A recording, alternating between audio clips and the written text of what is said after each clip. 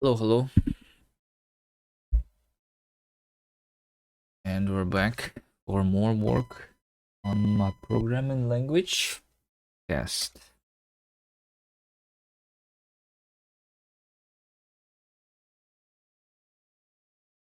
Hello, Nigel. Hello, Nerdzel.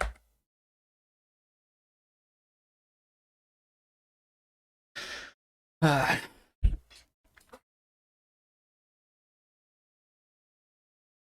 so early, couldn't redeem first, had to refresh, and Nigel stole the first from you. Hello, Penguin Operator. Alright. So today, I want to finally make the lists work. Right now we have a type check failed here. Add t is not int32. So right now I have the generic type leaking into the environment. It's not being replaced with the actual type here. So I like if I replace with this underscore with an int32. Wait a second.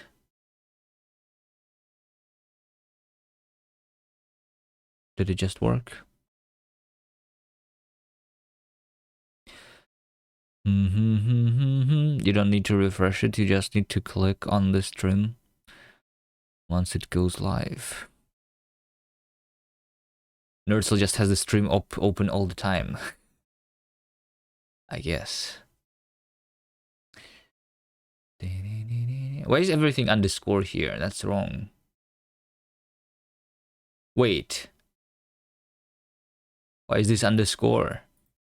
Huh? Did I break my language? I just restarted the language server and now I have the error again, by the way.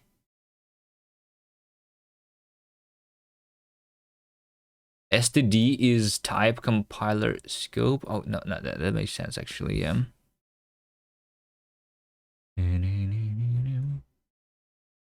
Alright, anyway, so we have like some issues here with inference and I want to fix them today. That's the plan, basically. Let's run the LSP support. Let's open another terminal. And do cast example lists. Okay, so we do this. Fatal error. Exception variable is not inferred and cannot be awaited. Oh, is that why I guess I have these issues? It's because I am panicking. Yeah, that makes sense, I guess. Yeah. We have a type checker is failed, but then we also trying to instantiate generics at the lists over here. Then I'm trying to evaluate this. And then it's trying to wait for this variable to be inferred, and it cannot be inferred, right? That's the thing. What if I make this an int32? Okay, then we have something else. Then we have the next variable that needs to be inferred. Okay, what if I just specify the types everywhere here? Int32, like this. That's going to work. Okay. Now, there is still this issue, right?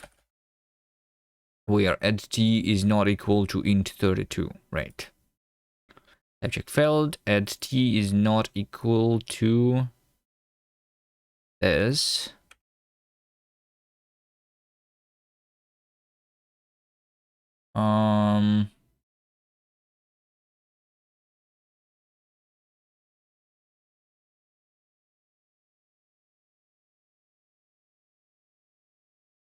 Oh, is this variable inferred to be equal to add t? That's what's happening. That's why it's saying add t instead of int32. Like if I say over here, if I comment that out, then it will say that int32 is not equal. Yeah, because in order to debug print, this is not the thing that I'm printing, right? I'm printing list t int32. Trying to instantiate generic that's already in progress of instantiation. Beautiful. We have a lot of bugs here, I guess, that I need to fix. I want to ask about your language for using concurrency. Does the language support immutable types like Rust? That's the plan. Yeah, not yet though. Not yet, but that is the plan. Yes, I suppose I want to do something similar to Rust. We'll have similar thing.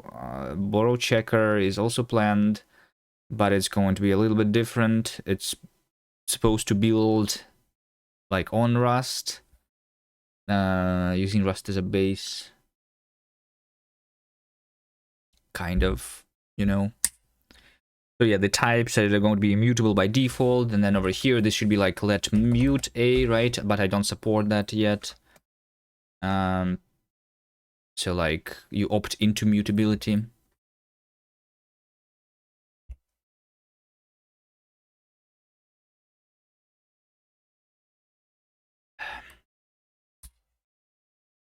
Yeah.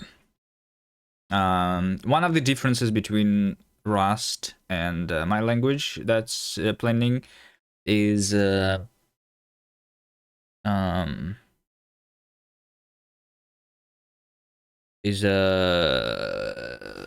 I'm going to base my stuff on the ghost cell, if you have not seen that.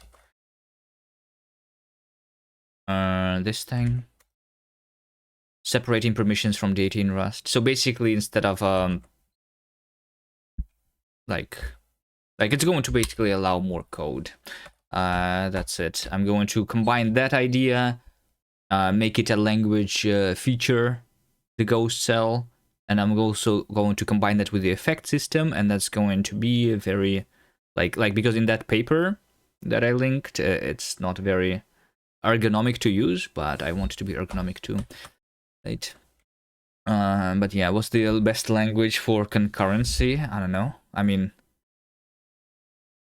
Rust is pretty good, right? You want anything that doesn't allow you to do mutation easily, right? Otherwise, you need to be careful yourself, and I don't like being careful. So it's like, I guess it's Rust and Haskell, I guess. But yeah, you would say Erlang. Erlang is pure functional, and Haskell that is supposed to. Erlang is not exactly pure functional, as far as I understand. I didn't really try Erlang, but from what I understand, Erlang has mutability, so it's not pure functional language like Haskell. But maybe I'm wrong. Erlang, or maybe it is.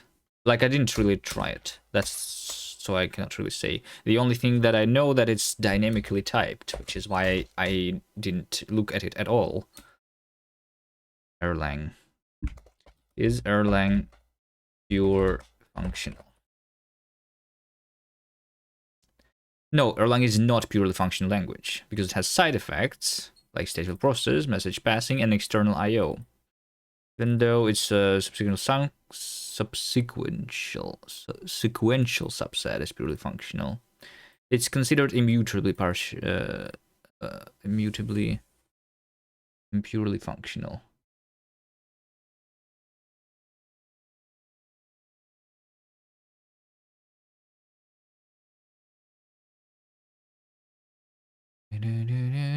So it's similarly to OCaml, not purely functional, I guess. 1 second.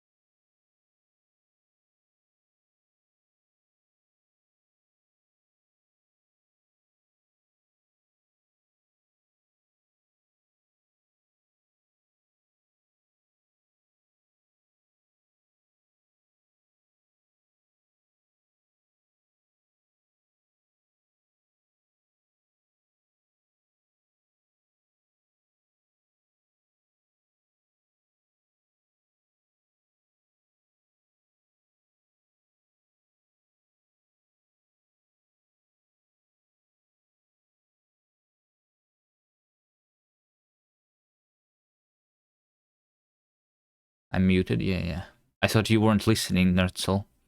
But yeah, I was just so like it seems like Erlang doesn't have mutability, so in that sense it's similar to Haskell, but it's not purely functional, as in you still have the side effects. It's just mutability is not one of those side effects that is allowed, I guess. But you don't really do monads in Erlang, I guess.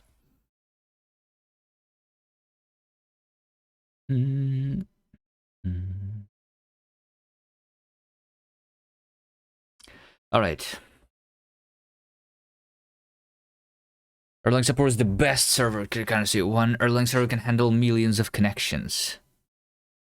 Concurrency is really not well studied by anyone. That's the reason I'm so interested in Mojo and looks like the best concurrent language.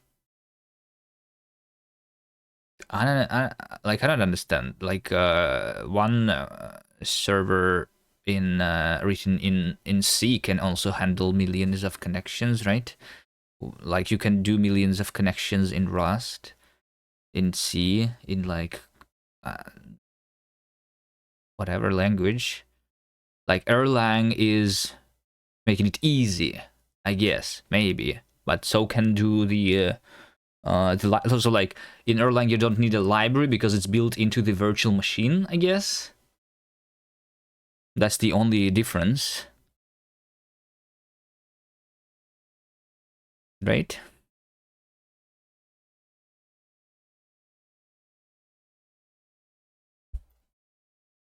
What's the result of last stream? What was I doing last stream? Hold on. Let me also open this thing.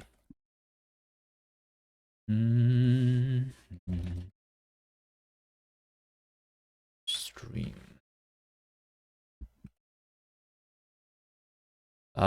Yeah, I did also instantiation of generic value inferences. I mean, yeah, I just did not fix the recursive generic types, right?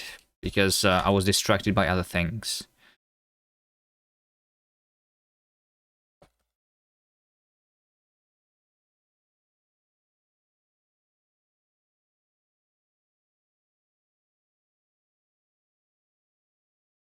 The threads are not real concurrency.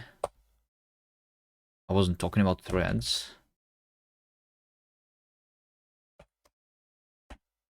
But you basically, like, you can build the Erlang VM using C and then use that inside C using C, right? So, like, yeah, the only difference between Erlang and C is that Erlang has some stuff done for you already, right? And, I mean, I would probably not do that in C, but in Rust, I don't see the reason why you would not be able to do the same stuff. Like, I don't see how Erlang is better than Rust at all. Hello, Dev 9-inch nails ya. Because in Erlang, you are limited to a single implementation of the virtual machine, and in Rust, you can choose the implementation, right? So isn't that better?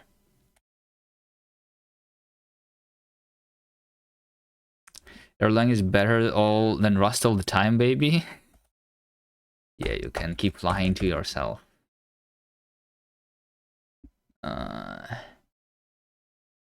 Okay, I don't know. I mean, maybe. I didn't really try it, right? So maybe I don't really know what I'm talking about. I just don't see, like, why would it be better? There is no point. Like, what's the like, can you tell me why is it better than Rust? Once I finish the Let It Crash philosophy of Erlang VM, this me back to track. Yeah, but you can do the same in Rust, right? You can catch the panics and, like, keep going.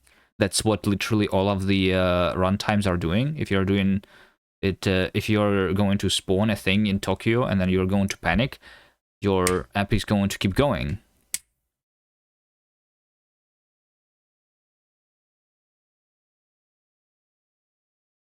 Front end of the problem language is not that important, which is why Mojo uses Python syntax, because basically they can use any syntax. Yeah, the syntax doesn't matter. That's right.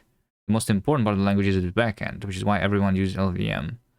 So difficult to make a language backend. What about connecting different nodes plus share data built into Erlang? Yeah, but why does it have to be built into the language? I see this as a disadvantage instead of it being an advantage. Because you are limited. It's like saying that, like, why do you like JVM? Like, you know, you can just write Java and like compile once and run everywhere, right? It powers like billion devices and stuff. There is a lot of things that is built into the JVM, you know? Let's keep all using JVM.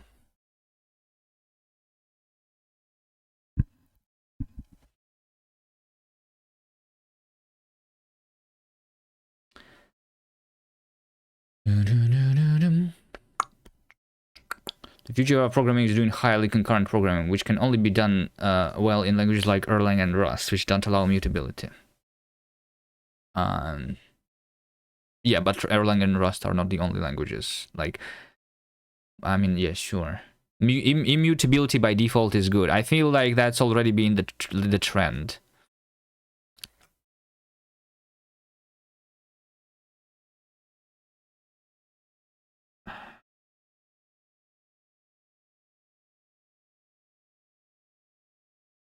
Let it crash philosophy. No.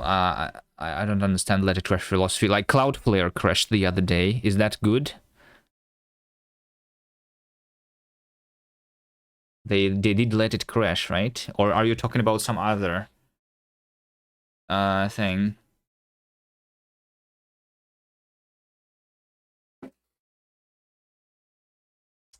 It's something else. Yeah, I guess I don't really maybe understand that philosophy specifically. Beat strings for network also. Okay, fine. Let's just investigate the other languages first before I'm working on my own here. Beat strings, Erlang. Like, I do think so. Like Maxirator, I do agree with you that like immutability is really good, but immutability is just one thing. There's a lot of things that allow you to be more confident in your language. That's why I'm looking into the effect systems, right? Similar to Haskell. Haskell has monads, which lets you encapsulate your side effects, including mutability. You do declarative like mutability in Haskell, kind of, right? You use the state monad. I'm assuming you do something similar in the Erlang, right? But you still have mutability, like in Haskell, right? Even although Haskell is pure immutable language. So yeah, we want to enforce a lot of things. Immutability is just one of them. So in that sense, technically Haskell is better than Rust because it enforces more things. You know, its monad system can make you more confident in what can and what cannot happen in your program, right? Because it's literally encoded in types what can happen. Let it crash is an Erlang mantra, which means one single error can never bring down the whole system.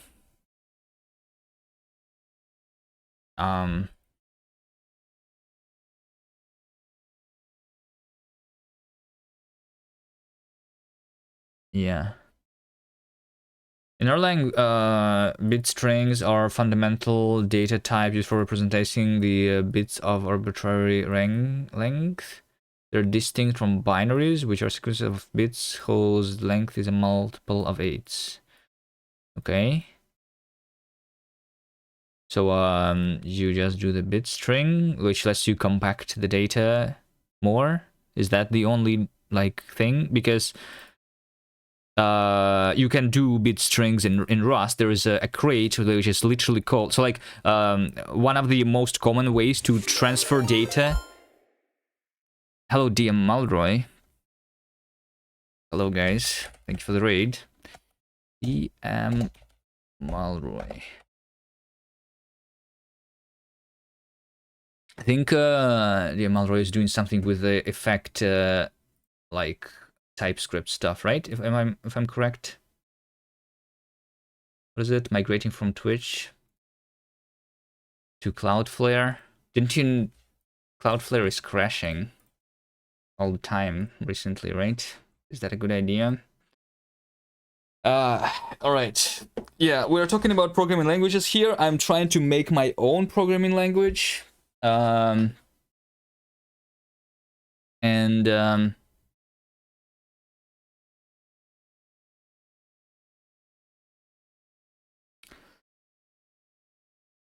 like Cloud Trash Fire. Yeah. So Erlang is one of the languages that I never tried, and there are we were just talking about the bit strings because I was told that that's something good, and I was going to say that there is a crate in Rust, right? In Rust, when you send the stuff over network, you use some serialization library like SERDI, right? There's things like bin code, which allow you to encode the data in binary, right? But that's Rust bin code. But sometimes you want to like save on the data, and then there is a crate that is called literally bitcode, which is like compressing the data more. Is that something similar to the bit strings in Erlang? Like, you know, is that like the advantage? Tiny serialized size?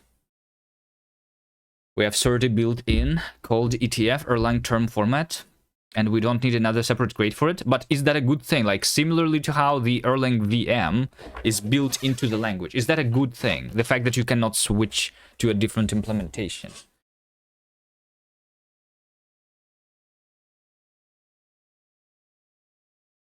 All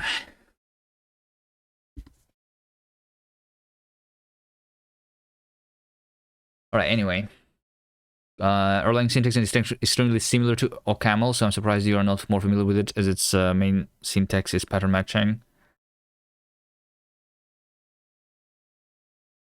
I don't use OCaml for a long time. I only used it for 1 year. I literally started using OCaml when I started making my own programming language, and I didn't use it before. And yeah. Despite its weird syntax, Elixir maybe has better docs and examples for it. Yeah, you also keep saying Erlang. Isn't Elixir supposed to be the better version of Erlang? So if you were to write for the Beam virtual machine, also there is another language which is called Gleam. Like, isn't Gleam, like if you go for the Erlang VM, shouldn't you be using Gleam? Is there any problem with this one? Elixir is Ruby for Erlang. Gleam isn't very mature enough. Okay, it's just like too young for now. Okay, maybe. But that language looks a lot like OCaml for sure. Yeah. I mean, different syntax, but semantically it looks very similar to OCaml. Gleam has a wonky keyboard called use. Modern language backends need to be designed for GPUs, which means massive concurrency. Right now, everyone has to use C-based language like CUDA, which is totally wrong for GPUs. Yeah, I guess. Is there any other languages than Mojo that are looking into this?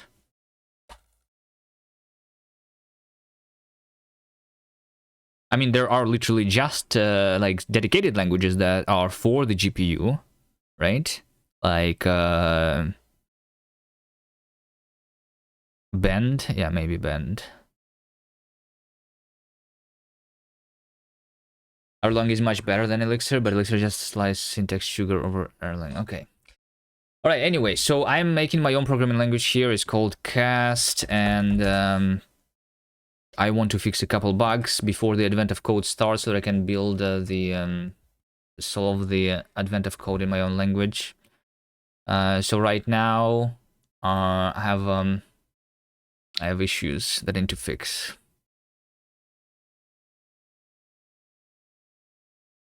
So what's happening here? Trying to instantiate generic that's already in progress of instantiation.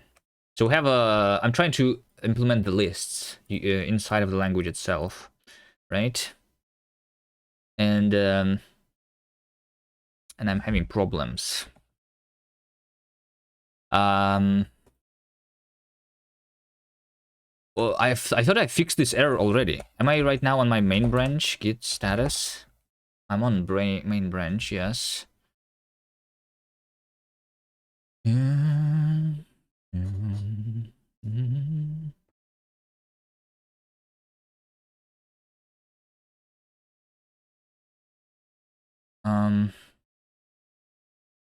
All right, yeah, targeting the GPU is really interesting. I want to try doing that, but for now I'm focusing on just like getting some basics done so that I can start rewriting the language itself, right? And I think this recursive generic types, if I fix that, that's going to be like, I don't know if that's like the last thing that I need.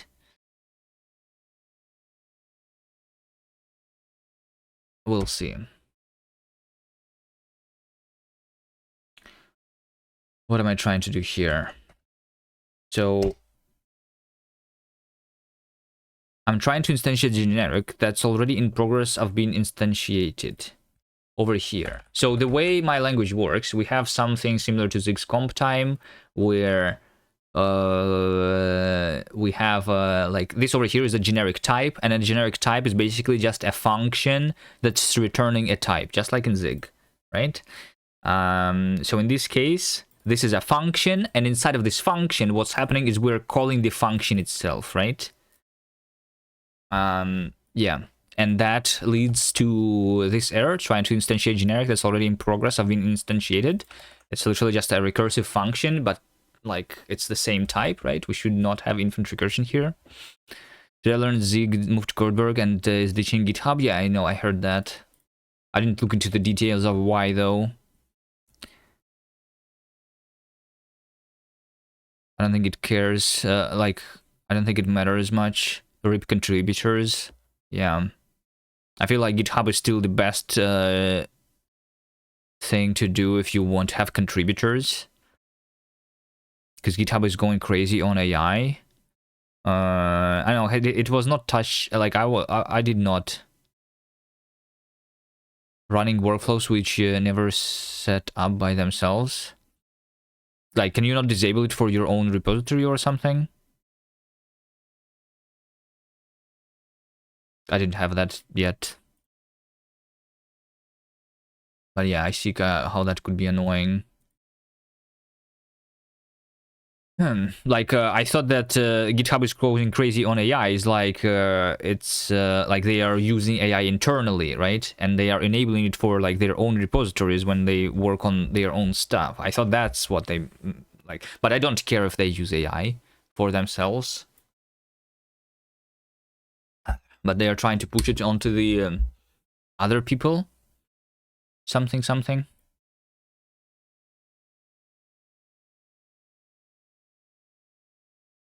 Imagine getting build errors for workflows you never set up. Yeah, like if that is actually happening, that's wrong, right?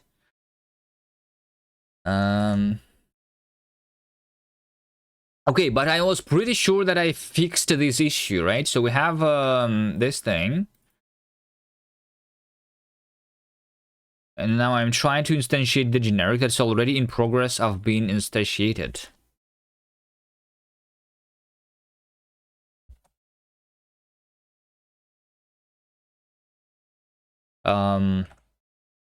That's weird. Let's start this example from scratch. So is print hello world still working in my language? It should, right? Okay, hello world still works. Now, if I try, so like it's specifically the list, right? Maybe I just don't use this and do it here directly. So const like recursive type. Let's do a tree. Tree is a type. Let's start with the recursive non-generic type, right? So a tree is either a leaf or the inner node, which has let's say it's a binary tree, right? So it has like left child, which is tree, and right child, which is another tree, right? That's what a tree is. And this needs to be recursive, so this stuff needs to be module, I guess. That's how I do that stuff. Okay. This must be a type. Type, and this must be like that, I suppose. Okay, there we go. Okay, can I say something like ooh. I need to like fix that so I can do the recursive types without like this prefix, but we basically can now say foo dot tree, right? And that's my type. So let's say that let x let's like my tree, which is of type foo tree, is going to be you know, it's a leaf, right? Let's do that. And then we can do std dbg print tree, like that. I have the auto instantiation, so I don't even need to do anything, right? Expected a function. Okay, so I have actually a problem still, it seems, with auto instantiation generics. What if I do this? Then I panic. Okay, that's weird. While evaluating instantiation generic over here. Oh, this one. Okay, I just broke instantiation like generics in general. So I'm trying to evaluate this function, right? This is the generic std print function. And this exception says that this variable cannot be inferred. But why does it need to be inferred? Because I'm trying to evaluate. That makes sense. No, it actually makes sense why I want this to be inferred. But the question is, I guess, why is it not inferred? So tree is this.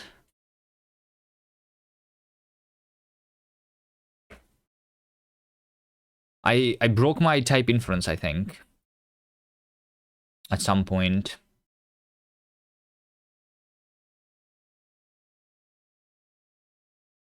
Let's not do this then. I will just do over here native dbg print tree, right? So that's going to just print this thing. Okay, and then let's try doing the node where left is leaf and right is another node, where left is leaf and right is leaf, right? Some tree has been created here, and this is all highlighted in red because type check failed. Tree is not that. Okay. Wait, why does it even say tree here? That should never happen.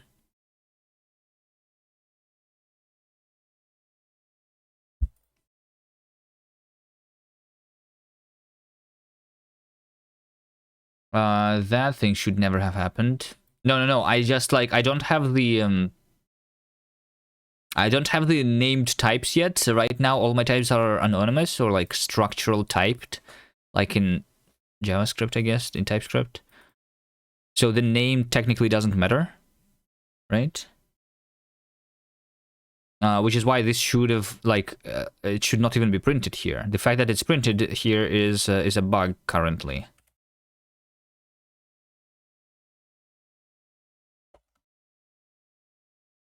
I mean, it's been printed because we can ignore the error and evaluate anyway, but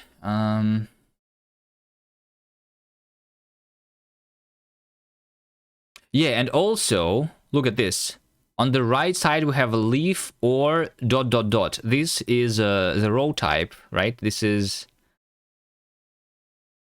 because we did the row polymorphism for the for these types, right? So it could not unite this thing, and the reason is Because tree, like this is my type right now, right? It says leaf or node, and left is tree or right is tree. But this tree should basically be the recursive type itself, right? Like, yeah, it thinks that these inner things are different. Okay. So why is that? That's probably because when I'm saying the tree here, it's because when I'm saying the tree here, this.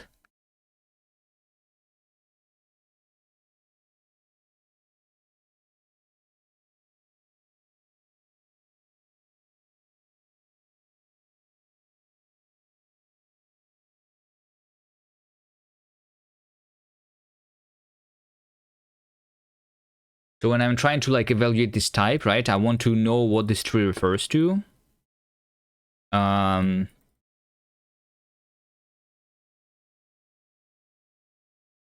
But it's going to be equal to a binding because I injected a binding or whatever.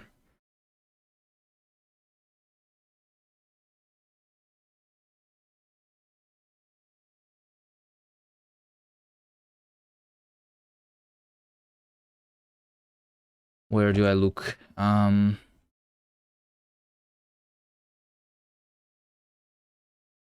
Where do I look?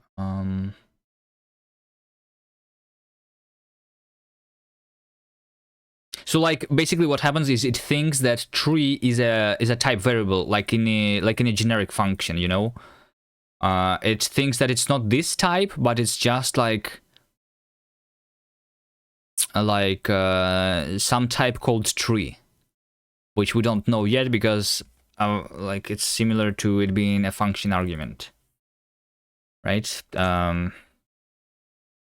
Which I call bindings, which are basically variables without the value, right? They're called free variables in type theory, I think.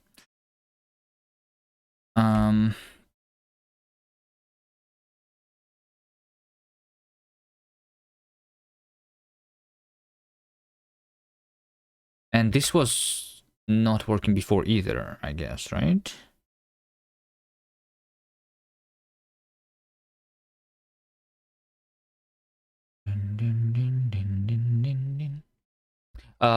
Maybe it's because it's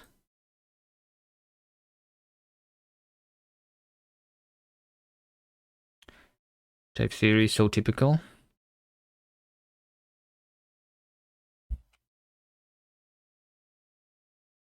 Yeah, see over here when I try to go to the definition, it doesn't go to this definition. Yeah, I mean it makes sense because it didn't unite the types. Left and oh wait, hold on. So left actually went here, but the right didn't go here. Wait, what? Left goes to this definition, but right does not go there.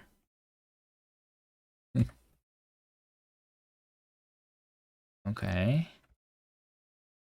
What about this one? What about this one and this one? Okay.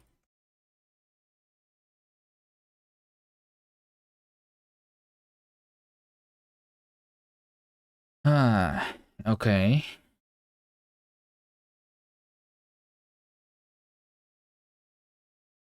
Fixing bugs, fun. Like what am I supposed to look even at here?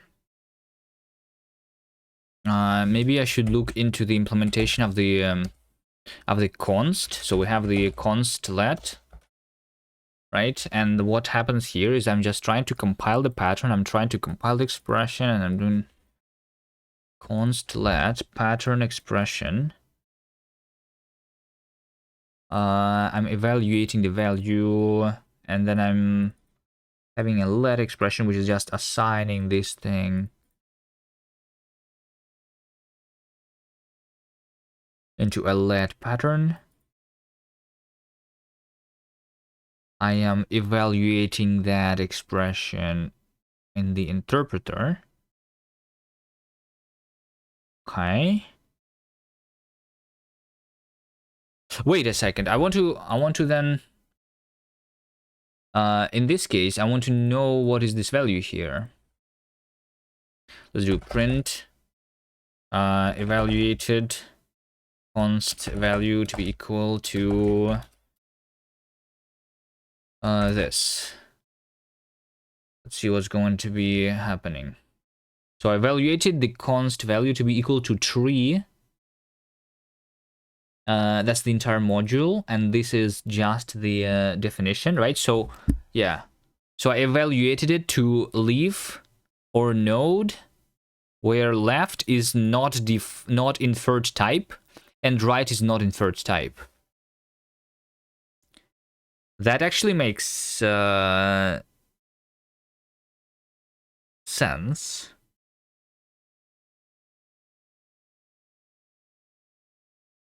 It's not inferred yet because of the way the language works. Okay.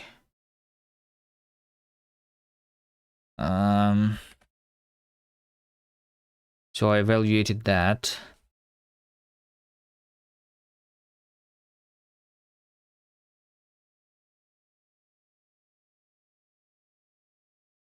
Maybe I need to go to the interpreter actually and see if I am trying to evaluate a binding over here. I want to know what is the value here, right? So let me do this.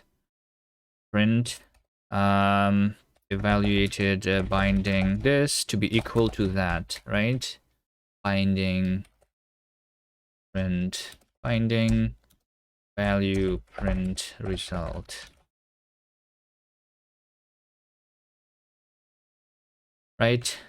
So I evaluated full to be equal to this. I evaluated binding tree to be equal binding tree, and that is wrong.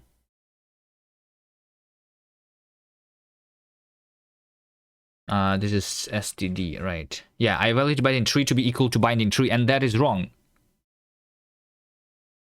That literally is wrong over here. So what's happening is it thinks that over here tree is a runtime value and not a compile time value, basically. So yeah, it shows it twice because we have it in 2 subtrees. Okay. But why is it a binding? That's a question. So I'm doing the interpreter eval into the interpreter. That expression. Compiler state. Inject pattern bindings. Inject pattern bindings.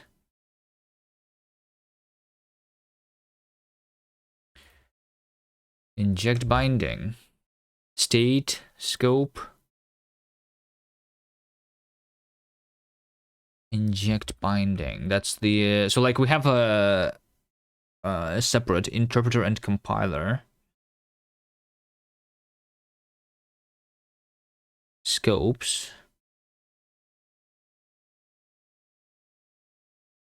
The one that I care about though is the interpreter that's running during compilation.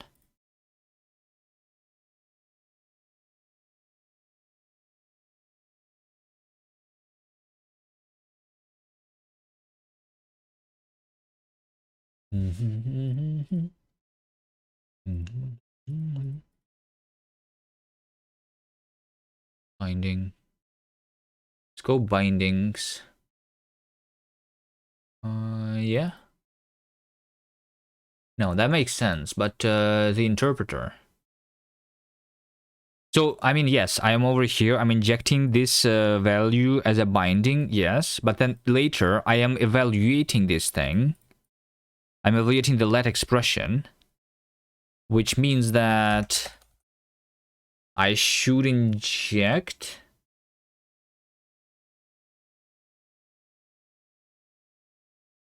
So we're doing a let expression, right? No, we're doing expression assign.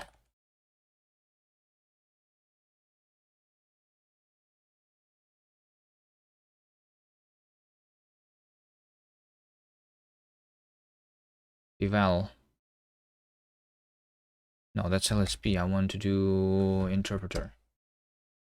When we do evaluating of the assign expression, we are doing this. Assign it to a value. And if this is a binding, then we do this. A scope assigned to existing. No, we have a let, which means that we are adding a new binding to this scope. Maybe I'm doing it in a different scope for some reason. Oh, wait, maybe that is the case. Maybe it's because the scope is different. Shouldn't be, though. You think I need more emojis in my ML files?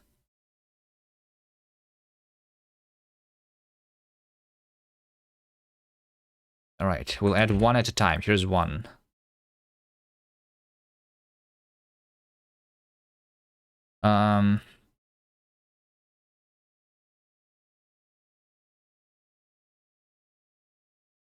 So I'm adding local. Scope locals. New locals. New bindings. Scope locals is this.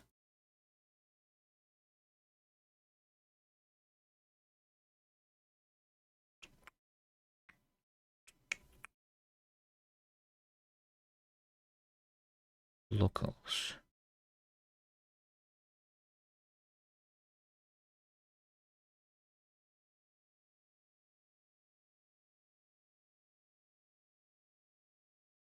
Wait, why is there a type field here? What is this even? Add local. So when I'm adding a local, like I'm assigning symbol to be equal to a value to a specific scope. I'm just changing the locals. And I'm adding to the symbol. This is the interpreter local. It's because the interpreter local has a value and a type tuple field. Wait, what? Why do I have a type tuple field here? Type and label. Your code, by the way. Did I write this? I don't remember. It's not a tuple, right? It's an interpreter local. What?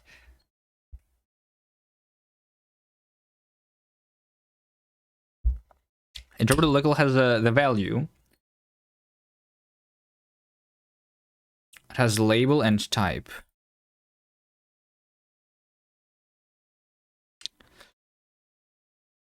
And I'm not adding it over here.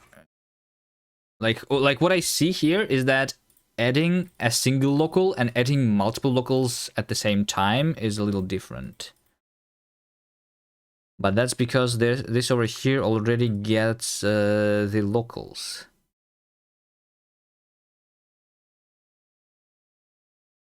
Which is weird also, by the way. New bindings. What's new bindings? So this is the pattern match. New bindings. Singleton. Okay, actually no, this makes a little bit of sense now. Hello, bad cop. Code I write stops being mine after 7 business days. Yeah, that's like a different I turn into a new person after 7 days too.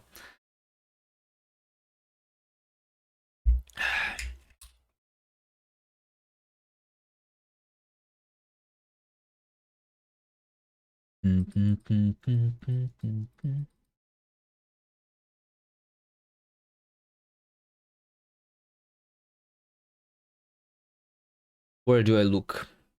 Maybe I need to like log more things, you know? Do I have IDs in my scopes? Nah, not really. Would be nice to have ID so that I can log into which scope am I adding the things. Let's add ID here. ID is ID.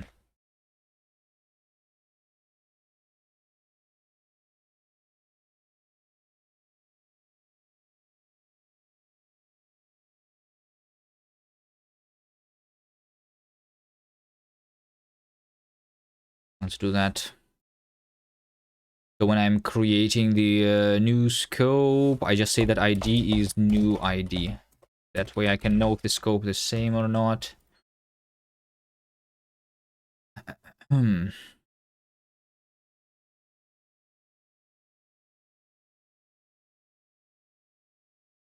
When I'm entering the scope, also generating a new scope, so a new ID. Sure. Okay. And then let's say that I'm going to add logging to the scopes. Then when I'm adding a variable,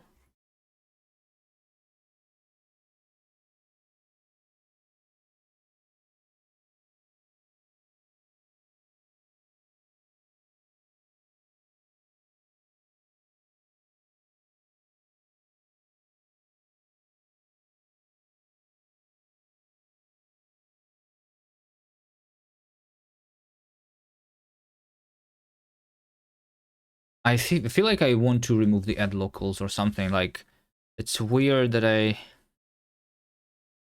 do that. It's been used in the assigning, in pattern, in matching expression, matches. Yeah, it's because like pattern match is returning the interpreted locals for some reason.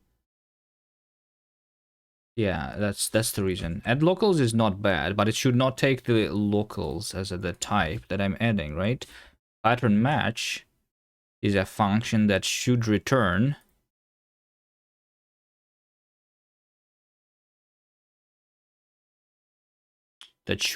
what? Uh, Label and value, I think, right? Um, can I do, what do I call this type? Pattern matches, you know? And then we have a type pattern matches.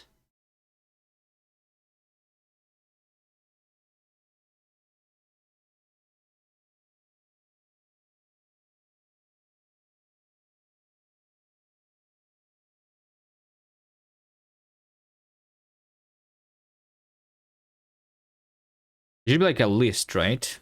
A list of matches. A list of matches, which is technically just a label.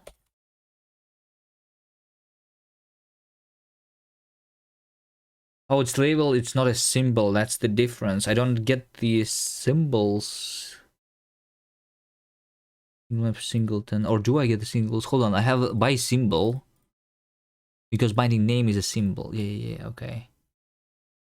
Yeah, I need like symbol, label, because I'm not storing labels inside symbols for some reason. It's like a hack, I think, what I was doing.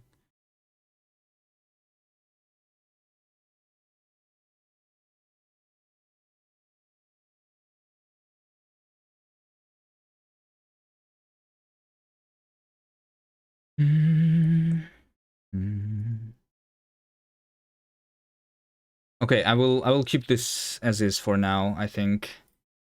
Let's just add the logging. Okay, so I'm just going to do locals by symbol, new locals by symbol. Symbol map iterate, right? Function symbol and local into print added this to be equal to that in scope this, right? So symbol print value print local value and ID print scope ID. That's what I want. And local value cannot be figured out because of camel. So local is, what's the type of this? Types interpreter local. Sure. We'll do that. So I'm adding the local here, and I'm also adding the local over here. In this case, we're just going to print edit. Symbol is value in this scope, right? Okay. So if I try running right now, it's going to say that I added. What I'm interested in is when I'm adding the tree, the capital tree, right? That's supposed to be at compile time, like over here, right? Added tree to be equal to this. In scope, 12,000. All right. And then, oh wait, look at this. Yes. I added tree to two separate scopes. Why is that?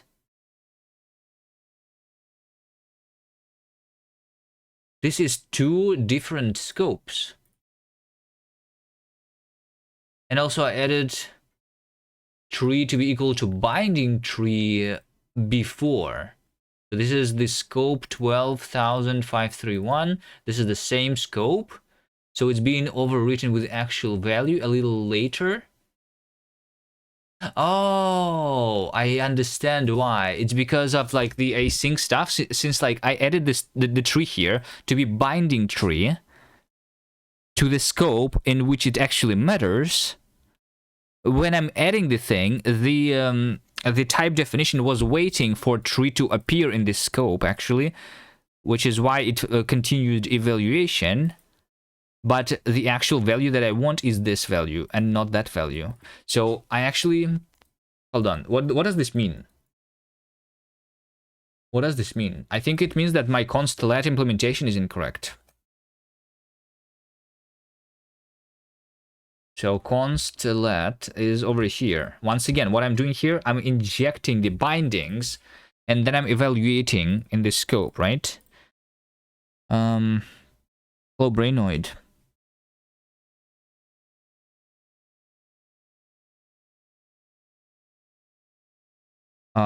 And when I'm injecting the bindings, I'm inserting into the interpreter scope a binding.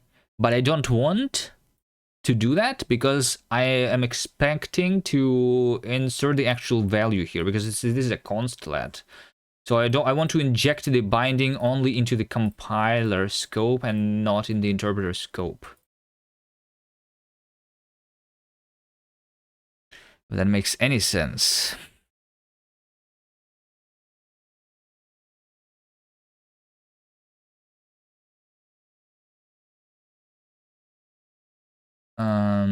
So yeah, inject binding, injects it into the compiler scope. This is the compiler scope, and this is the interpreter scope. That's the interpreter that's running at comp time.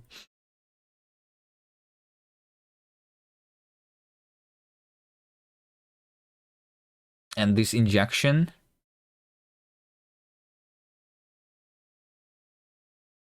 leads to the thing. Maybe I need to like add.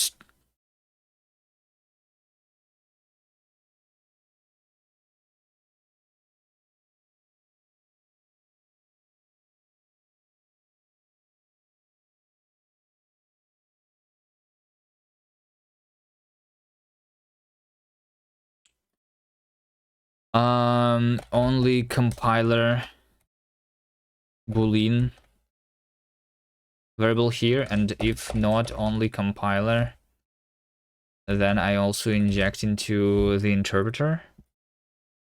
Does that even make sense? Maybe.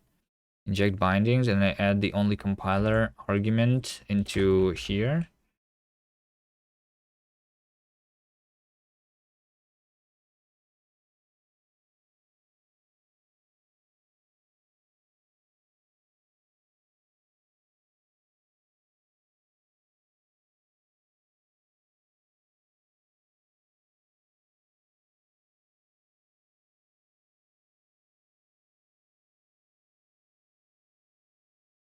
So when I'm trying to do the assign expression, that's different from a const.lat.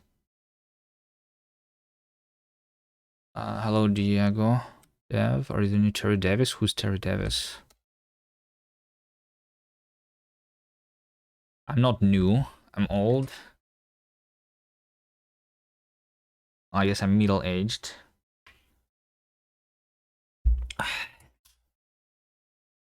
Inject assign bindings, only compiler, false. In this case. Inject pattern bindings, only compiler, false. I mean, it's basically false everywhere, except for the constellat, I think. This is the generic argument, yes. Literally just in the constellat, only compiler should be true.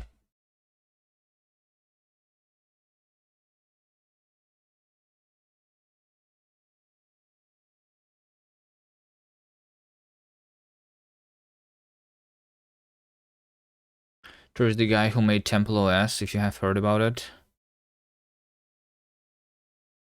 Well, I'm not planning to make my own operating system yet.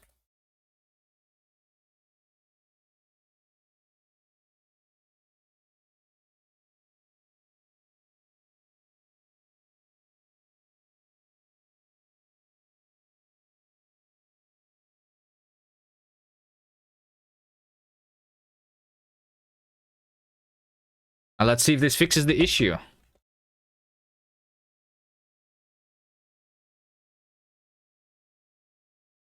I don't see any errors. I do not see any errors. I think that actually fixes the issue. Let me remove print lens, I guess. That was in the interpreter scope. Final recursive types. That's a different bug. I guess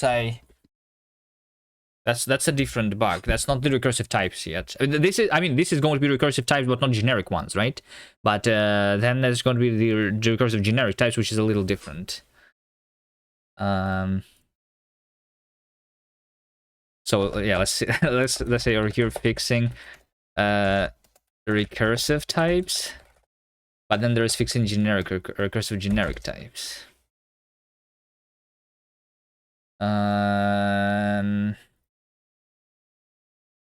Let's do log debug. Yes, log trace function log into this. So I'm not going to actually remove it, but I'm going to log this thing. Trace log into that.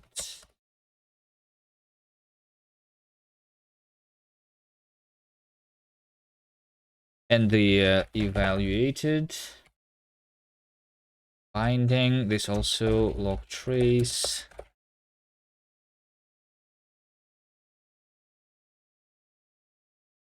In case I want to come back to this. Okay, so let's restart my language server. Try hovering these things a little bit. So what's a tree, right? Yeah, there we go. That's what we need to see, right? We don't want to see the tree name here at all. This is a recursive type, which doesn't have a name. This name is fake. We don't actually store the name for the types yet. So this is just a recursive type, which is either a leaf or a node, and the node has like two fields left and right, and this is recursing into itself, right? There you go.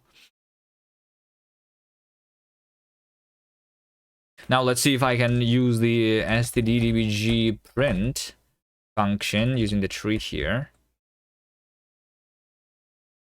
I think it's working in the compiler but not the interpreter, which also is another thing that I thought I fixed. So yeah, this is expected. This cannot be inferred. It could not infer this type for some reason, even though the tree is this. stdbg print is a function. Wait, why can I not go to the definition here?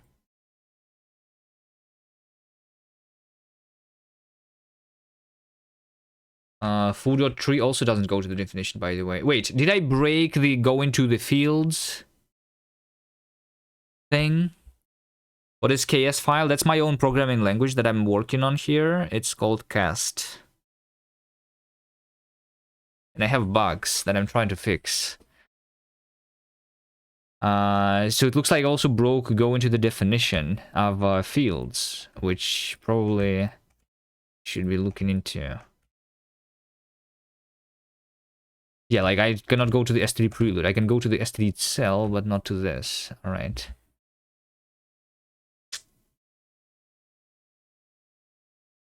What about going to the leaf? That I can go to and go into the node, right? So I can go to the constructors of the types. I can go to these fields, right? These fields I can go to, just not to the fields, like not to the fields of this. Okay. Fixing recursive types happened.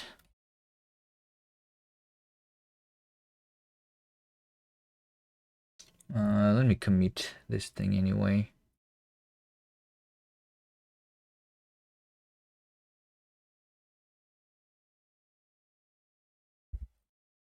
Fix recursive types.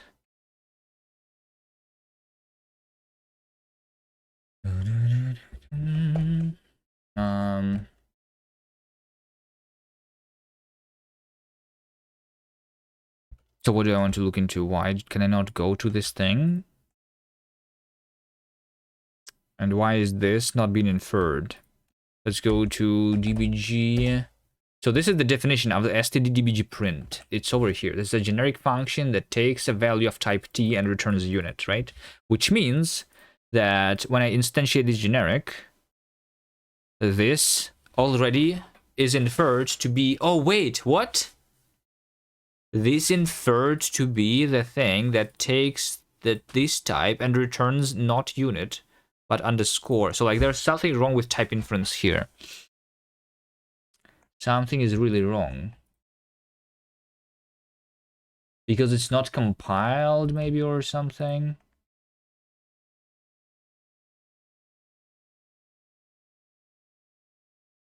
Can I go to the definition of the dbg over here? I can, yeah.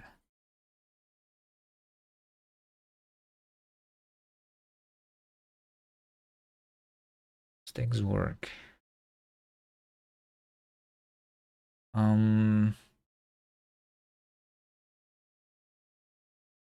All right. Can I do any generic function at all? Maybe I can. Like my generics don't work at all. Like this is the example with a bunch of generics. Like this is the ID function. This seems like, I mean, it was working yesterday, right? Because that's literally the last thing that I was doing yesterday. But it says type check failed, string is not A. But this is expected. This actually is expected, yeah. So yeah, this works. What if I try std dbg print hello?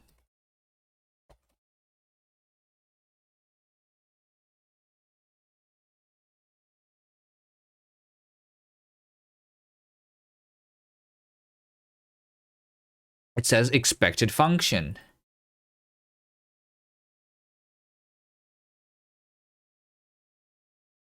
Right? Yeah, over here also, this is not inferred. Okay, I think I broke it when I introduced the the values to be inferable too, right? So what's the type here? It says underscore, and that is incorrect. What's the type of std? Wait, what? This is also incorrect. Wait, what am I covering here? Std string into unit into string into underscore. What? That's not what std is. Hello? I have a bug or two here.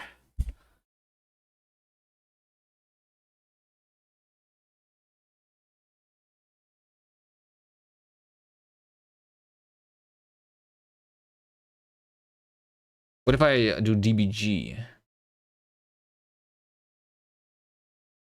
That works. Type check fail. So yeah, so dbg print is t into unit. Yeah, that makes sense. And now it says that t into unit is not equal to string into underscore.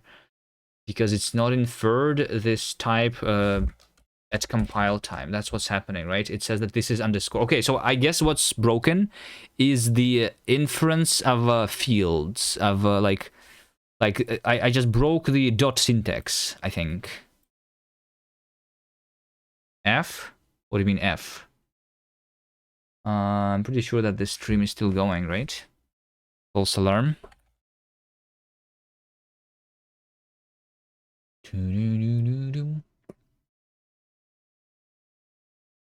So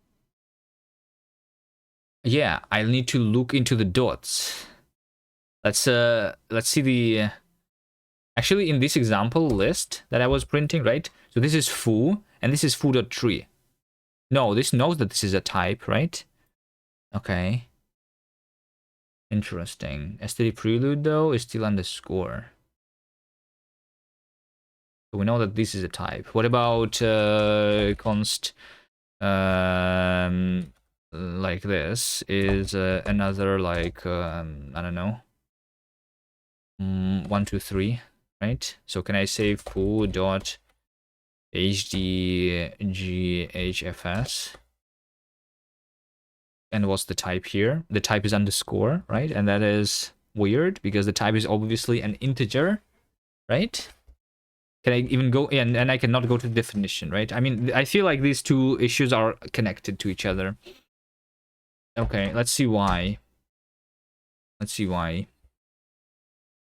Yeah, and the type of foo is actually inferred, right? So since I know this type, we obviously know that the type of the field is this.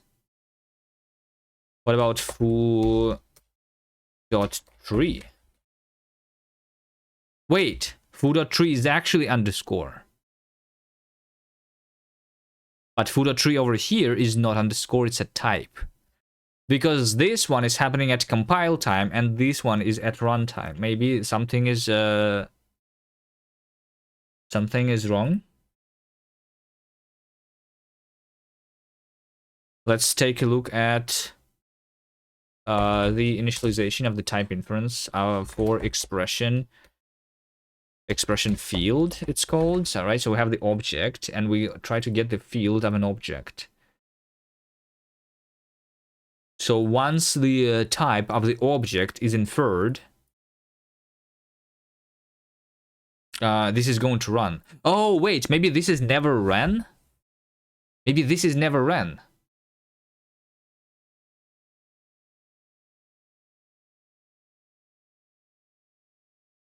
Or maybe, wait. This says once inferred, do something. But what if this variable is already inferred? Then it's never going to run this thing, right?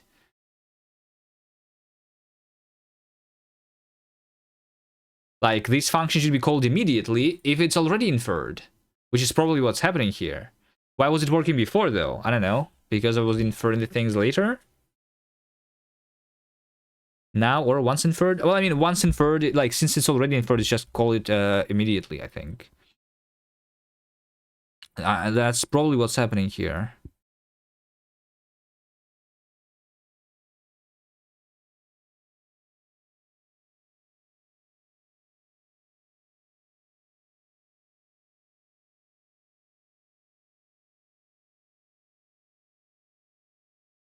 Let's do better naming here. So this check function is check. Let's just say run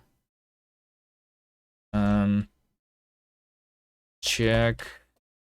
Like what should I call this function? I should check if the value is inferred and run the things that were waiting for the things to be inferred. How do I call this function? Run once inferred. Maybe if needed. Run once inferred if needed, right? Something like this. Is that a good name? This is actually going to return unit because it's just modifying it in place now. It was previously not doing that, but now it is. So yeah.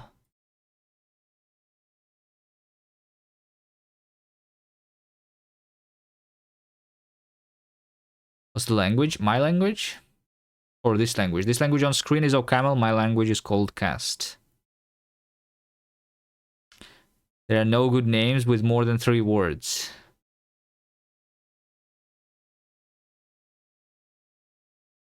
That's 5 words. Yeah, maybe.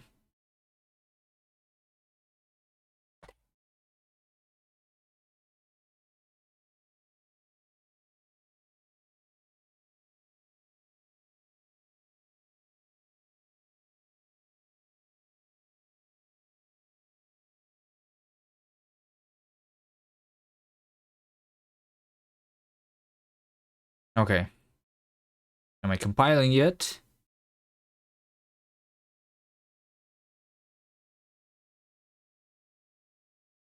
Wait, what's the bug? What's the compiler error? File none again. I have error in file none. Beautiful. Module custom converter natives in alias to this, which is missing. Unused type declaration. Wait. This is indeed unused.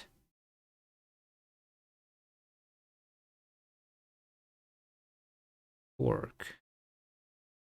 It's just unit. Why is this even here? Unused recursive unite. Sure. What's this problem? Cast interpreter natives in as alias to natives, which is missing. In file none. How do I find the problem in file none?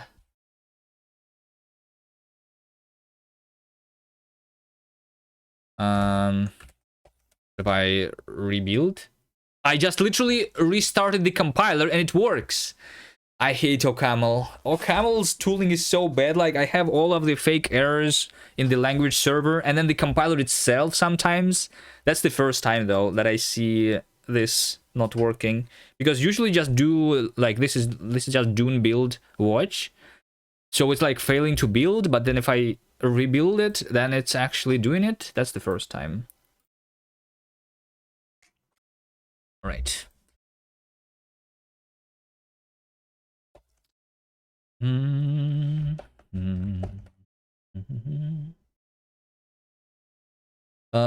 So yeah, now this wait, I didn't change anything here today. Just commented this stuff because this one is type error is expected here, right? Okay. Let's try restart my language server now and see what is this. There you go. Now this is working. And now if I go to the definition, it also works, right? Nice. And std_dbg print, I can go to the definition here, which means that I can probably also use the auto instantiation now properly. Yes, this works. Wait, this is it, the other file lists. This works. Okay, nice.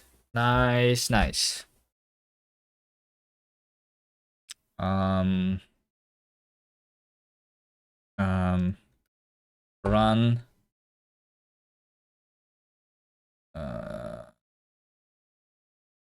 fixed missing call to once inferred function or something.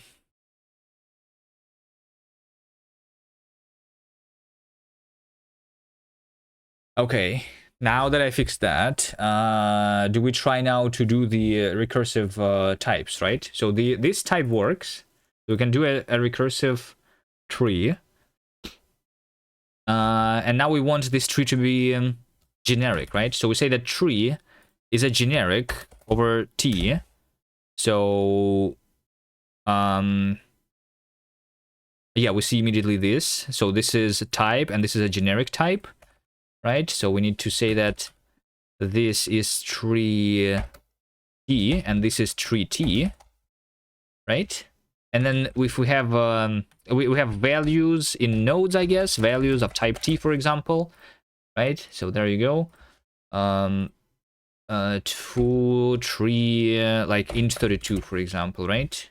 Yeah, there you go. So leave node error error. Beautiful. We have errors. Why is that? Because I forgot about the values maybe, and it like cannot do that. 1, 2, 3, and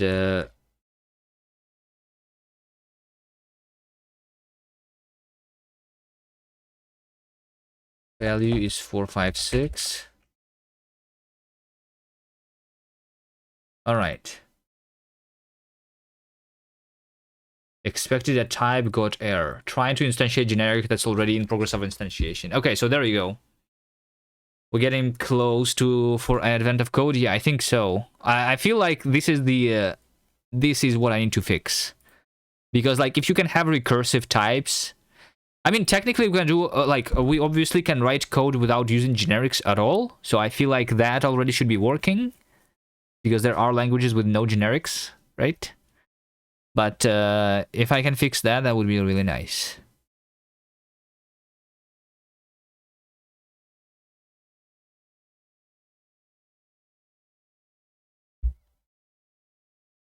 Recursive generic types. Maybe maybe it's not even like maybe it's about generic types, not about recursive types. Probably just the generic types that are wrong.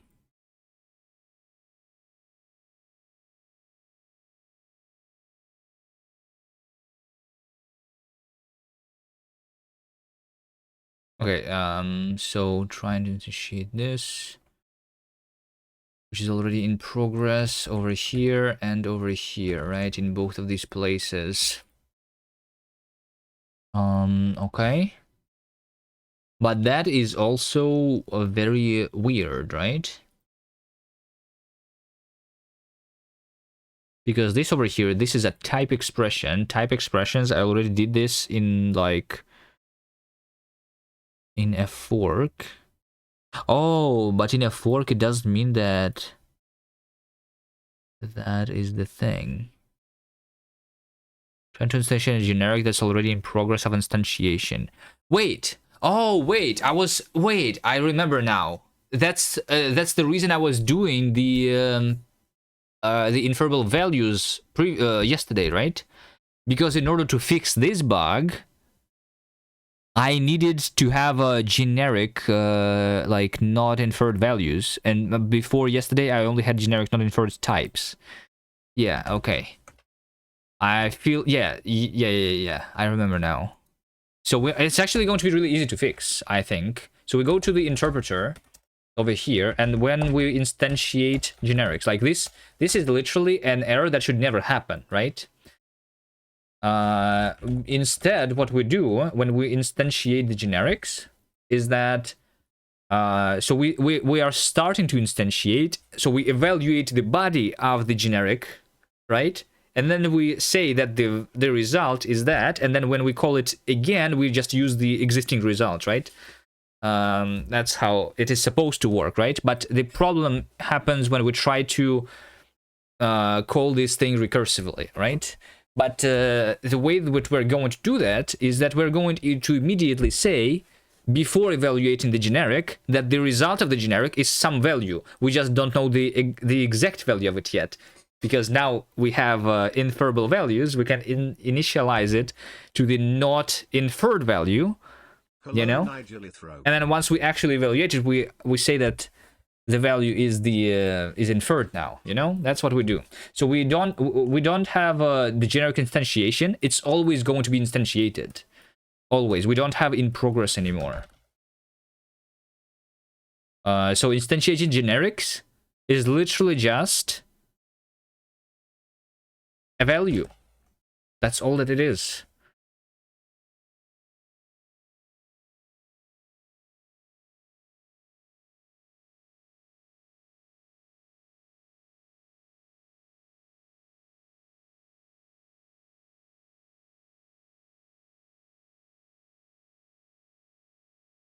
Always look at the last commit. Yeah, but I did not explain in the last commit why that commit was needed for fixing this. Right? Okay, generic. thing over here, right? So now I'm saving the thing to be equal to the result, you know?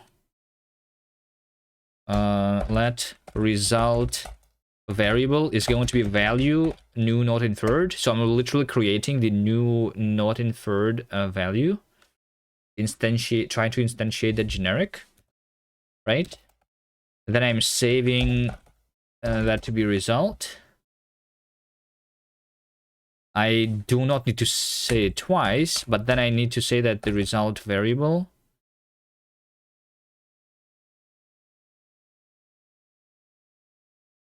is equal.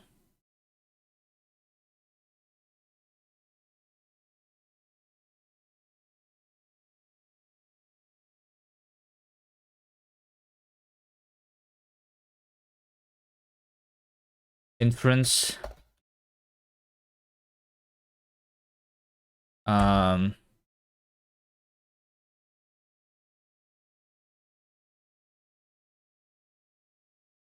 inference value unite span result var result. So like I have actually calculated the result, and then I'm just saying that the result and the result is the same thing, right? Yeah. And this is just some result like that. And now in progress, this can never even happen. So I just need to do this module value inference. Maybe I do expect inferred as actually.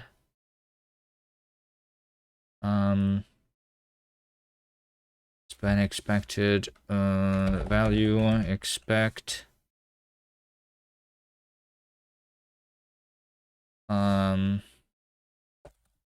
inference simple unite wait, I don't have unite value. There's no way. Why is there no unite value?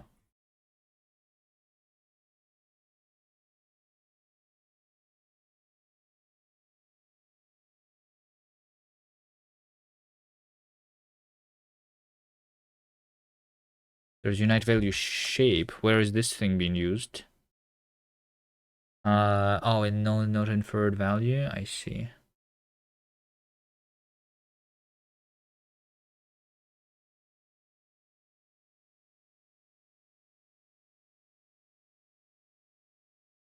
Let's just add the function unite value, which is a value unification span bar a, and this is unite value shape like this, right? Following labels are not found in this record. Pattern type, either bind these values explicitly or add semicolon. Oh yeah, because for the values we have the types too. Yeah. I guess we ignore the types when uniting that, right?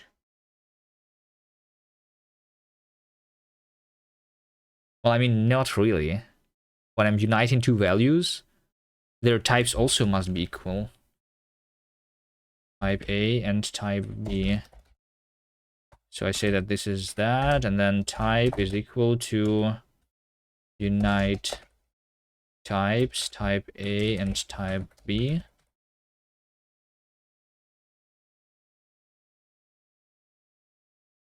Why can I not change the stream quality, Kubi? Could you do that before? That's not me who controls it, it's Twitch.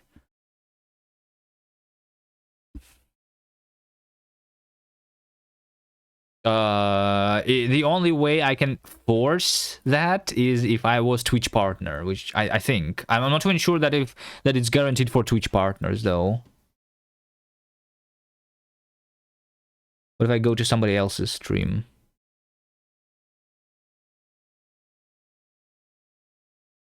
Yeah.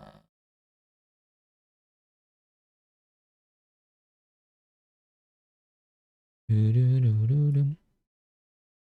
don't know.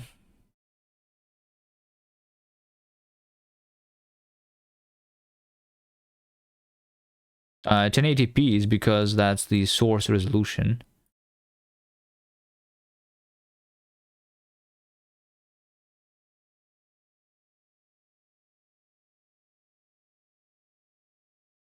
I don't know. Maybe they disabled it for Russians or something, for the for the streamers from that are streaming from Russia. If I try to stream through the VPN, maybe it would come back. I don't know. But I think it's not that. It's just like RNG.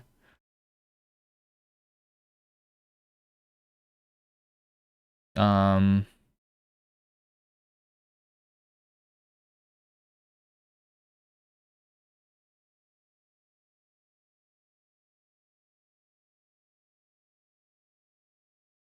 Okay, so value expect inferred as this is value. Okay. And then over here, I don't do unite. I just inference value result var.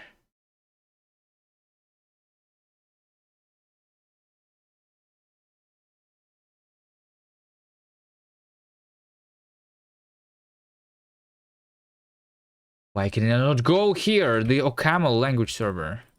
Why? Why is it unbound? Restart OCaml language server, please. Now I can go here. Thank you.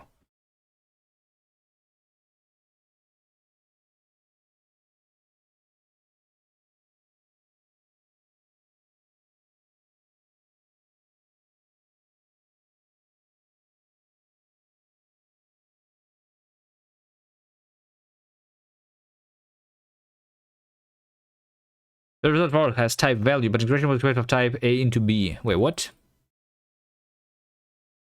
The span value unit. Yes. The result is value. This is value. Oh, it's that. There we go. Okay, is this going to work now? First try. Let's see. Now it says inference error function is not function. Wait, what? What do you mean function is not function? I understand though what this means is because I need to. I understand. It's my inference. Unite value shape. We have some to-dos here, right? Yeah. Yeah. So we have a function A and function B. And function B. What's a function? It's type function and value untyped function, which probably has ID, right?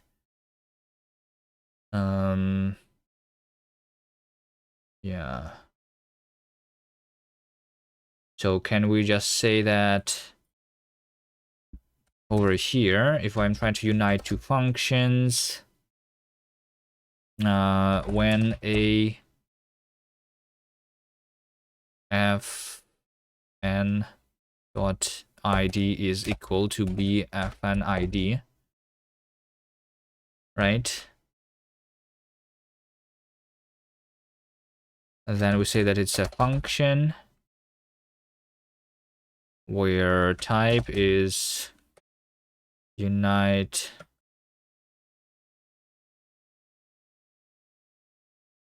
function type A type B type, and function is a function. And now we need to unite function type, which I just go here. Unite function type AB. And unite function type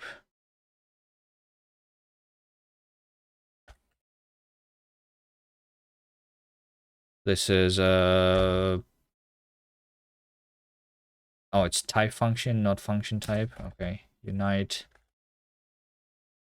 type function.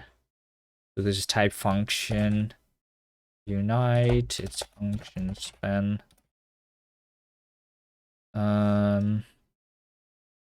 A beam. That. Unite function type span. Okay, there we go. Maybe I do like the other ones too while I'm here. Tuple variant. There's generic and native function and ASTs. What is a generic?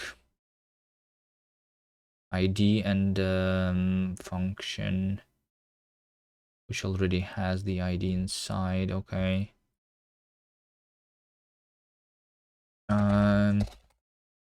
Generic A, generic B. When A ID is equal to B ID, then generic A, like this. It's probably all that I need. The other ones can be to do. Okay, it seems like I don't have the error. There's no way we can actually write programs in the language now. Can we? So what's a tree? This is not correct. No, it's not correct. Hold on. The type of tree is not this. It has something that's not inferred. Even though I have asserted this type. Wait a second. No, yeah. Like, I literally said that the type is foo tree in 32, and that's not what it is. That's wrong.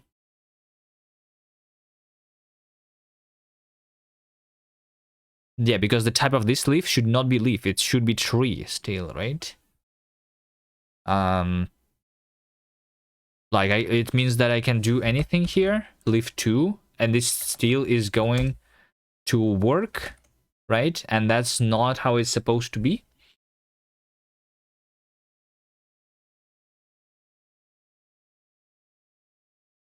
Is it because this is never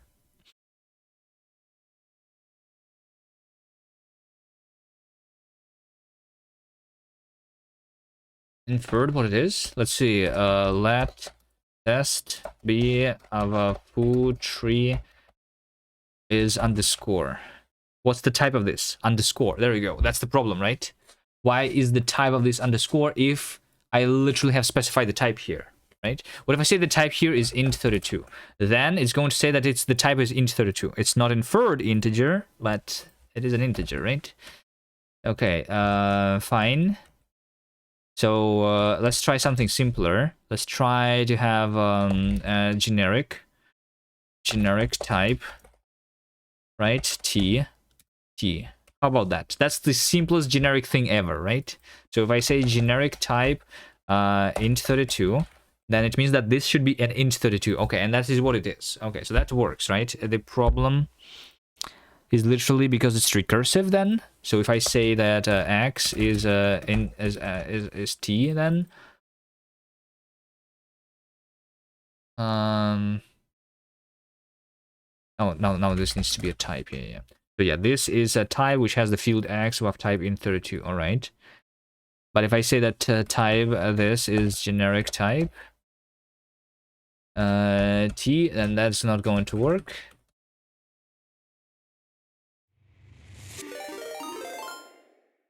Yo, cakes with another raid.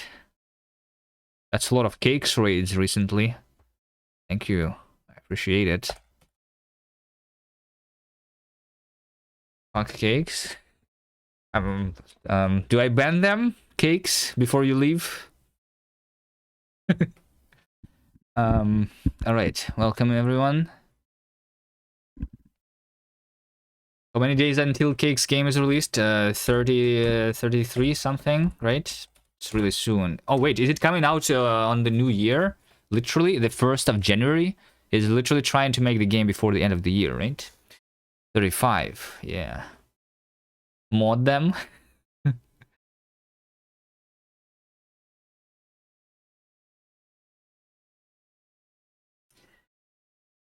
Yeah.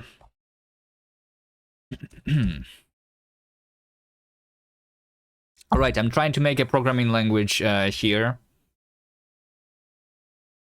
of my own. This over here on the screen is my own programming language. I need to fix a bug, but I'm just trying to generate some recursive types here. This is what it looks like. This is me specifying the recursive tree type, which is either a leaf or an inner node with a value, you know, a binary tree. And it's not working, you know. There is something that is not working here.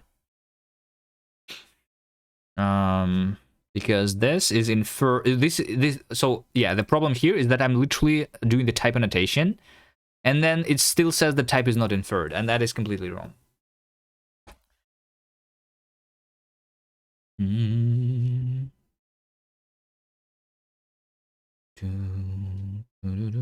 I don't really think he's releasing in 35 days. He's just done with content in 35 days, then he's planning to market it after.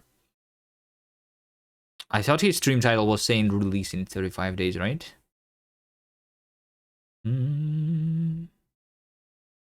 See program lover. Bruh, what did he do? Why did you come to this live stream? You don't like being here? The title is a lie, like always. You don't like it here because you're a C program lover, but I'm not writing C? Yeah. I'm sorry. I'm a C hater. I'm a C program hater. What are you doing here? I'm trying to make my own programming language. That's what I'm trying to do. Because I don't only hate C, but I hate every programming language. So we need to make a new one, which is actually good, right? C hater, bye. Okay. I married C a long time ago. Yeah, I'm normally a Rust programmer, by the way. C program lover. That's cool, but it's but is from God. C is from God. What language am I using to make my own language? I'm using OCaml here. I don't really like OCaml, but it's kind of nice in terms of like using it for compiler development. I guess a lot of languages were written in OCaml at first, including Rust, for example. Have I tried okay? Is that a language? Okay language? From esoteric, is it an esoteric language? Yeah, no, I don't really. I mean, yeah, I don't think I would want to program in this. It's like fun to create these things, but you don't really expect people to use them to write real programs, right? Thoughts on Zig? Zig. Okay, so Zig is nice, but the set of features that is in Zig is not enough for me. Zig is not high level enough. I want to focus on high level features more than on low level details. What is present in Zig is pretty good, but it's just not enough for me. You know? One of the things that is in Zig that is really good is the comp time, right? That's something that I am making in my own programming language. My language also has comp time. Let me show you here. Something like this. Something like this, right? So think about this. This is the type annotation, right? What we are able to do, the type is basically the thing that is inferred, that is like existing at compile time, right? So what we can do is this is like a normal expression, and we can do like if true, then this type, otherwise like some other type, right? And this is just an expression that's evaluated at compile time, and like, you know, something like that. I'm not sure if you can like do expressions in type annotations in Zig specifically, but it's like working kind of similarly where this is just evaluated compile time. And similarly to Zig, technically my generics are also just functions. So like this tree, this is a function that takes t as argument and returns a new type, right? Similar to how in Zig, you just create a function that takes t, in this case, is a type, right? And so it takes a type as an argument and returns a new type. I do have a distinction, though, between functions and generics, because I want to do inference. So one of the things that I'm missing in Zig is inference, right? So what do you do in Zig normally? Like, I don't know. What's the function? I don't know. Let's say that there is a function in Zig that's called binary search, right? So we are binary searching what? Like in a slice, in an array. I probably, like, it's probably easier to figure it out if I go into the Zig lang. Like the way inference works in Zig is it's not working at all, almost. Like you are only allowed to flow the types forward, and like there is a lot of explicitness, unnecessary explicitness, in my opinion, when you're doing generic functions. Where do I look? Like in the standard library, Zig std.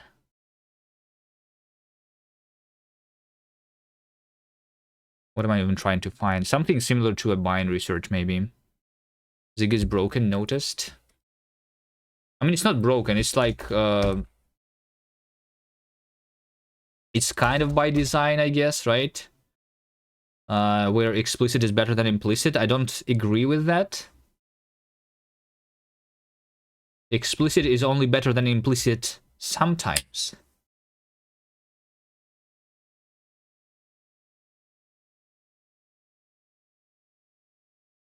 Zig standard library. Loading. Loading. Did they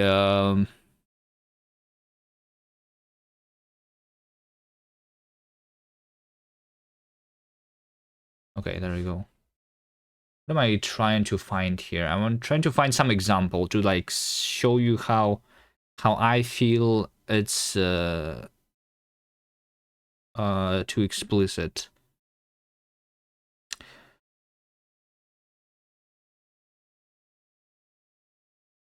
So many new languages, Odin, Zig, Jai, etc. Yeah.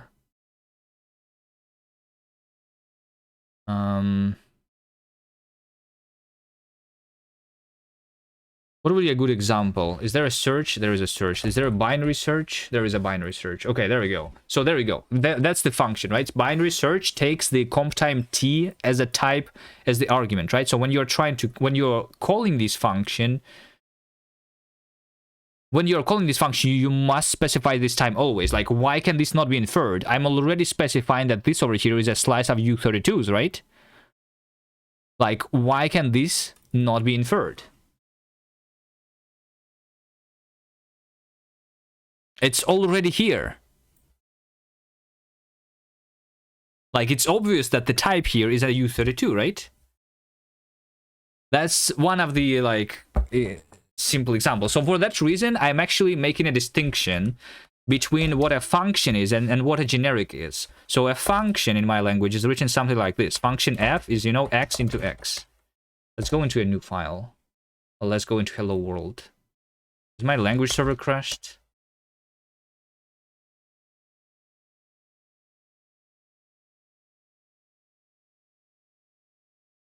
Where is my syntax highlighting? Reload window. Redundance by design. Curious word their excuse is. Is it their excuse not just explicit is better than implicit? But I'm not sure. I mean, the inference that I want to do is complicating the language a lot, though. So Zig wants to be a simple language that includes simplicity of implementation, I'm assuming. Right? Like one... How long have I been making the language? For not very long. It's been a year, but I have been rewriting it from scratch 3 times. and I've been doing other things. Yeah. So, what was I saying? Yeah, we have like a function, right? A function is just x into x, for example, right? This is just like in JavaScript. Function f takes something, returns something. If I annotate this, this is going to infer it automatically, right? Right, and I can write this annotation in any place. Like I can say that, yeah, one of the things that you cannot do in Zig, I guess, is let's say that you create this function, you must annotate the types, right? But then if I try to call this function using an integer, this is another way to enforce the type of a function, right? This type of inference is called what? It's not like exactly Hindley-Miller inference that I'm doing here, but this is this inference is like similar to the inference in Rust or in these functional programming languages, right? Or Camel, Haskell, Rust, yeah. Yeah, and there is going to be a new rewrite, hopefully soon, where I rewrite the language in itself. So yeah, this is already something that Zig cannot do, right? Because we want this. Although sometimes it is really like good to enforce the annotations on your functions, right? For like understanding the code, for readability, you sometimes actually want to do this explicitly anyway. But sometimes you want the things to be inferred, right? And then then we have a generic function, right? Let's say generic function. Generic function is something like this. We have a function t, and then we take x and we return x, right? But x is now of type t. Why is this different? Because for generic functions, I don't necessarily need to provide the argument. So this is how I explicitly call a generic function, but the generic argument basically can be skipped. And if we just do functions for mimicking generics, then we cannot like omit the argument basically, right? Yeah. That's why I'm making a distinction, but technically it still is the same as in Zig, where we have like this g is still like basically a function that takes t and then returns a new function that takes x of type t and returns x. This is like the same thing basically, but in this case we cannot omit the argument, and in this case we can. Make the language a lot easier than Python. My goal is not to make okay, what is easier than Python? Because a lot of languages are easier than Python in my opinion, but there is different types of simplicity. There is languages that are easy to learn, and then there are languages that are easy to use. So I'm after the second type of a language. So in my opinion, for example, Rust is a lot easier to use than Python, right? So Rust is a simpler language to me, because it prevents a lot of bugs at compile time. Rust is a simpler language than C++. Yes, you have the borrow checker, which makes you to find ways, but it is a lot easier to maintain programs written in Rust than it is to maintain a program written in C++. Rust is the worst run. Simple is not easy. Zig's inference is kind of annoying, I agree. I still write my engine in it. Your arguments are sensible. I'm now interested in your project. Yeah, I don't know, like my language here is very ambitious, and I am not very like, I'm just doing it for fun basically, right? I don't know a lot of theory like a lot of the other language creators do, I guess. So yeah. Linksider, no, I'm not going to rewrite it in cast, but I don't know. I do want to be writing games in my own programming language, but I will start with something simple, small. I will do some game jams. That's right. Linksider, probably not. We probably just want to release it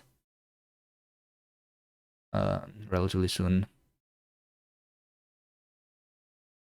Simple is not the right word here. It's like simple and easy actually like different words. Simple versus easy. Simple means uncomplicated, while easy means requiring little effort. Okay. So there you go. Yeah. Okay, yeah. I want an easy language. I don't need a simple language. I want a language that's easy. C is simple. Yeah, but it's not easy to write programs in C, right? It's actually very hard. Assembly is another simple language, but no one would want to program in that, right? Or brainfuck. Brainfuck is a simple language. So why would I want a simple language? The brainfuck is the peak of the simple languages, right?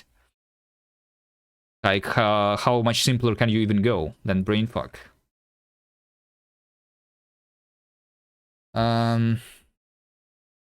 All right. So yeah, I'm trying to like fix a bug here.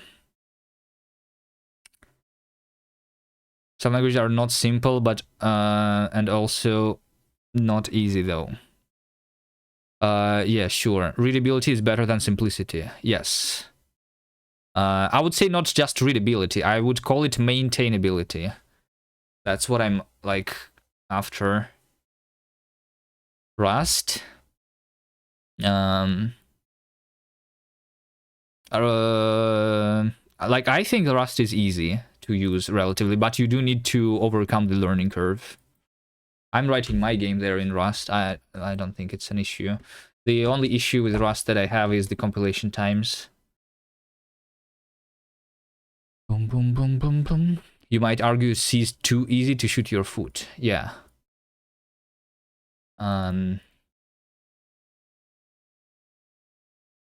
Yeah. All right. Anyway, let me try to get back to actually doing some work. So I have a problem where this is not inferred for some reason. I need to figure out why.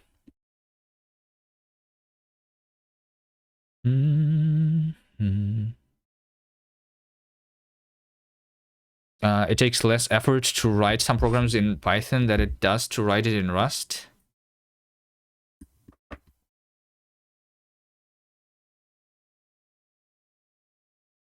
Yeah, maybe. But what are those programs? Like, to me, the programs that are easier to write in Python are the programs that are less than 10 lines of code. And, or I don't know, less than 100 lines of code. If you go further than that, then Rust is probably easier already for me.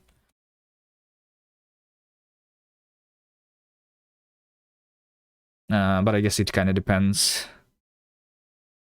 Like, the bigger your program is, the harder it is to keep it all in your head. And once you cannot keep it all in your head, you need the compiler to help you to not make mistakes. All right, why is this? Let's see.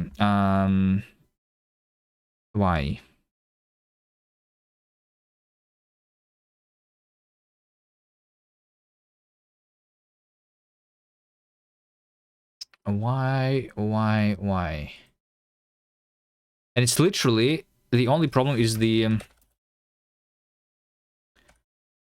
generic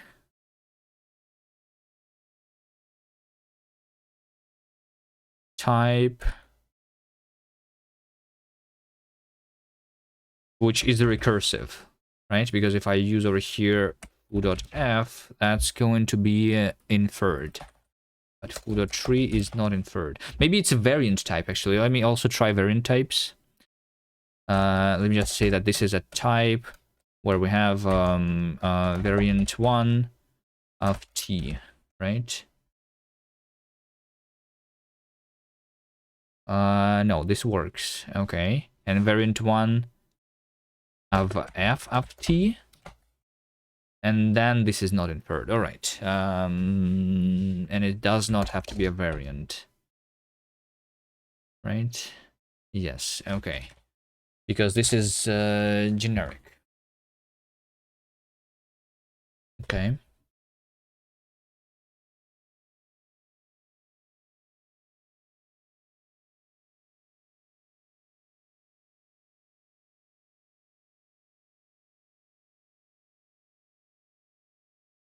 Can I add some song in background? It would be good. I don't do music on my stream. I'm sorry. You can put your own music basically is the idea. Uh,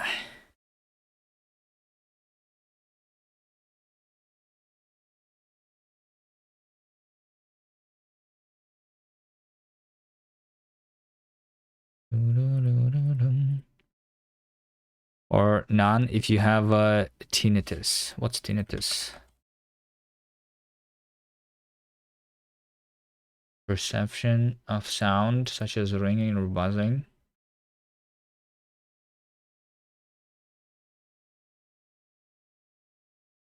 How rude? What? Why is it rude? Isn't like letting you to choose your own music better? Like me trying to force my own music on you is bad, right? Mm. Yeah, I don't know why. I just don't do music. Maybe I should. Every popular streamer is doing music on their stream, right? If I want to be popular, I need to start doing my own music too.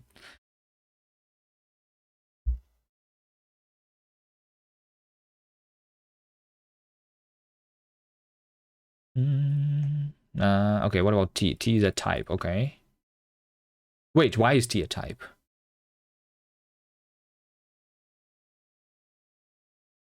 Yeah, why is T a type, by the way?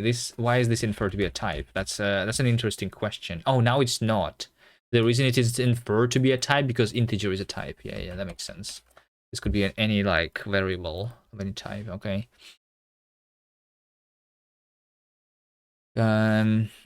Just play music from Linksider. All right, fine. Let's let me show you some music. We were talking about programming languages, but I'm also making a game. You can see the trailer in the corner. How do I do this? I just go to Steam. I just play. I'm just going to show you my game for a little bit. Maybe you are going to be interested and you're going to wishlist it and give me the money when it's actually released.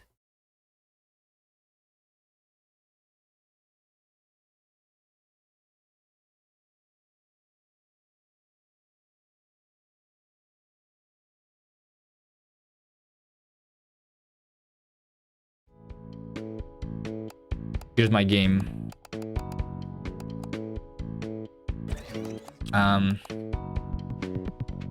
It's a game. It's a puzzle game where you need to go to the exit,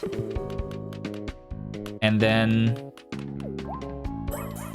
game development would be cool. I've been doing game development for a long time. Yeah, I'm just I just switched to the language recently, but I'm going to do more game dev next year.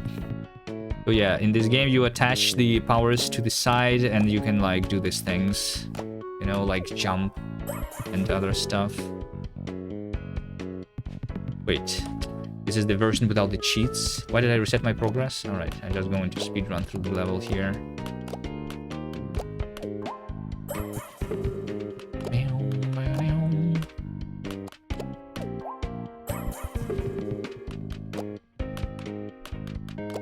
So it's a puzzle game. These are the easy early levels. And then we have like levels with multiple characters and stuff. I should not have reset my progress. I don't want to play through all of that right now. Projects, Linksider, just run.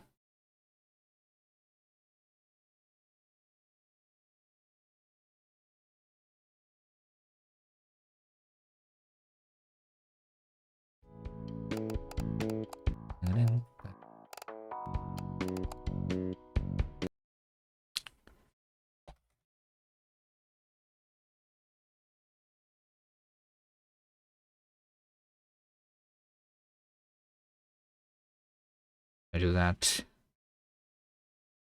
So I don't run the demo build. Let me just show some how many levels are there. So this is all the levels that there are right now, but we're going to develop a little more.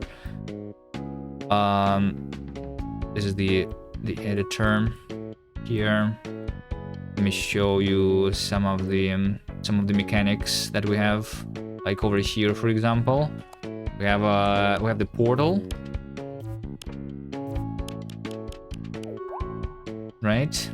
And then we have and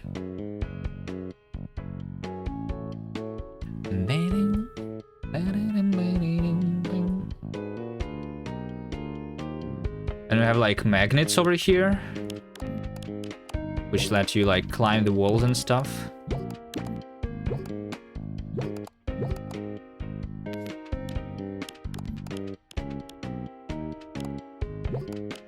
I don't remember how to solve this level, but yeah. There's a bunch of different mechanics, and it's cool. Should go wishlist it if you like puzzles, and play the demo on Steam. All right, back to language. All right. Yeah, so I'm using my own custom game engine written in Rust, by the way, for that game, if that matters. So yeah, and now I'm writing my own programming language, and the idea is that I would make the language, then I would make an engine in that language, and then I would be making games in that language with my own custom engine, all right? Because a custom engine is not enough, we need to go deeper. At some point, maybe we'll write our own operating system, but I don't know. Probably won't go that far.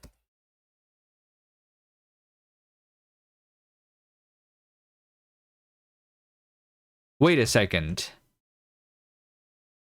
Wait a second.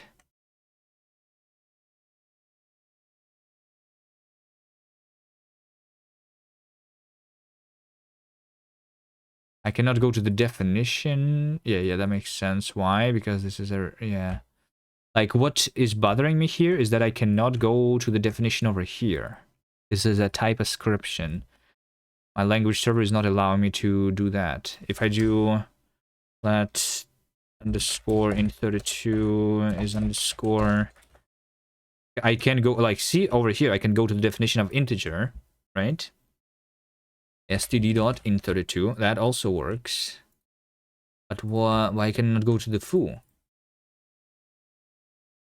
Const int32 is std int32. Let's do that. I do foo.int32. Then it works. Okay. Wait, why is this a type? What API did I use for graphics? I use OpenGL. I thought about the OS part too, but only for a one target hardware. Or that makes it way easier. Yeah, I guess it does. And speaking about language development, right now I only have the interpreter, the same that I'm using for like the comp time evaluation. My language is right now not compiled, but it will be compiled later. Right now I'm doing just the interpreter because I need it for doing the compile time evaluation anyway. Do you recommend any OpenGL resources? I don't know, I learned OpenGL like a long time ago, so not really. I was using the tutorial by the Nihi Productions. I don't even know if it's there. Like this stuff. This stuff is ancient though. And I'm not sure if that's like... where is the actual tutorial? Hello? How do I go there?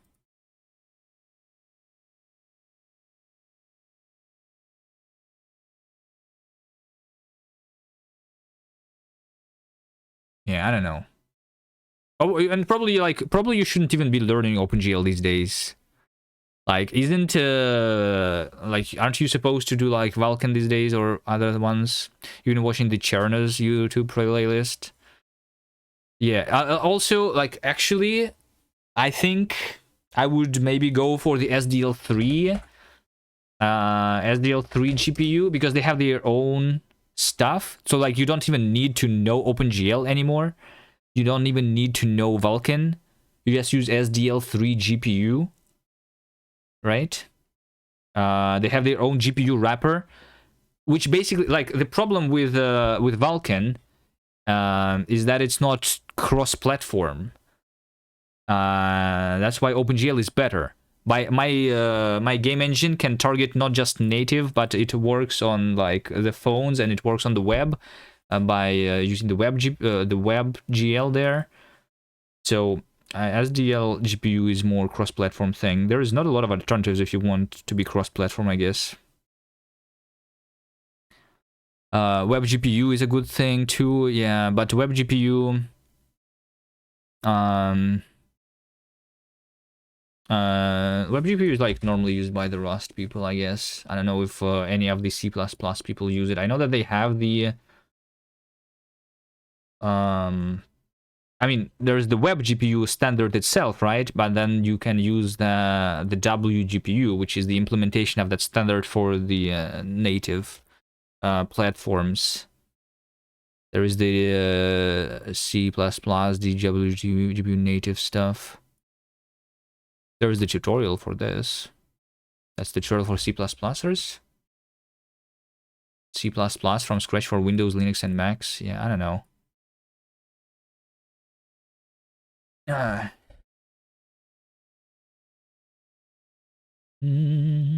But yeah, I don't know. Web GPU is still like more difficult than OpenGL, right? I don't know. I didn't really try it.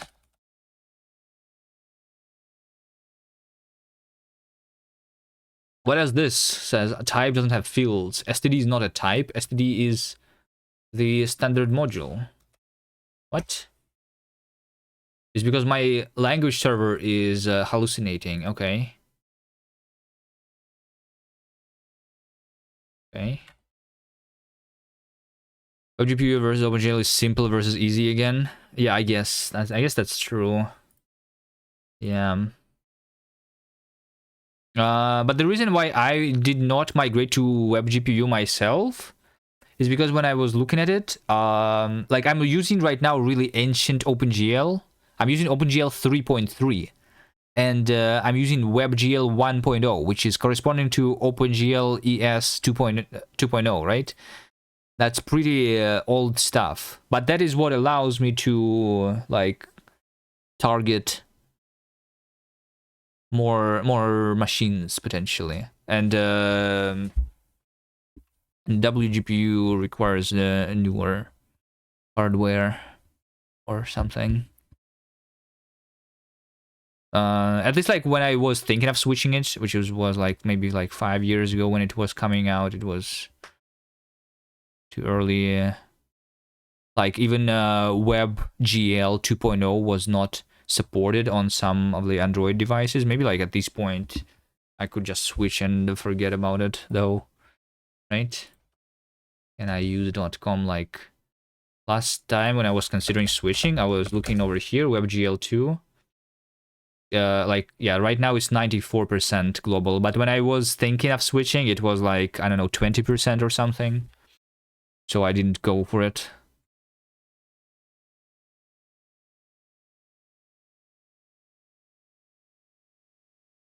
And they should make a gank tutorial. We'll just do the one in cast, right? Maybe. Okay, how do I figure out the problem?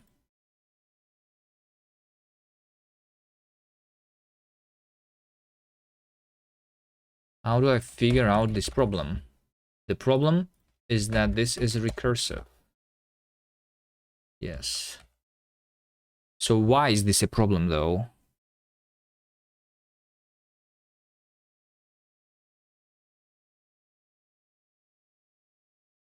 Why is that a problem? Can I say, how about I do this? std print, literally like this thing. So I don't even need a pipe here. Let's try that. Okay, now I panic. Beautiful.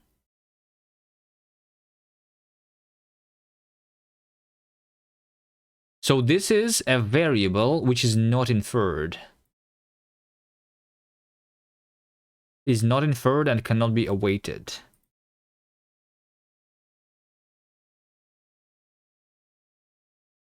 Interesting. But this is a type, right?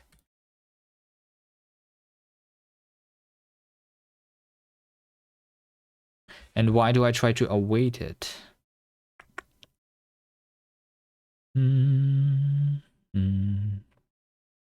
As long as you don't need the extra performance, yeah. Right now, by the way, my performance on the game is pretty bad but that's because of the way I've written. That's not because of the OpenGL. Like you can write inefficient code in the using the efficient API, right? You can write inefficient code that's performing worse if you're writing C++. When you compare it to the code that's written well in Python, I guess. So yeah, I kind of like want to rewrite my rendering for the game from scratch. It's not the engine, like in the engine, my engine is just like very low level, so I don't expose any like high level things. Like just too many draw calls is what's happening currently.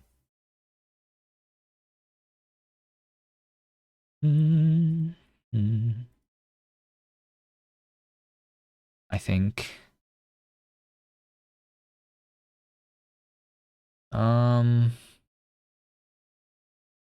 Alright, we have a bug. I'm trying to evaluate the type. I'm trying to evaluate this type expression. Oh, wait, so yeah, so I'm trying to evaluate this.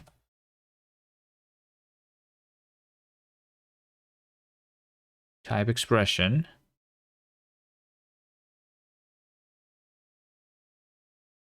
And in order to evaluate this type expression,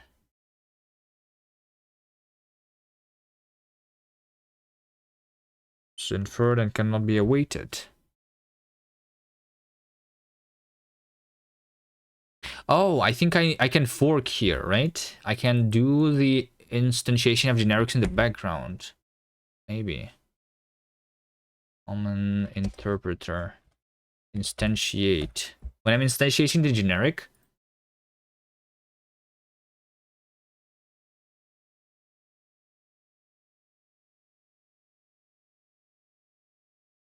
like over here, I'm just calling this function, but this can be happening in the background, actually.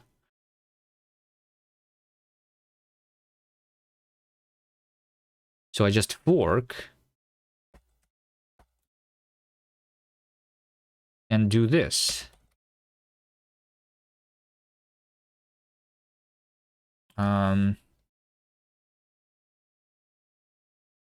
But I just return the result for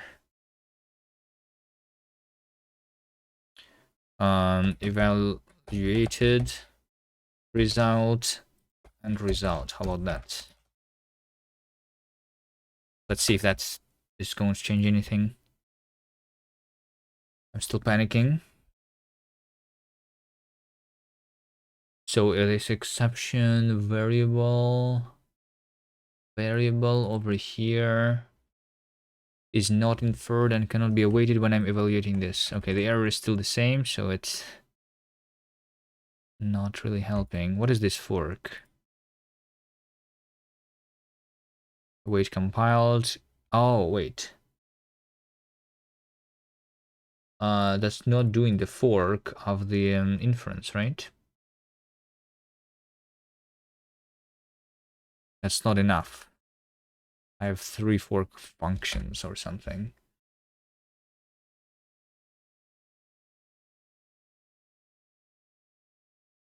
An interpreter can use the other fork, right? Yeah, cast interpreter base and yeah, like this.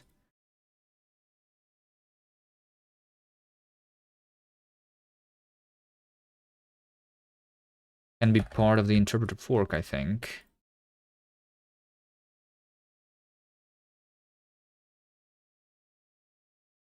Let's try. I think we're still going to be using C++ in 100 years. Well, I mean, I'm sure there was going to be some people who are using C++ in 100 years, maybe. But I mean, I'm a C++ hater, so I will not be using it. Right? There are better alternatives. There's Rust. Why would you use C++ if there is Rust? Because, you know. Okay, wait. I don't have any errors. Did I just fix everything? Did I just fix everything in, like, this single line? Let's see. 3. No, this is not fixed. Time.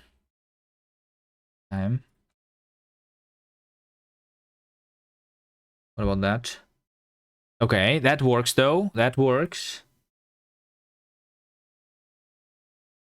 That works. No, it doesn't work. No, it doesn't. Oh no. This is supposed to be a recursive type, right? This is incorrect, in fact. They teach C++ in college, not Rust. Well, for now, right? They were not teaching C++ in colleges. I don't know what happened previously. Like they were teaching Pascal at some point, right? They don't do that anymore. So C++ can also stop being taught. I think teaching C++ is wrong. I can understand teaching C. I don't know. Yeah, they already started teaching Rust in college slowly. Yeah, maybe I don't know about this. They also teach Java. Yeah, but Java is also being used, right now. What's actually being used more currently? Is it C++ or Java? What is being used more, C++ or Java?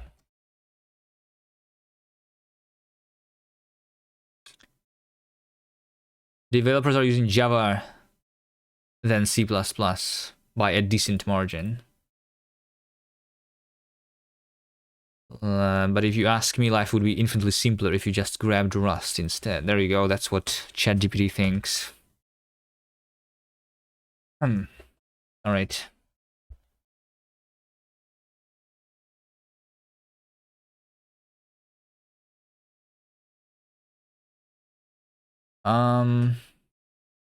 So the problem here, this is inferred now. This is better than before. So I definitely fixed something, but not everything, because this says that .x is a field of unknown type, but the type is known. The type is ft, right? Which is this thing recursive, right? So this is a recursive type.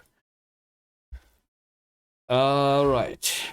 So there is still something wrong.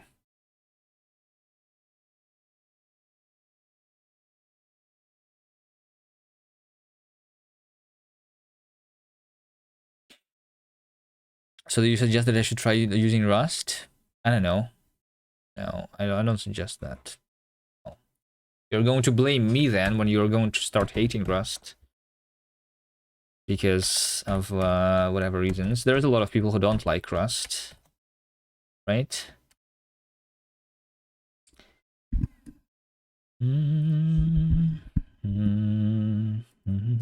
Haskell. Oh, I mean, Rust is a difficult language to learn.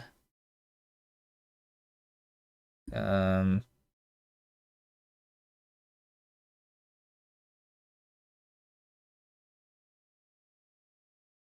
and some people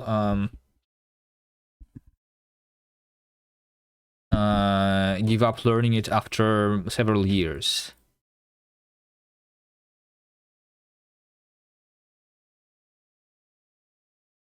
I guess.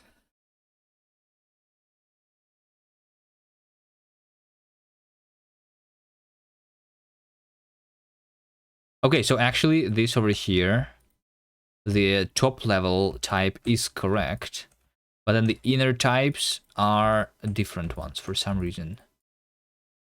Okay, so why would that be, though? Why would that be so?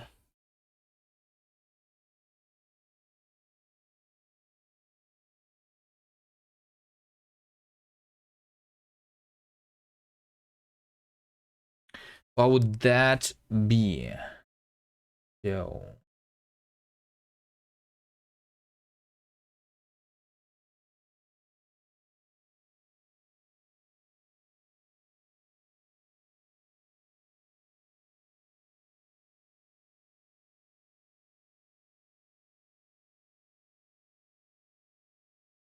According to Stack Overflow Survey 25, it's actually JavaScript. Yeah, I was just we were just comparing the two languages, Java and C++, right? I mean, JavaScript makes sense that is the most used. Yeah, I guess if you are that's the reason, by the way, why I think if you are trying to just learn programming, I think JavaScript is the way to go. It makes sense. Like you already have it installed even because you have the browser. That's the correct first language to learn, I think. Rust is above Kotlin.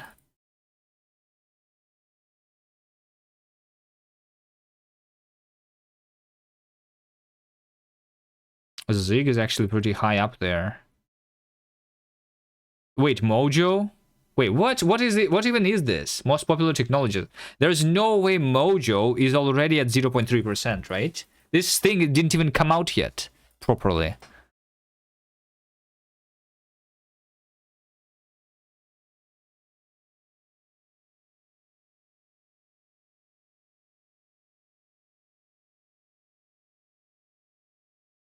Do you like Rust but don't recommend you try using it? No, I mean if you want, like, I mean if you're just into learning things, then learning like learn all the languages. Yes, Rust is a good language to learn. It will make you better programming in other programming languages if you end up not using Rust. Another language that I would suggest learning is Haskell, even if you end up never using it. Use all the languages. Learn C, learn JavaScript, learn Python, and all the other things if you don't know them yet.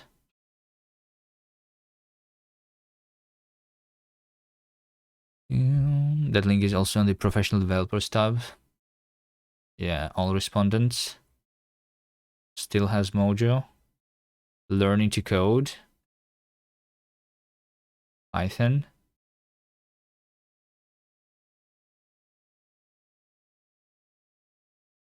Professionals that use AI. Huh?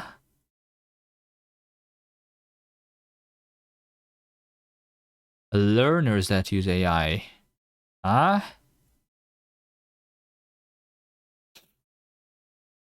Right. All right. In order to figure out this bug that I have here, I will probably need to add some like logging. I just need to understand where would I want to log. So this is underscore.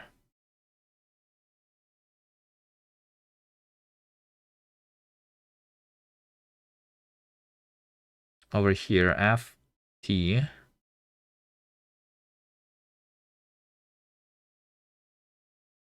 ft is a type, which makes sense.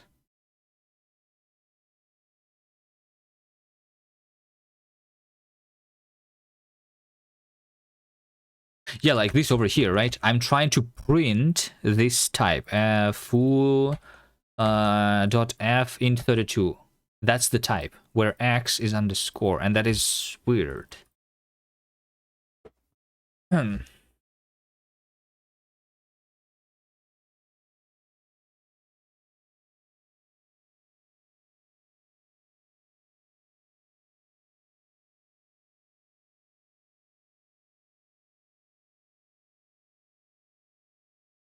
That is weird. What if I say that over here x is let's say a tuple of an integer and ft? How about that? Then it's a tuple of integer and underscore. So like it literally just cannot infer this thing. Why not?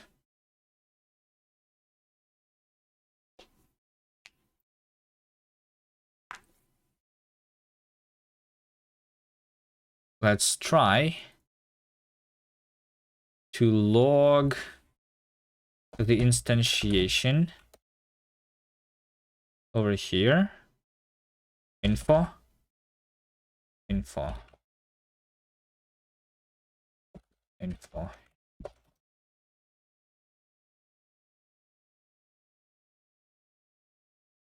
Let's also comment this out and comment this.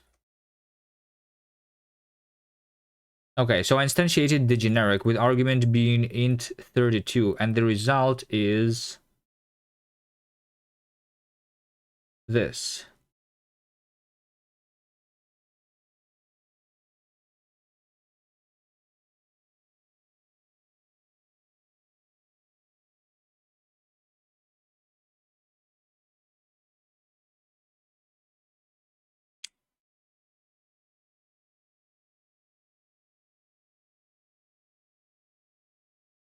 But I should be like over here, like let's call this one FT. Right? I want to see the FT in my logs. There's no way it's not here. But it actually is not here. The reason it's not here is because this over here is not being evaluated at compile time.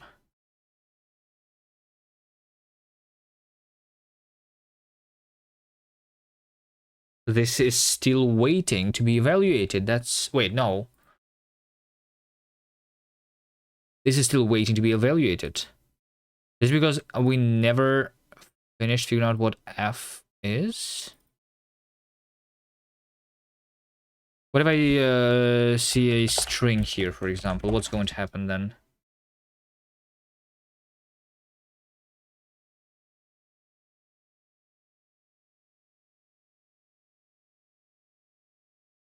Okay.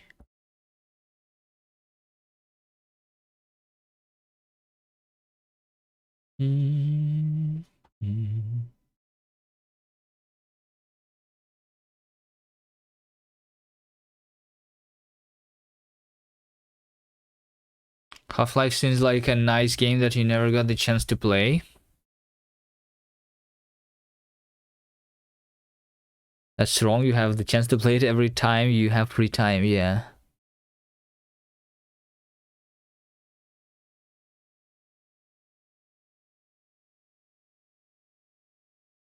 I don't know how Half-Life would be played by a new like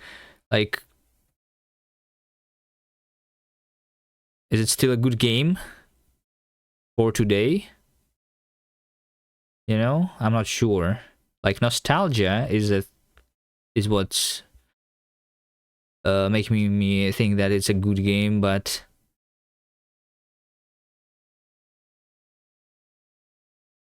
if you don't have nostalgia, then is it?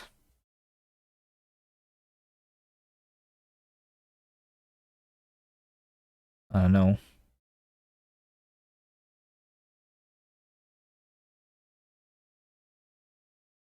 But Half-Life was one of my first games, I think, yeah, that I played. There's a trust survey for AI as well. This. AI tools' ability to handle complex tasks. In 2024, 35 of professional developers already believe that AI tools struggle with complex tasks, but this year that number has dropped to 25%, 29%. Very well, good. I don't use AI for complex tasks.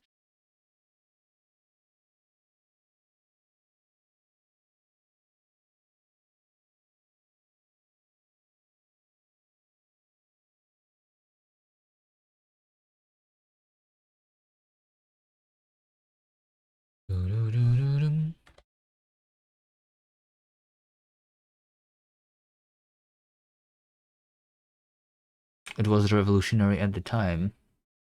Yeah, I saw Half-Life 1, but got stuck in the entry train thing somehow. They also have Half-Life 2, but I didn't get the chance to play. My laptop stopped working and it feels weird playing on work laptop. Isn't there like Half-Life 3 that's going to be announced like really soon? Half-Life 3. Like from 3 days ago. Half-Life 3 is reportedly getting announced soon. 22 hours ago, Half-Life 2 plan thinks Valve employee playing for 18 minutes is somehow teasing the Half-Life 3. 10 hours ago, 5 of the largest leaks and the rumors about Half-Life 3. Or is this literally like happening every day? I don't think so, right? It's like there is this new something. I didn't look into the actual news. Hasn't been rumored to be announced for years. I mean, there is the they announced the Steam box or whatever, right? So this thing, is this released already or not? Like it would be understandable if they released the hardware and the game at the same time, right?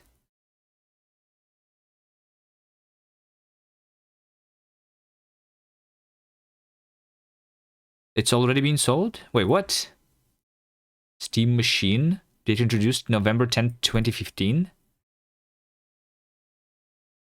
Is that something else? Is Steam Machine a thing?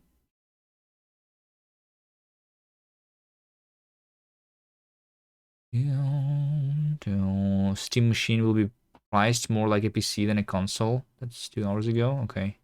Yeah, it's not released yet, right? The GameCube, yeah. My Google is screwed. Yeah. Did I use something else? DuckDuckGo?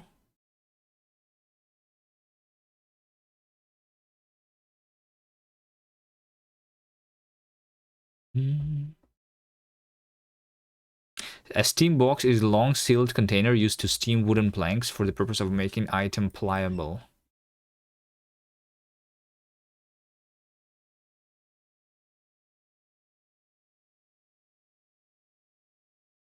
How do I debug this bug?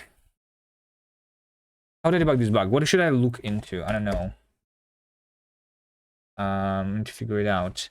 Like, so I instantiated this over here with a string, so it's not even like recursive here, really. So I'm not using the argument here at all.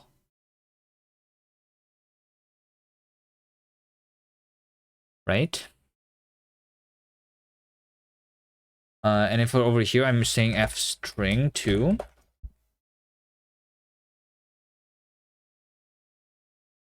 This is the same thing, which is just not inferred. I feel like I'm never uniting them or something. Result. Expect to be inferred as this. Weird. Was my desktop environment? Nah, I'm using Hyperland. Right now.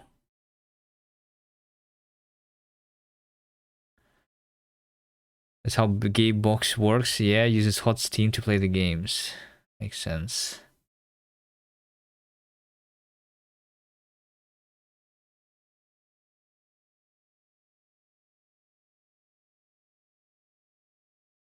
So I'm associating with arg string using memoized thing. Yes. That makes sense. And then instantiated. And it's becoming that. Wait.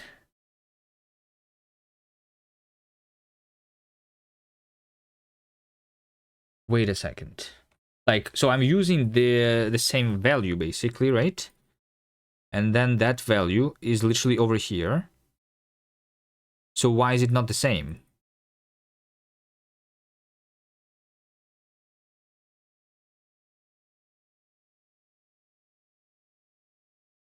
I need to log something more. Maybe when I have used this,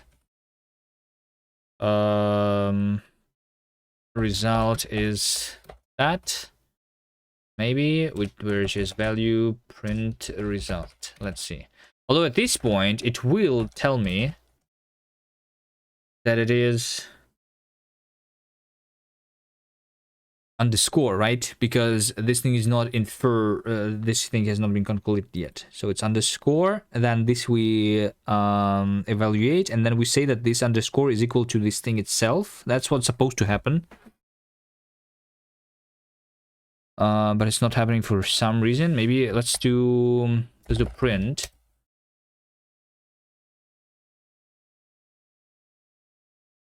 Inference base. When I'm printing the inference variable, I want to print not just the underscore. Maybe let's print the ID.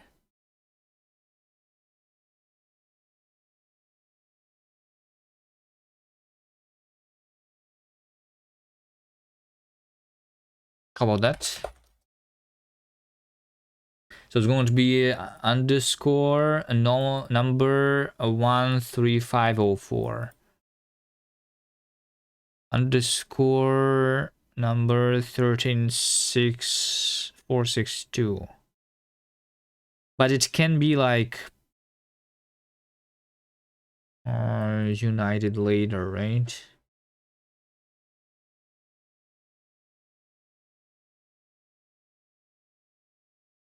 Yeah, and over here it's changed to 542.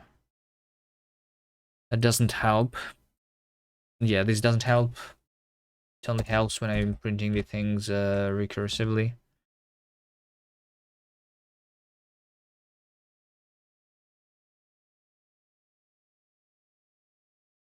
Undo that.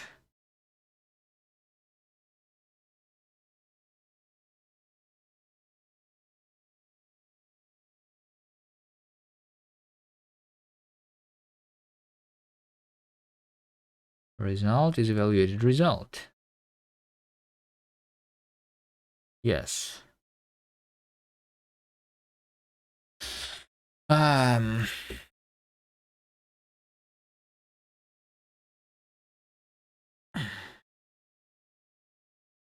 Like I can keep just meditating over my source code here.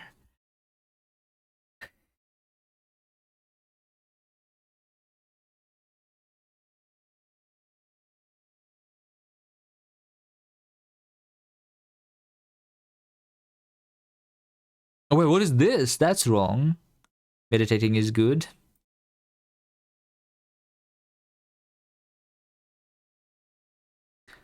It's a rewrite time. Not yet. No.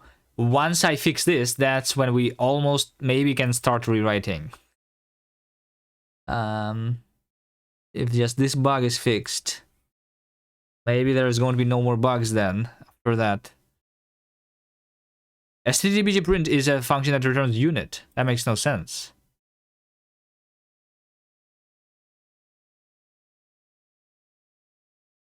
It's not returning X. What? The final bug.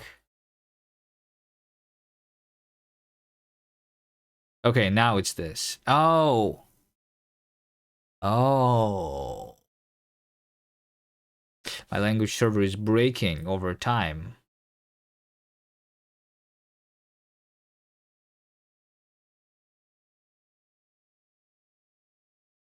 It seems. Because I'm basically mutating my standard library. Maybe? Is that what's happening? I don't know. That's weird. That should not be happening.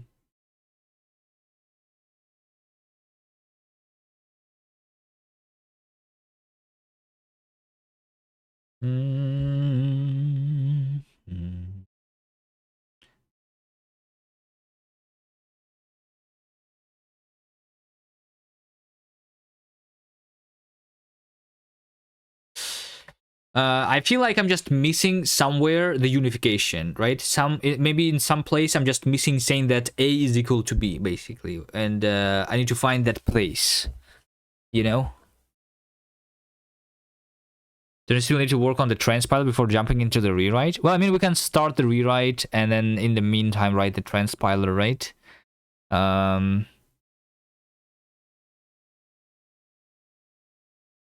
of. Like, we can start with interpreting the rewrite, right?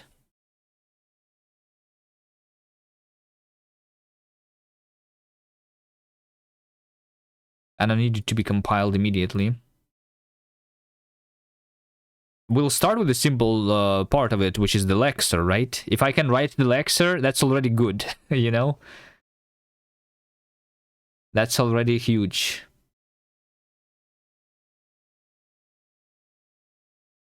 And then if I can write the parser, now that...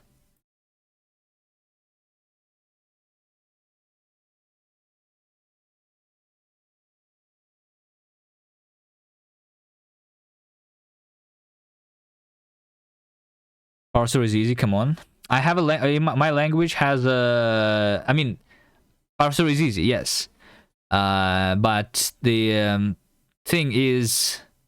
Even for cast, it still is the easiest part. But I'm saying that... Can I write it in my own language? That's what I'm saying.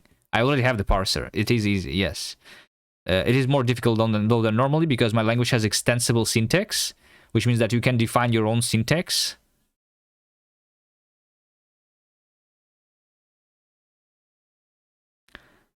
So it's a very generic parser. It's kind of similar to the parser generator, but we're generating it at the same time as we're parsing. But I'm just saying, like, if I can write the parser, which is easy, in my language, then it means that the language maybe is ready for writing something, right? Yeah.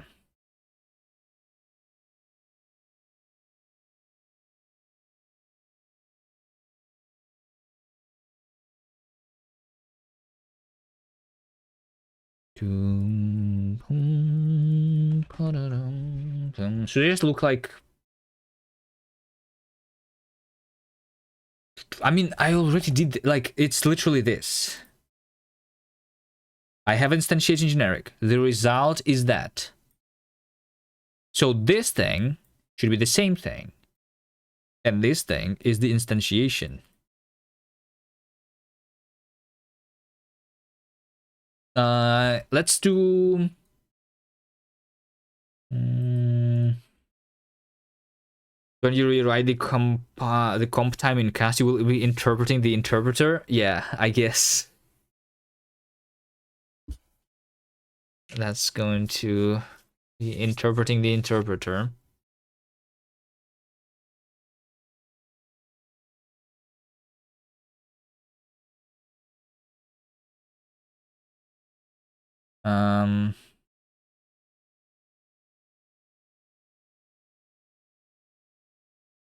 Like, the only real reason to do actual compilation is the speed, right? And my interpreter is probably really slow currently, so we will want to compile it for sure.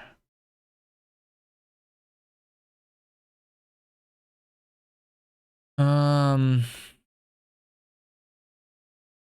will you do the monomorphization prevention stuff you were saying OCaml does to be so fast? Think about how TypeScript doesn't need monomorphization, right? TypeScript is also compiling really fast. Why? Because at runtime, your types are just being deleted, right? And it's just interpreting as if it was JavaScript, right? So, but that can only be done if the types can be removed. So the types can be removed, in fact, in OCaml, because the program has already been type checked. Now we can remove them and just do the interpretation, basically, right? OCaml, which is done by OCaml runtime. One of the things that, like, one of the reasons it cannot be done for languages like Rust or C++ is because they are, like, they're not boxing the types automatically, right? So for like you have a generic function, right? A generic function f, which like, let's just say ID, right? ID is a function that works for all a, and it returns It returns a, takes a, returns a, right? Just the ID function. Function x returning x, right? Think about this. How does this work in C++? In C, right? In C++, yeah. So because that's the function argument, you need to know how much size you need to allocate on the stack for this variable to fit, right? But the way it's been done possible in OCaml is that every value has the same size because everything is boxed. That's what's making it easy. I was also actually like the anti-language developer is thinking of doing literally the same.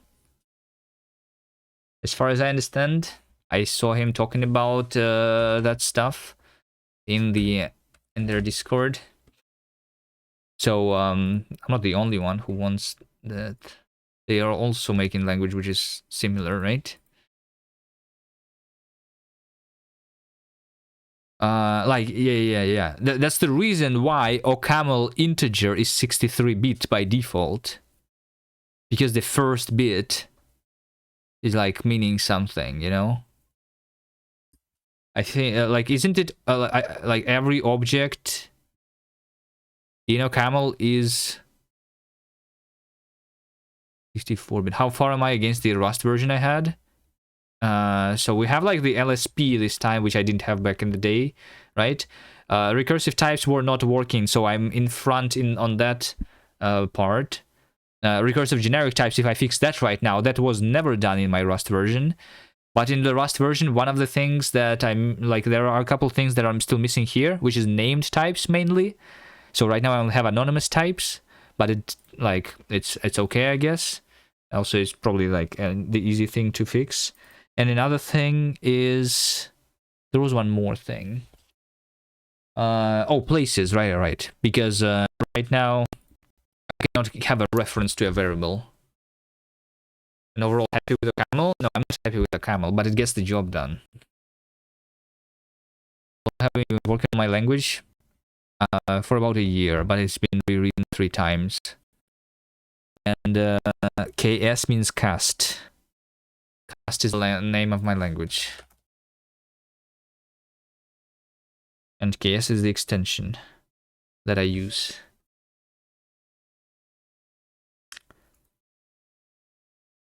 So yeah, I think we will do named types, and we will do place, expressions, references, and stuff, you know.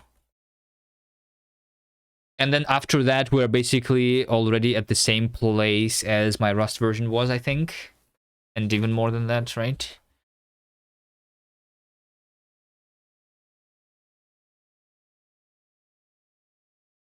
I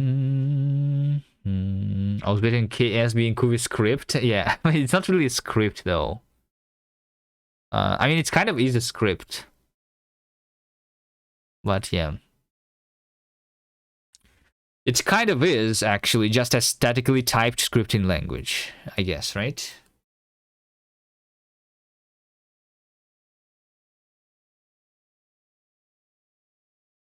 I mean, what's the definition of a script even? What's a script?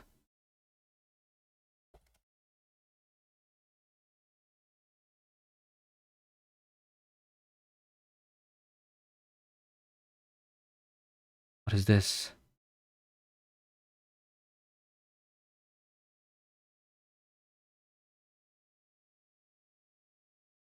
Like, is the script literally anything that is being ran by the interpreter? So can you say that C is a script because there exist, because C interpreters exist?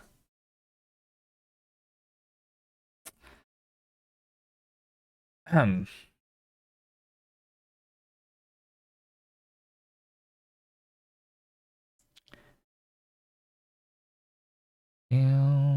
Down. Haskell is my favorite scripting language, yeah. Only when it's interpreted that it's a script, yeah. Yeah, I guess. I guess there's technically like this thing that's called Rust script. That's literally a thing. That's literally a thing, right?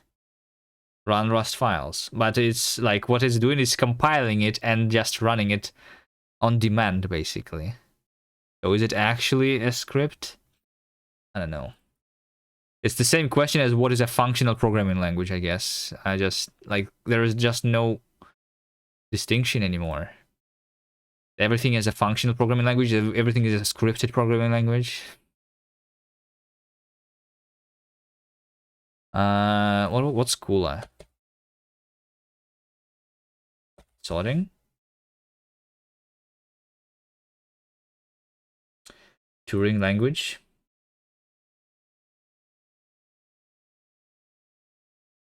Sure.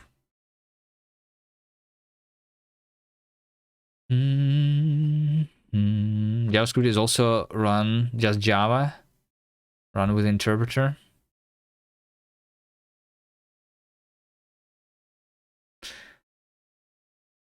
Cool has nothing to do with sorting. Is that a fork then? Because that's the repository in sorting, right?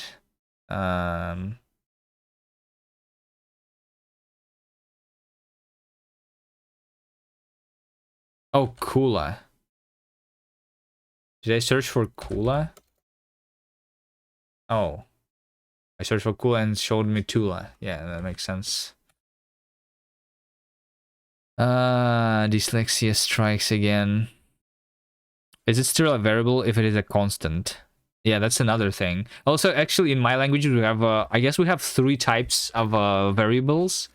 There are consts. Const x is 1 to 3, right? Oh, nice. My language server crashed again. Okay. It has not been crashed in a while. And there is no logs. Beautiful. Okay. So yeah, there are consts, and then there is lets, and then there is comp time let.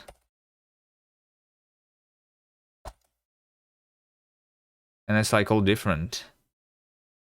So why is my language server crashing? It cannot handle the const. Yeah, I guess. Trying to compile error node? What do you mean? It's parentheses or something? I guess, yeah. I mean, technically it should be possible. Comp time let is different from const. Yeah. Because const is just like this value is just evaluated at compile time, and it's available as a compile time variable, but it's also available at runtime. And comp time let makes this thing only available at compile time, I guess, is the difference.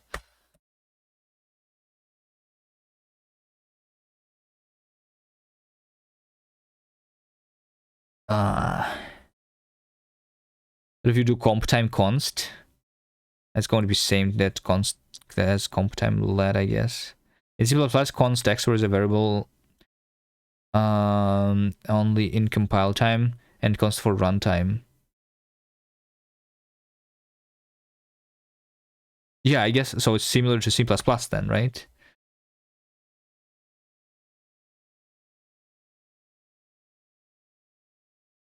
Const expr is a variable that is only available to other const expressions, right? I didn't know yet that you can do that in C++. C++ const expr. That a variable or functions can be evaluated at compile time. Variables. Const expr variables are implicitly const, meaning that their value cannot be changed. They can be used in context that are compile time constant is required. Yeah. Wait, they implicitly const, but it's still different from const, right? Yeah, I guess. Good night, Nigel. Good night. I'm not sure if I will. I don't know. But let me keep trying, thinking about my problem here, because I have done no progress.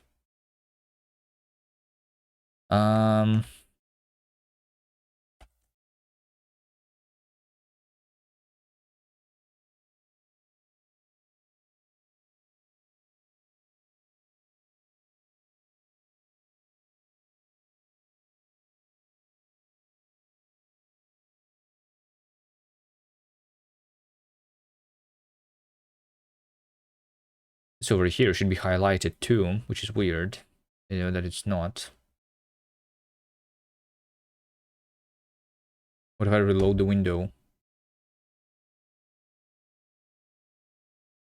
Then it's highlighted. But what's different? I don't know. Yeah, I guess fixing my language server will also be a thing.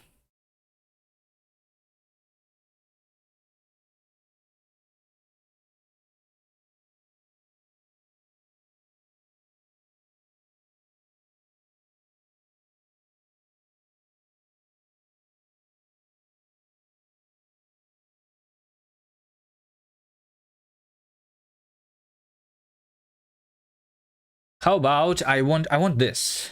I want this. I want this. I want this.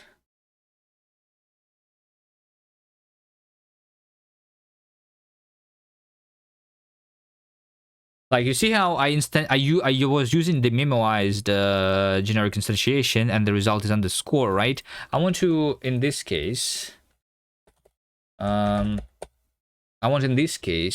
say that result variable inference, once it is inferred, I want to tell what it is, you know? Yeah. I want to say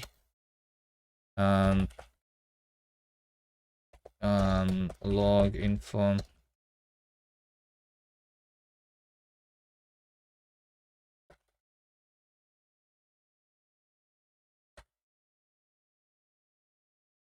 log.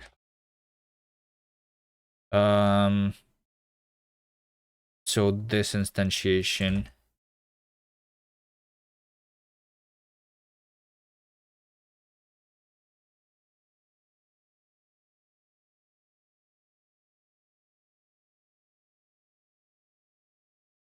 is inferred to be equal to the shape.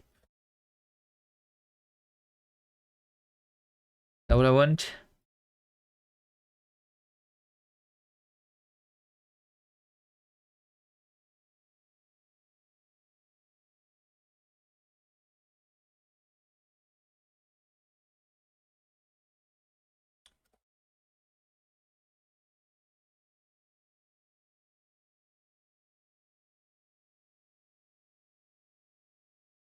It's inferred to be underscore.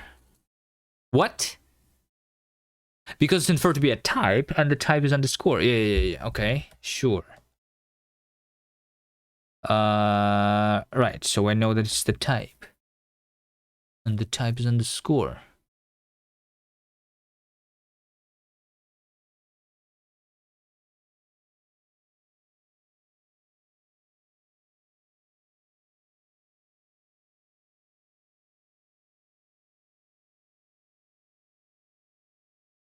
That makes sense.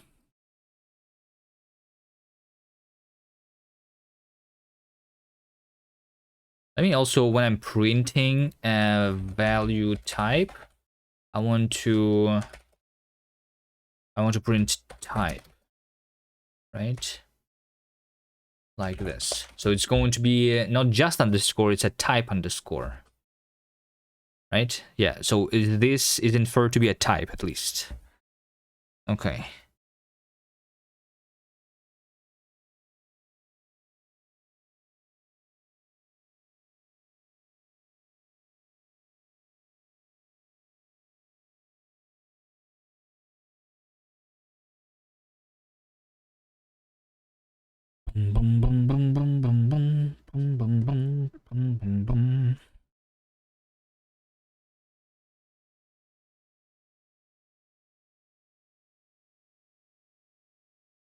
And then this type is never being inferred. So the reason is that So this is a type expression. When we do that, we initialize the value of this expression, similar to how we instantiate the generics. We initialize this to a new not inferred variable, and then we try to evaluate this. And then once this is evaluated, we actually say that the type is like that thing, right?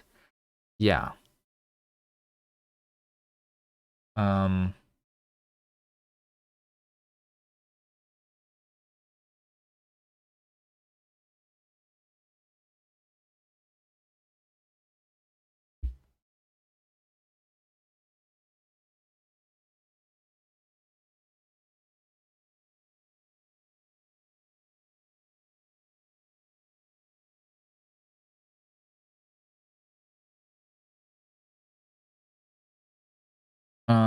Okay.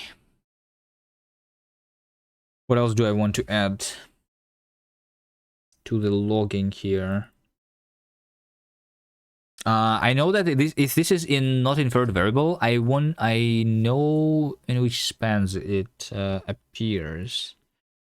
Although I don't think that's going to help me.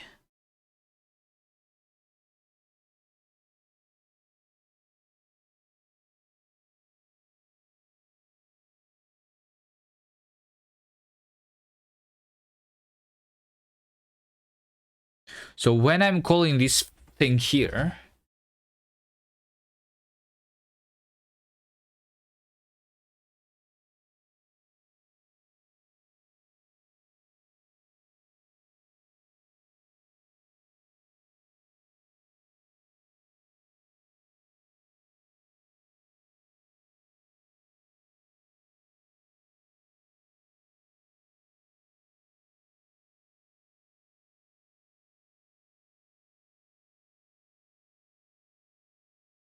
it's using the same value.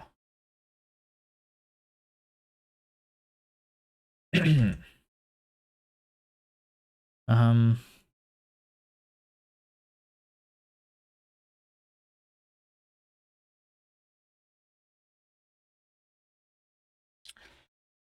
Uh.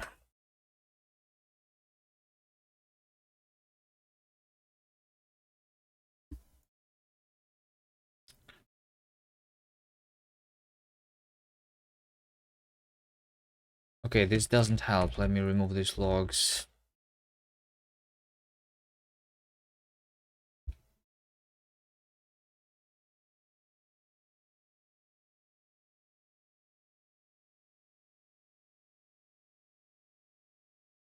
Let's take a look at the evaluation of the type expressions, right? So we initialize the result to be that. Then I'm doing in the fork the thing.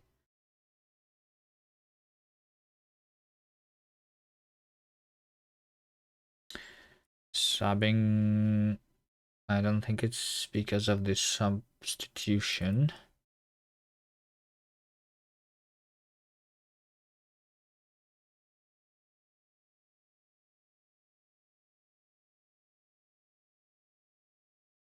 Hmm.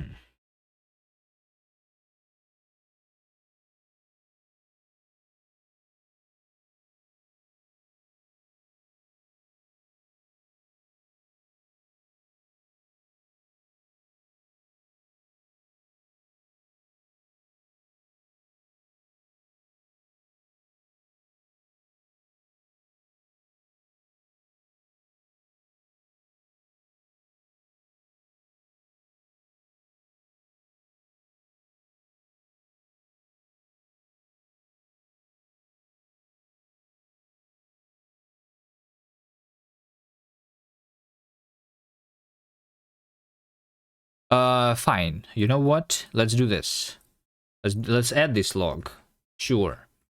So over here, right? I should say that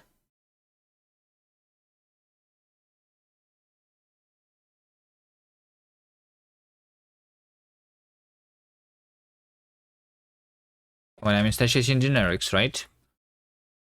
Memory generic instantiation with arg is inferred to be this, and then if this shape is right, and then I'm going to say that match shape with, if this is a value type, Then I'm also going to say that type variable once inferred function shape log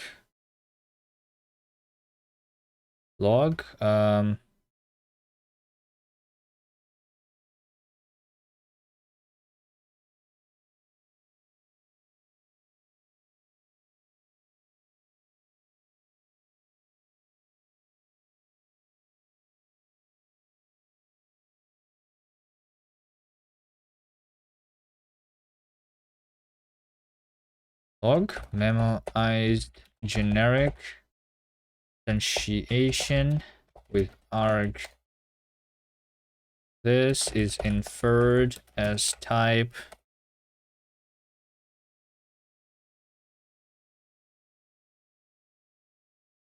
value print argument type shape print shape.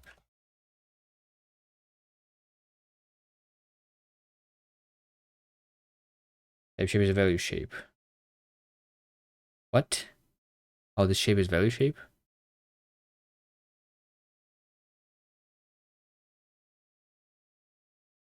Type is type. The field access type variable has type, types, type shape, inference var. This variable is of type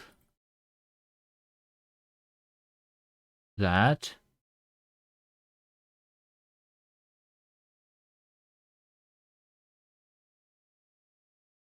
What? The shape here is type shape.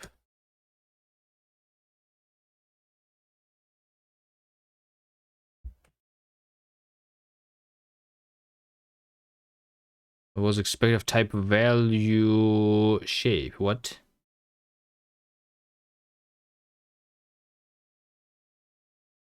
Are you stupid? Am I stupid? The value type shape range has type formatter type shape, but expected of type value shape. But why is that the expected thing? What?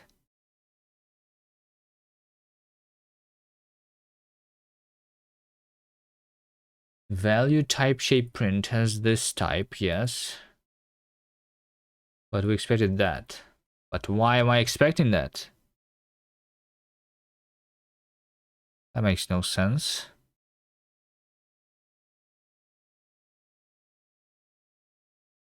That's the type shape here.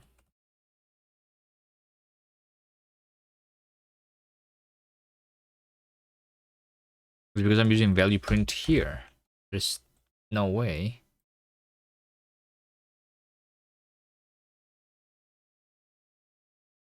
Log.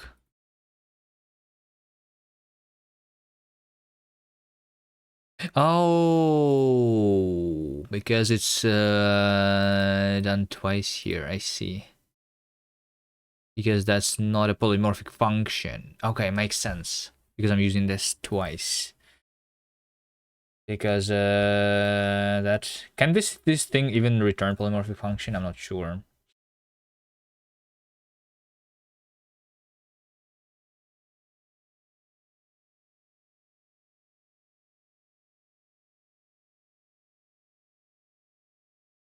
Same. And that is never printed. Okay. Wait, it's because it's trace info. This is not printed right now. Okay, it's inferred as type.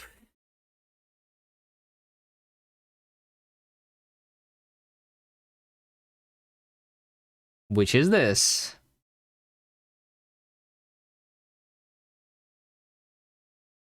Okay. And then let's also say that this should be info. These ones too should be info.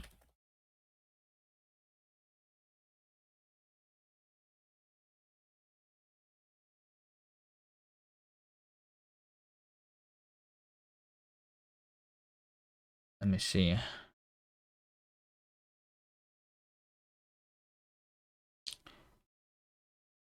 With argument being type string, using mirror generic with argument type string, so that's like underscore there. This is inferred to be type, and then the type is inferred to be that. So now I have instantiated it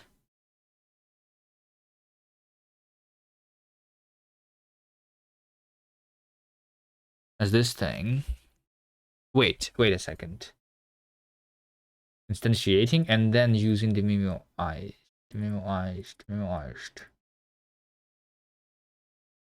Yes.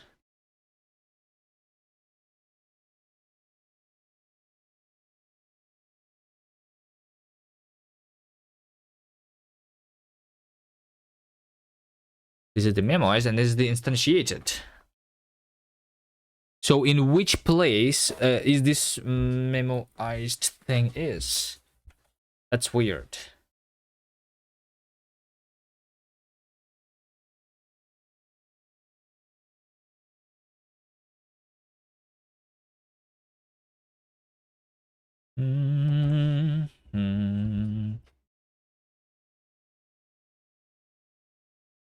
That is weird.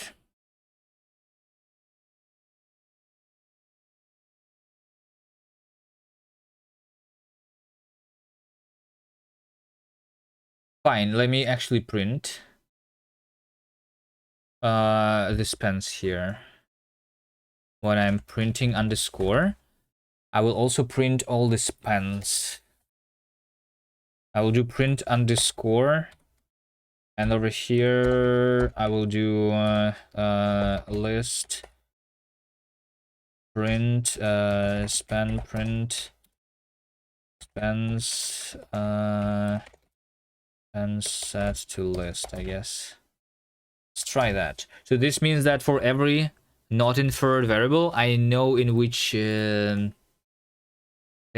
it exists, right? So this variable over here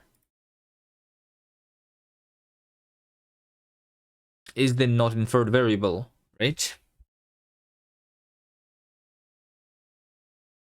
I mean, I already knew that though. But maybe like when over here, right? I'm saying that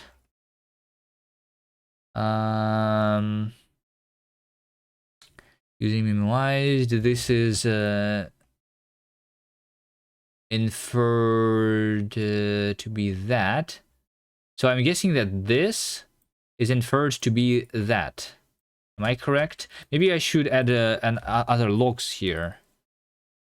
Instantiating using memoized, like, let's do at span, right? Span print. I literally have the span when I'm instantiating the thing.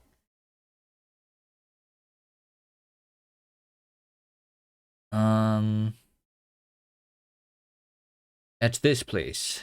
No. I don't want to go into the standard library. This, right? So this is inferred to be that, right? Yeah, and that's what it should be. Like this thing and this thing should be equal. So this thing should contain itself in the inside of itself. That makes sense.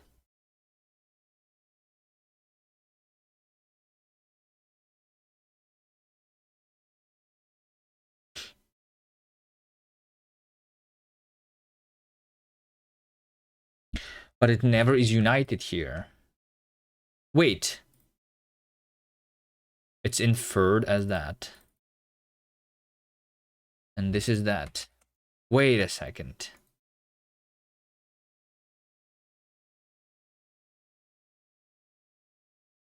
No, it's fine. It's fine. Correct. Hold on.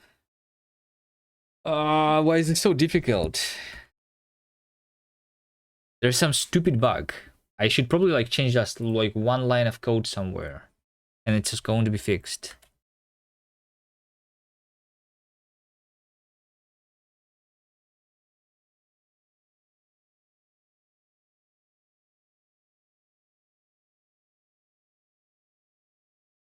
Oh wait, it says fake subvar. Fake subvar. Why is this span existing here? So my bug is in substitution then after all.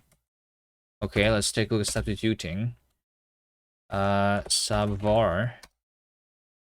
Subvar.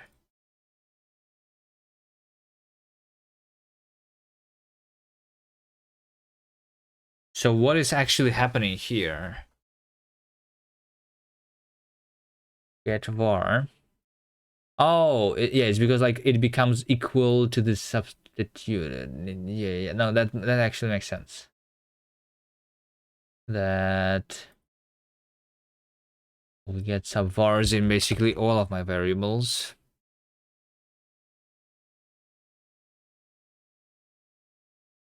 Yeah, never mind.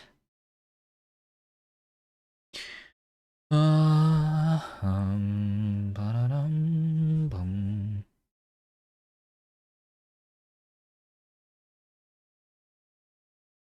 I still don't have the idea how to debug this properly.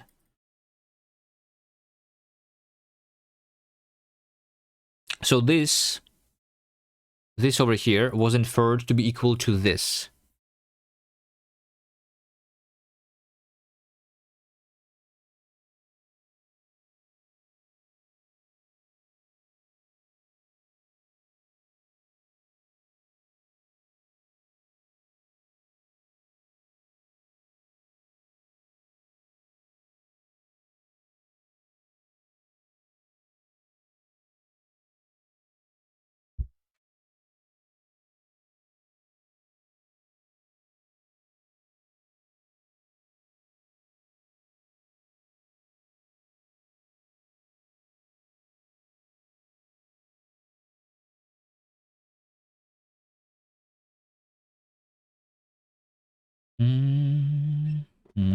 Maybe I need to, I don't know. Let's try looking at the inference implementation for values, maybe. So if we have two types, if we have two values which are both types, then it should be the type which is the united thing. Yes, that makes sense.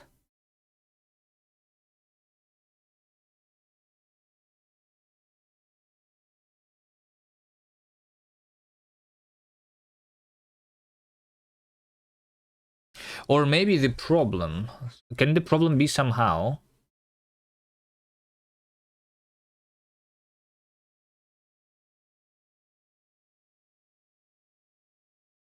unite value?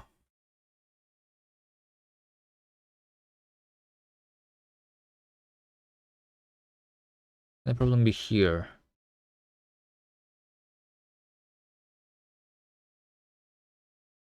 Type is unite type.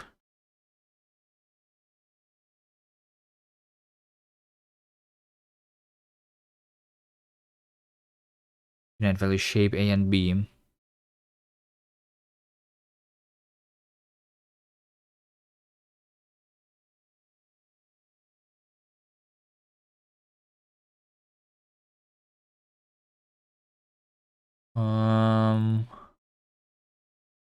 If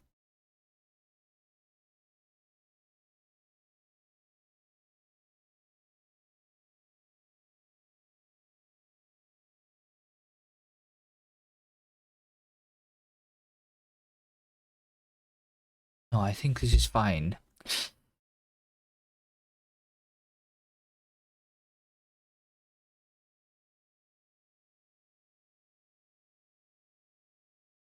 This is pain.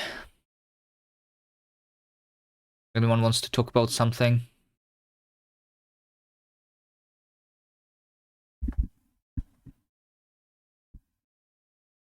How do you debug stuff in general? Making a trailer is hard. Yeah, I guess. Are you doing the programmatic way, the way I was doing the link cider, or are you actually editing it in the video editor?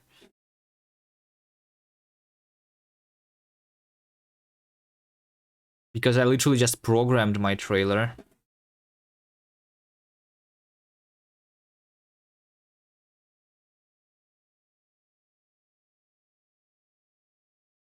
He was gonna do it in the video editor, but now you're programming the intro screen. Nice.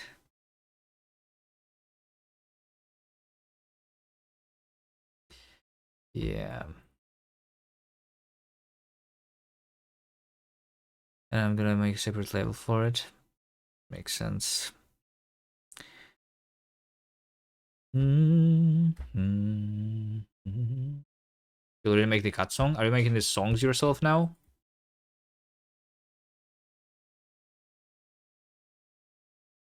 Did you make this team page yet? Are you waiting for it to be approved? You're just waiting for the trailer now? You can approve this team page before you have the trailer technically.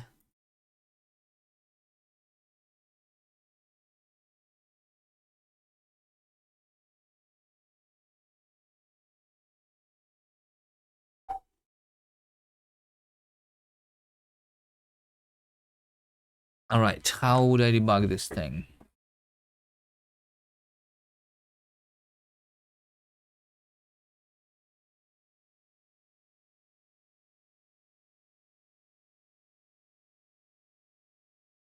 How would I debug this thing? How about I do this? Let's do this. When I'm evaluating the type expression. Yeah, let's do that actually. That's good. In the interpreter command over here, I want to say that over here I'm forking, right? Let's say that, log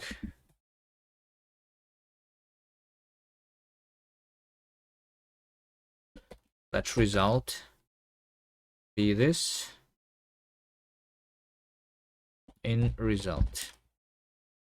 Because I want to log here. Log info. Started evaluating type expression at span. And over here, I finished it. Finished evaluating this, and we got as a result the type print result. Right?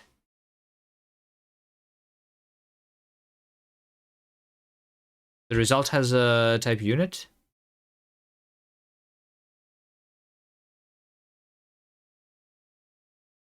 Oh. Yeah. Let's say evaluated result is equal to this.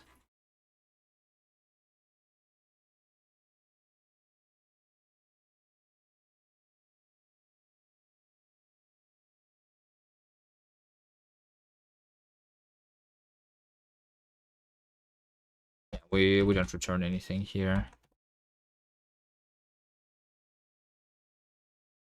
Okay, let's see.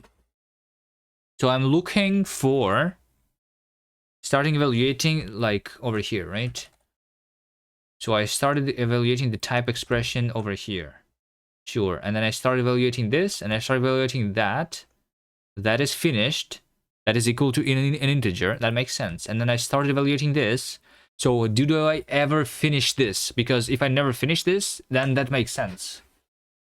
Right? Started. Finished evaluating over here.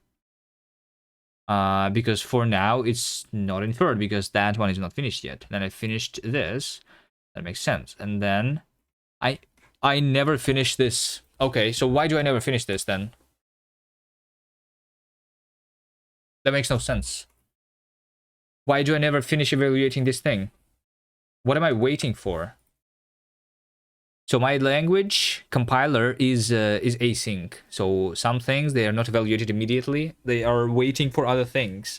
In this case, since this is a recursive type, I'm waiting for the f to be like resolved symbol. Let's see if it's what it's waiting for. Like we have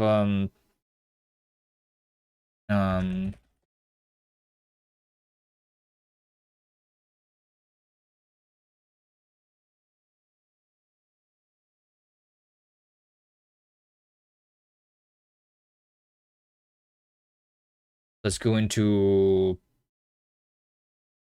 interpreter scope then, right?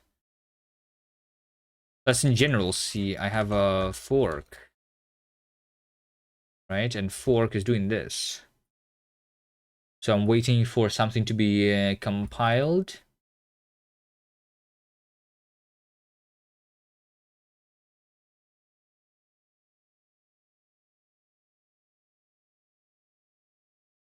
Waiting for a compiled type expression. And waiting for the updated scope. Okay, let's do this here. Scope on update. Maybe that.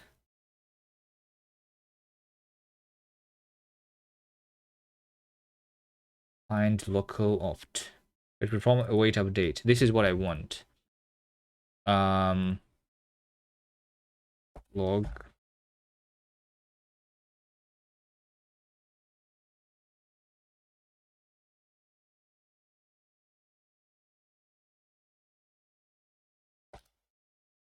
log inform awaiting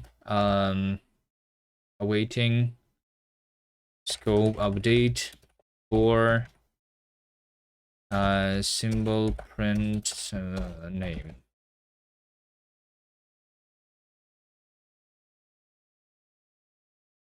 You know, something like that.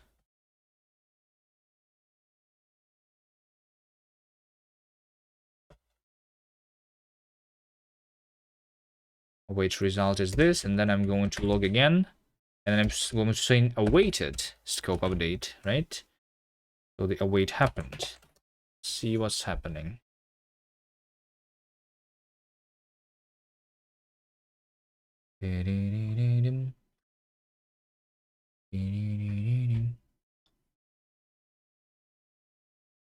Started evaluating this expression, okay?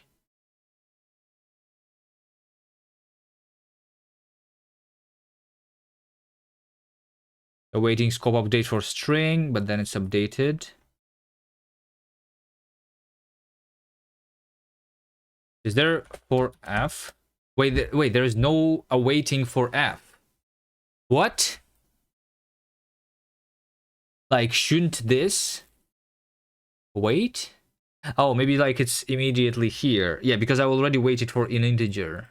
Because integer potentially could be like defined here. Yeah, that makes sense. So like we need to know if it's from this scope an integer or from the parent scope. So yeah, because this is resolved, I'm actually not waiting for it. That makes sense. But I'm still waiting for string. Okay.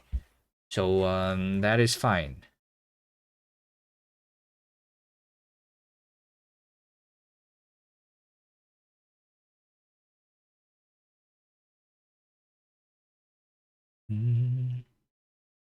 So that's not what I'm waiting for. I'm not waiting for a variable. For the name resolution. Okay, so what am I waiting for then? Waiting for the thing to be compiled.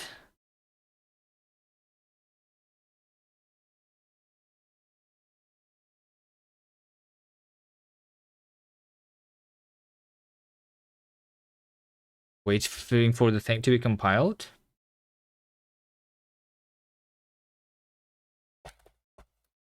Waiting for function to compile.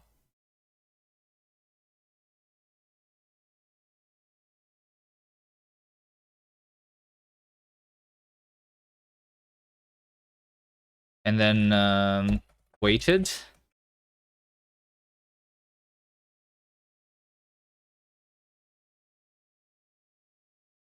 Is ft supposed to be f in example? No. F t. I just made it different from t because I'm using t in other places just for debugging. No. We're just supposed to. We can name this anything. Technically, I don't even use the argument here. We can use the underscore here. Because for now, I'm not even using that variable there anywhere, right? It doesn't matter.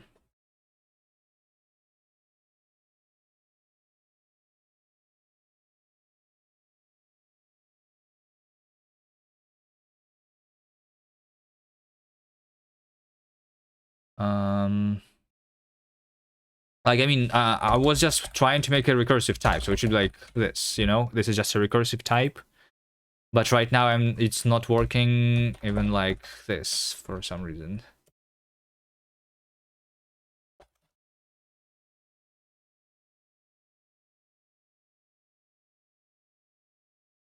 This started and then it's never finishing. Okay, how do I know what it's waiting for?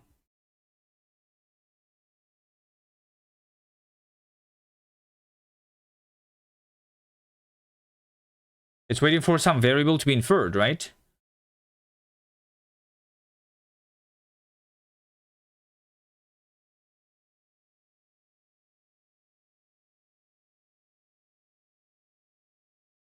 Yeah, actually, I think let's take a look at this. Expect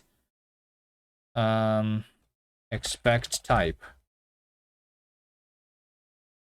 Maybe this, right?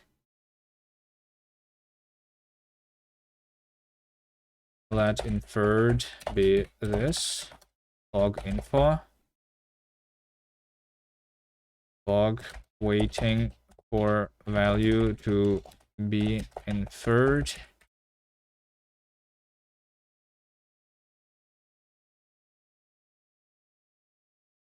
Waited for value to be inferred.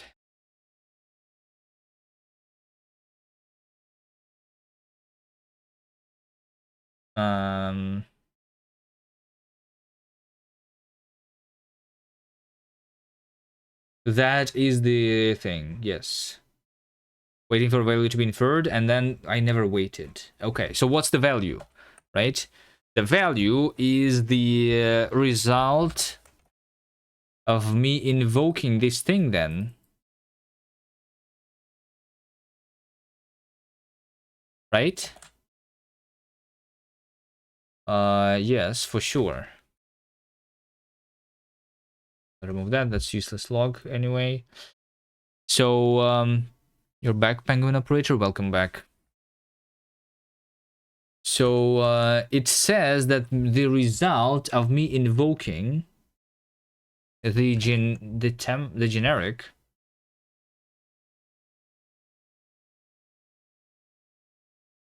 I was using the memoized generic instantiation. I'm waiting for it to be inferred.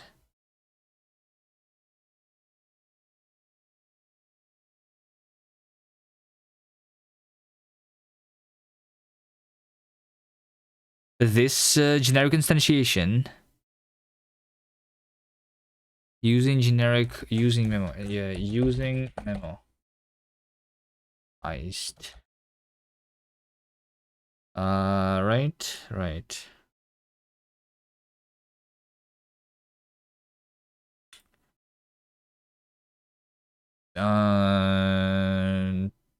To be equal to value print result. Sure, let's try that again.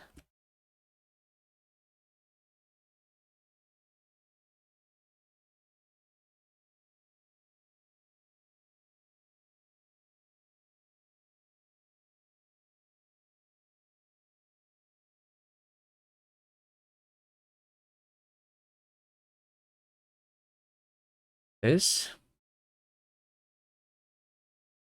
is equal to that.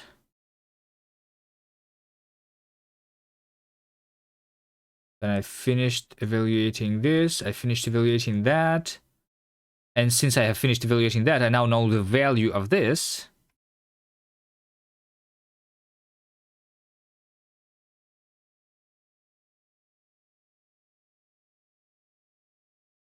But that did not make this thing inferred. That's the problem. What? I have actually, like, is it like there is maybe like some fundamental issue with my inference? Like, I feel like literally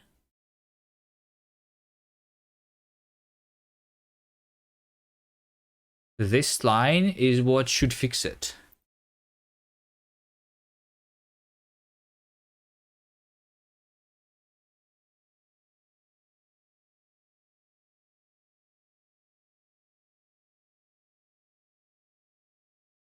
Let me print this here separately. Like, instead of changing generic, this is the evaluated result over here.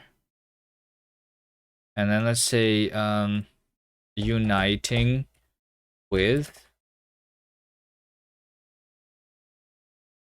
value print result. So like with the old result, right?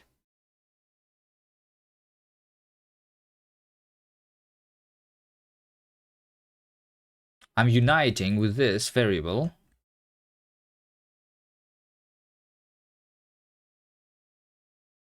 Wait.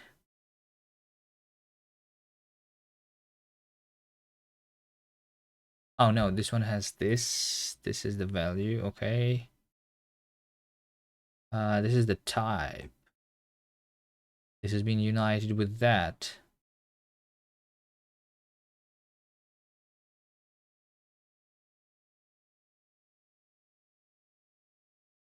Now it's inferred as type over here.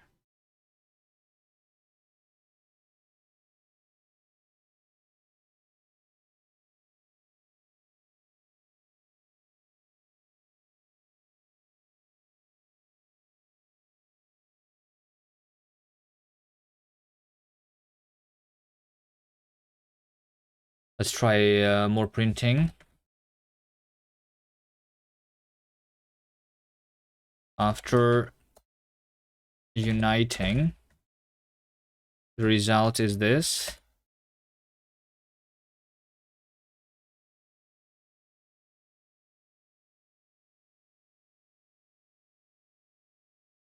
Please tell me that the uniting actually worked. Uniting with this, and after uniting, the result is type. And this over here is fake. Okay. Because that was never inferred still. Maybe I'm not calling, like... Maybe I'm just not calling the function. Maybe I have the bug in inference. Let's look here. So here's my inference, right? This is the generic inference. It can infer whatever. Right? And then I'm calling the functions once the thing is inferred.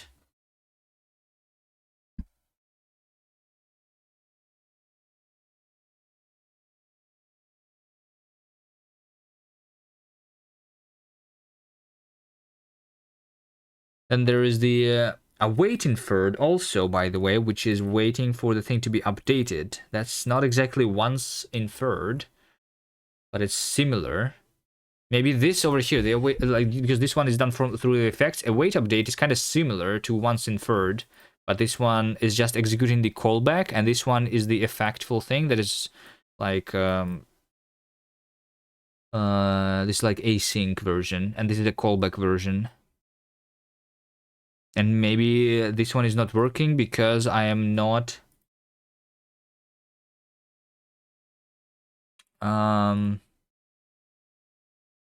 yeah, but the async version is literally done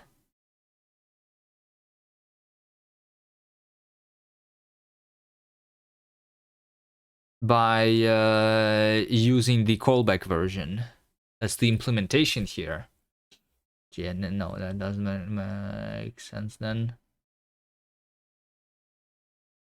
So the only reason this would fail is that somehow if I'm losing this list of functions that I need to call, which I am doing technically, right? Sometimes I'm saying that once inferred, this is the list of functions that I need to call once the type is inferred, right?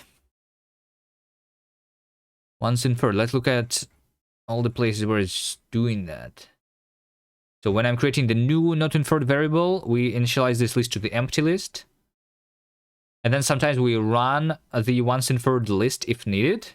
So we are saving the list of functions, then we override the list of functions to be the empty list, and then we just go over the functions and call them, right? That's what I'm doing. But only if the thing is inferred. So this is I'm just calling this function sometimes, right? Now when am I calling? And let's see once inferred. Is this being used in other places? When I'm printing, it doesn't matter.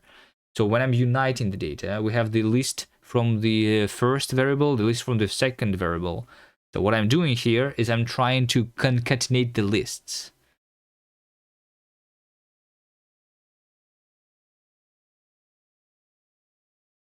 Oh, I see the issue. Because over here, I'm uniting inferred. This can modify the list. This over here can modify this and that list. Okay, you know what? We need to say that this is... Wait, can it? What's A? This is the inferred values. Wait, what can happen here? So I'm uniting the values that are inferred.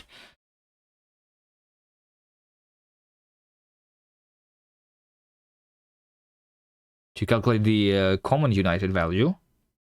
The common inferred value.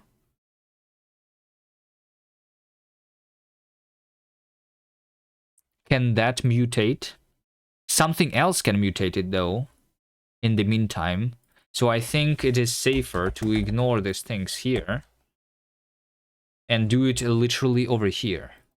So this is not having any effects. So I think we should just say that once inferred is equal to data A dot once inferred and data B dot once inferred, and then we do that. So we calculate it immediately here. That potentially is the issue. Is that actually what's happening? That's not what's happening. Okay. This doesn't hurt though. So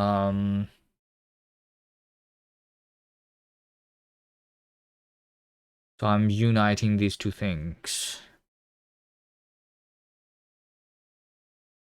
All right.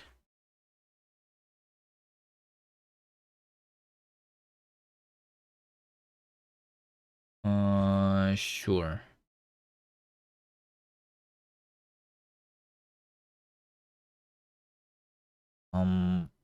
Yeah. Okay.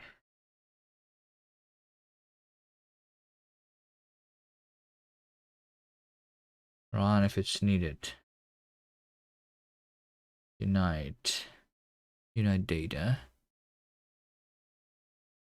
Infer as unite data. Once inferred. Or unite data. We just add the function there. And then we'll run if it's needed. Okay, I don't see the issue anymore.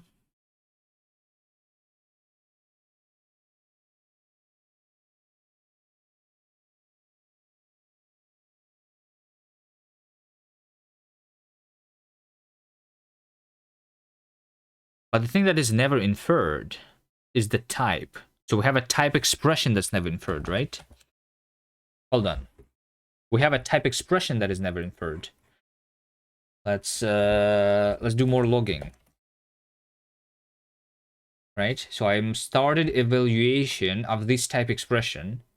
This type expression still needs to evaluate this and that.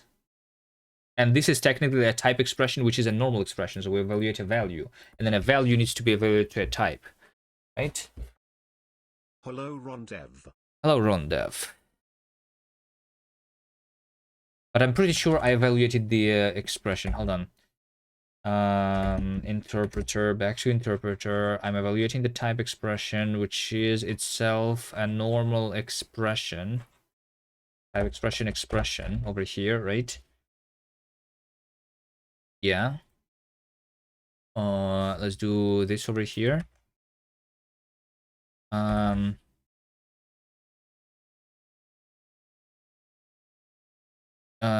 Evaluated type expression. type expression here to be equal to this value print value, right? So I think this over here, this expect type, this is the async function, which can like suspend forever. If you had to compare Camel to Rust, in your opinion, what are the benefits, downside of each comparatively? Rust is a language that makes you more confident in the code that you have written, and OCaml is compiling faster. That's in 2 words. The reason I'm using OCaml here is because it's compiling faster. Otherwise, I would be using Rust.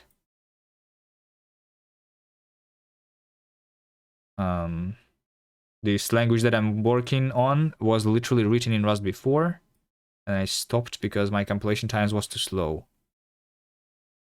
But then, like right now, right? Here's one of the upsides, right? In Rust, this is async function. This would be expect type dot await. So it would be like more explicit that this thing can like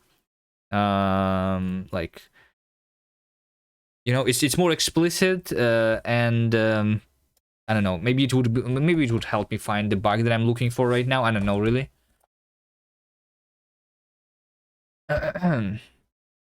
If you stick around for long enough, you will start to love cast, and I've only been here for a week. You already love it? Genko Letito? It's not even done yet. That's very far from being done. For now. Oh, I'm just struggling with implementing the basic features. You've been obsessed with cast for almost a year now. All right. I mean, I am definitely obsessed with it.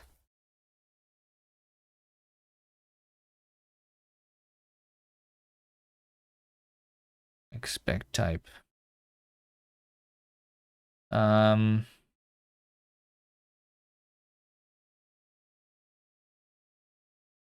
So yeah, I'm evaluating type expression here, right? So this is evaluated to be that.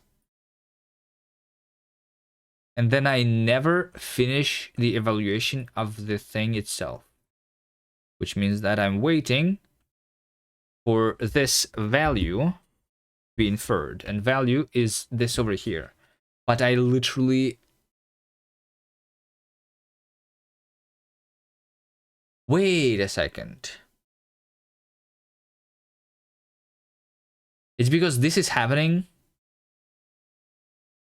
at runtime and not compile time? Because I can instantiate generics at runtime and not at compile time. I'm instantiating it here. No, that makes no sense.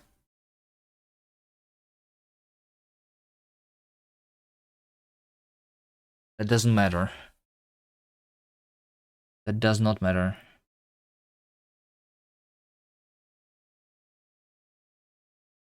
Let's go back to printing IDs of the variables. Over here.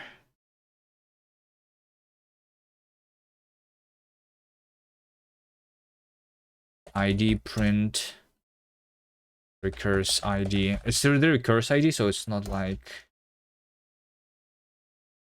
really very useful. So this is over here evaluated to be number 13476. Okay. Yeah, look at this here. Look at this. I was literally... So this is the variable number 13476. I want this to be inferred, so I'm waiting for it to be inferred, right? So later, I am saying that I am uniting this value with this variable, right? Once this is united, I should continue the evaluation of the type expression, because now it should be unlocked. Okay, I have like some fundamental problem, maybe. I don't know. let's just say, okay, fine.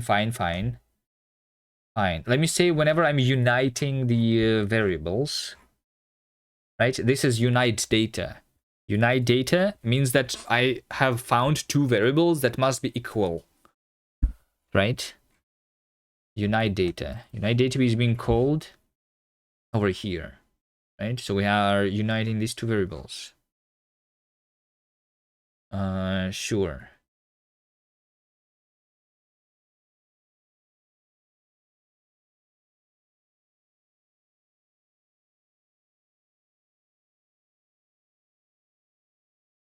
I think this over here is also wrong, by the way. Wait a second. Infer as is wrong.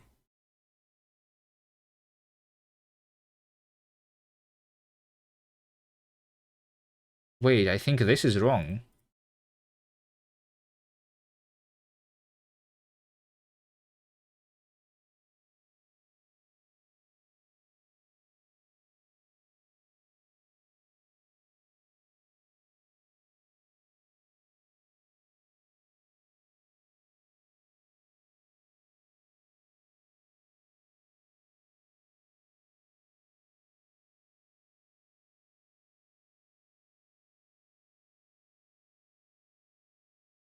Let me try doing this. I'm going to just do this using unite. Unite. Span. Unite inferred. And then the variables.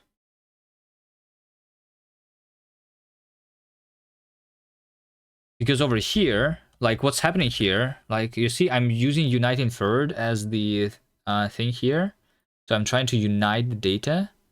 This thing can recursively call and unite this variable with something else. And then I'm going to overwrite this in the wrong place. I think this unite was written correctly though. So I want to, like, when I say infer as the thing, I'm just going to use the existing implementation that is correct, hopefully, instead of having the same logic twice. So I'm just going to unite. So the difference in the API, this is uniting a variable and an inferred value, right? And this one is uniting two variables, right? So in order to unite a variable with an inferred variable, I'm just going to create a new variable that is already inferred, right? With the variable. So the one is going to be inferred, new inferred, span infer as. And then we unite that with the variable, right? And then we just ignore the result. Yeah, it doesn't matter. Yes, it fixed it. Oh my god, this is okay. I fixed the recursive types. All right. Well, how long was that? Like 1 billion hours? All right. Yeah, like let's this is printed over here now, right? This is proper recursive type. We have a type and then it's recursive. There you go, right? And that's exactly what I wanted to see. Now let's also say that this is a T and this over here is T, just to make sure that it's going to be the same. It works. Okay, nice. And now I just want to change all of the log infos into log results, I guess. Log traces, I guess.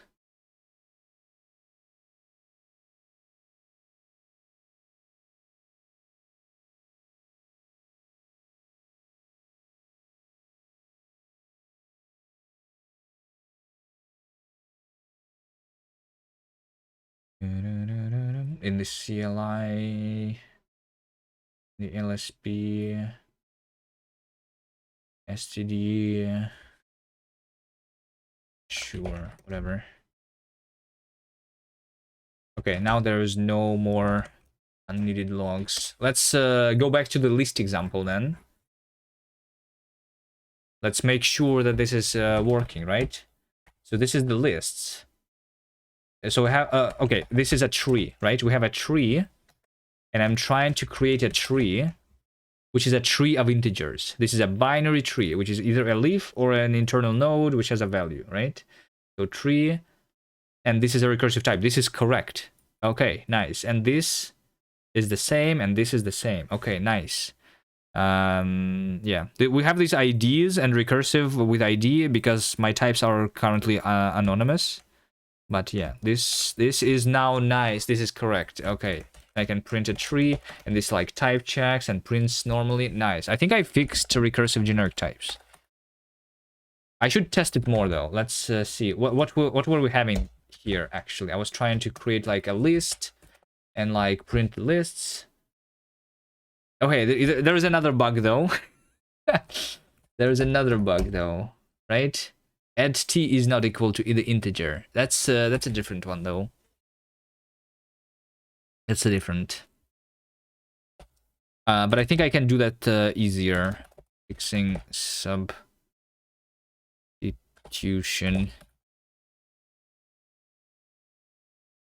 I will probably like commit all what I've done anyway.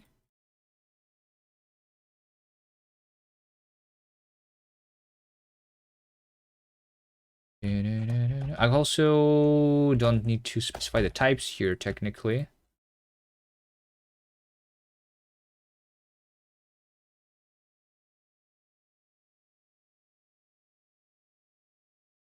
Let me do that for now.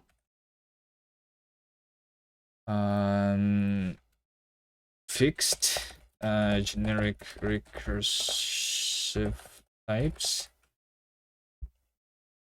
Okay, so the problem is, right? Why does it say print t is not equal to int32? That's because the type of a right now is this. It's of type print t.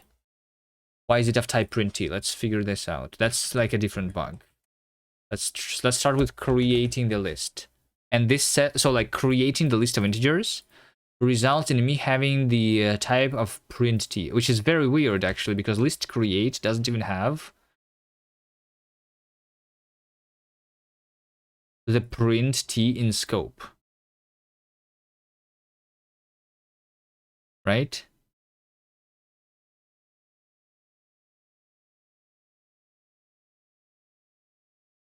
It doesn't even have print t in scope. So we have some weird issue that I guess over here list is being let me make sure about the generics here. Yeah, that's what I want. Let me log a little bit more. I think I'm thinking that two things are I give you my thanks. What for, Dingle? But no problem. I think the problem is that I'm thinking that two generic arguments are the same, even although they are not the same. Oh, it's Thanksgiving. Is it? 27th of November? Thank you everyone for being here. Thank you.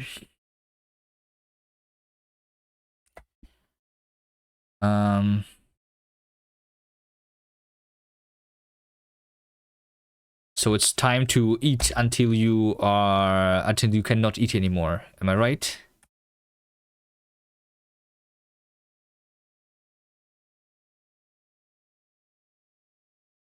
Is that how Thanksgiving works usually? Lists. Yeah, I wanted to do the logging. I wanted to bring back the logging of instantiation.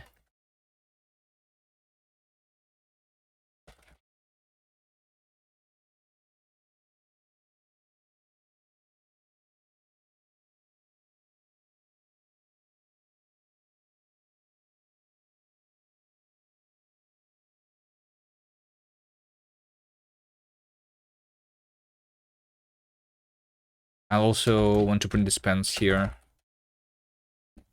to understand where it's happening.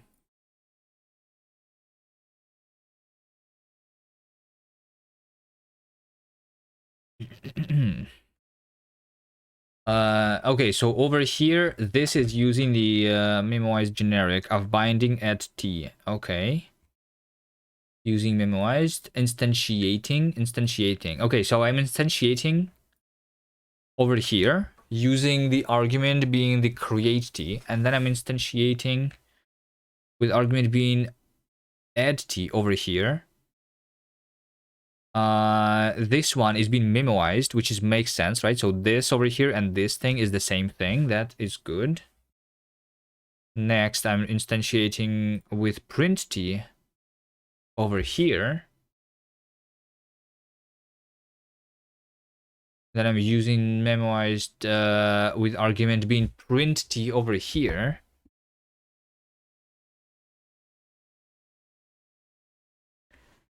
That's because I'm evaluating that. Okay, yeah, that makes sense. So that's resulting in being print t, okay. Then I'm using the memoized binding create t. Create t. That's that one. And that results in the type, which is that.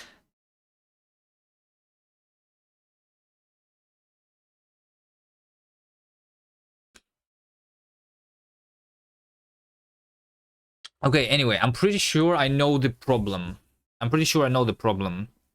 So what's the substituting, right? I am only compiling my generic functions once. I'm not doing monomorphization here, right?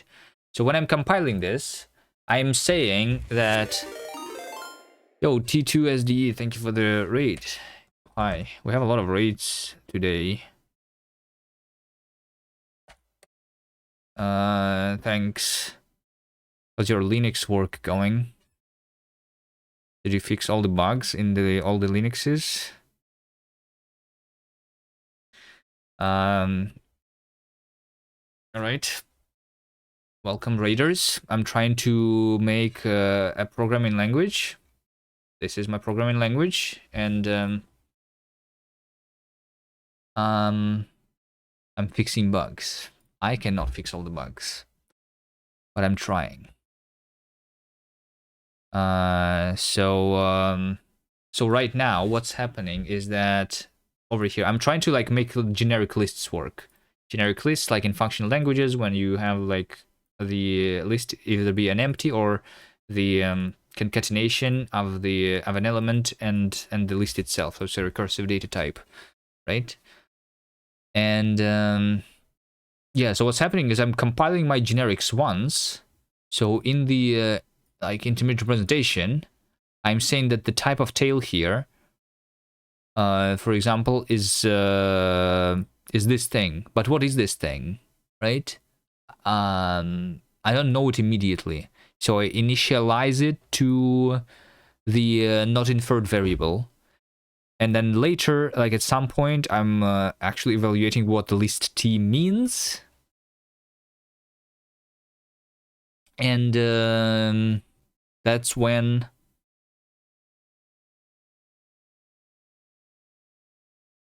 things happen. All right. But yeah, basically, when I'm saying over here that this returns this function create returns the type, which is list create t, what's happening here, in order to figure out what the type this actually is, I'm evaluating my generic body here. So this is just an expression that I'm evaluating. But when I'm evaluating this, this might actually not have been evaluated yet, technically, I guess, is what's happening. So when I'm evaluating this, I'm still having the t's here, right? So I have this process which is called substituting bindings, where I am actually replacing a value, and I'm replacing all the occurrences of t's here with create t's, right? That's what is happening. But sometimes when I'm trying to do the substitution, the things are not inferred yet. And what I'm doing right now is I'm just skipping it and keeping it the same inference variable. But that is wrong. That is completely wrong, because what if it is inferred to be something that needed to be substituted, right? Then it's actually a different variable. It's not the same variable. So I'm having an idea of when I'm doing substitution over here, when I'm substituting the variable, right? I'm saying that, yeah, over here I'm checking the current inference status of the variable, and if it's not inferred, then I'm just returning the original value. But that is wrong, because I potentially want to actually do the substitution. So what I want to do here is I want to actually await the substitution here, I think. So shape is going to be variable await inferred, I think. In order to substitute, I need to wait for the things to be inferred.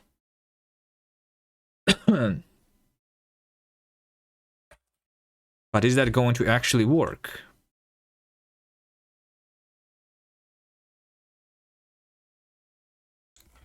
And this needs error shape.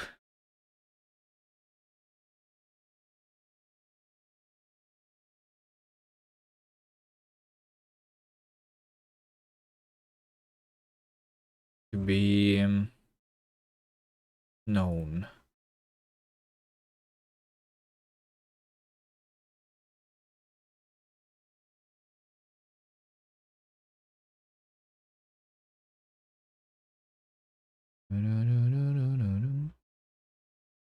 So when I'm substituting the row, error shape is a row error.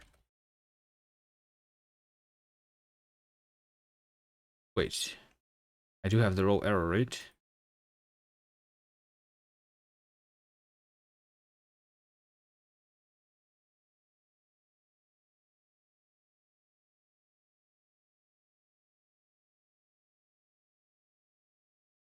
Yeah, I do have a row error. Why are you telling me? Why are you highlighting this in red? It's row.r error? Sure. And over here, when I'm searching the type, error shape is type error. When I'm searching the value, error shape is value error. Okay. Let's see what's going to happen if I just do this, but this is not going to work, I'm pretty sure. Yeah, because now I'm trying to wait like this variable over here.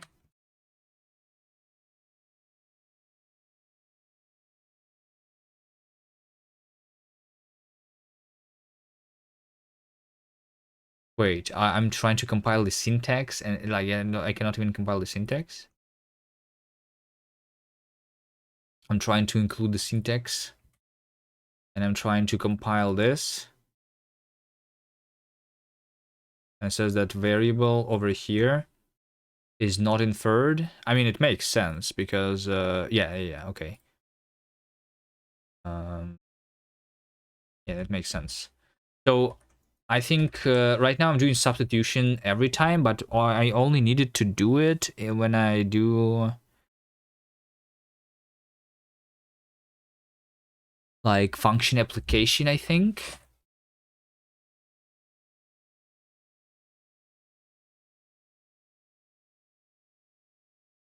Do I do substituting the types?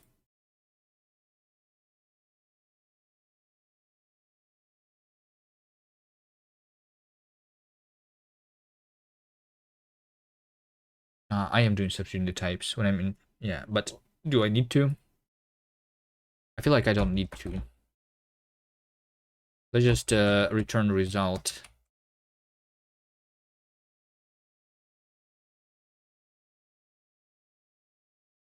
So these are the two substitutions, and I'm going to ignore both of them. And instead, I'm going to say that when I'm calling untyped function, I'm going to substitute this thing here.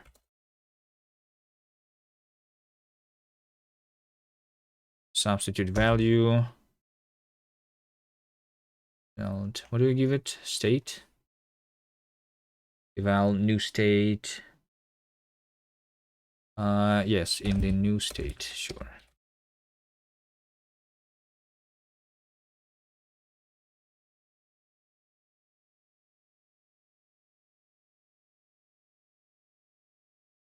Maybe this is all that I need. Let's see. No. Okay, so now in the list, this is not inferred and it cannot be awaited. And when I'm compiling,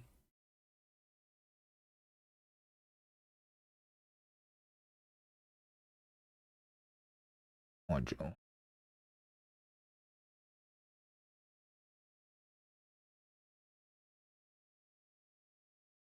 This variable is not inferred and it cannot be awaited.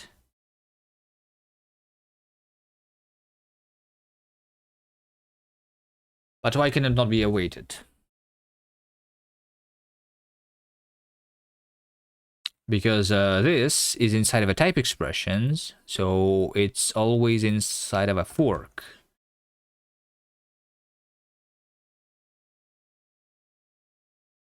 Variable is not inferred and cannot be awaited.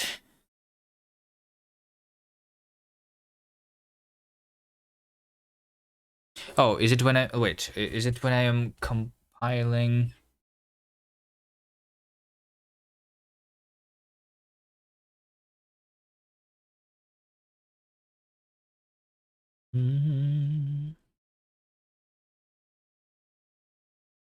I'm doing substituting the bindings, but because I was substituting the value, and why I was substituting the value?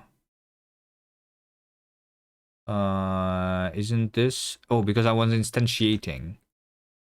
Okay, so I am instantiating. And this is my... Wait, I have this issue again with OCaml. This is the same problem that I had before. Is there any OCaml experts? My stack trace says that I'm inside over here. And this is a function that is handling my effects. But the effect is not being handled for some reason. Like, let's just say over here. Effect. Inference.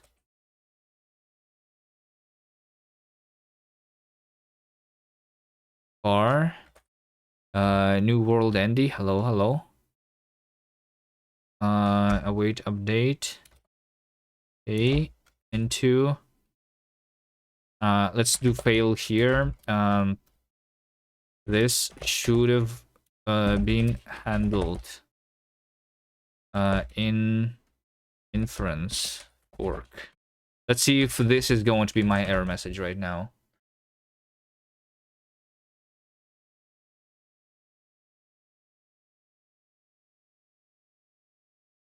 Yes.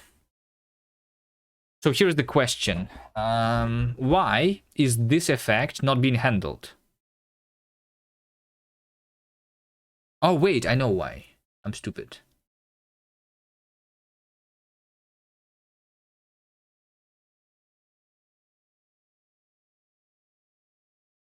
The fork is on the outside.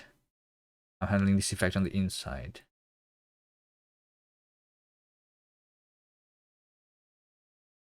Fork.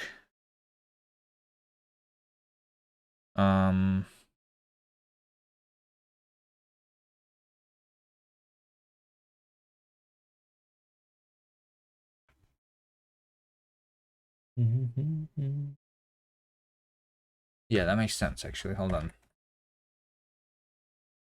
But without this...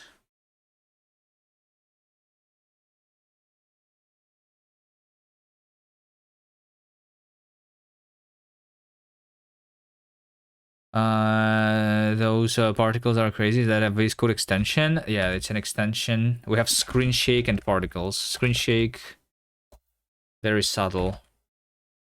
I can increase that power mode. The extension is called power mode. We can do magic instead of particles. Look at this.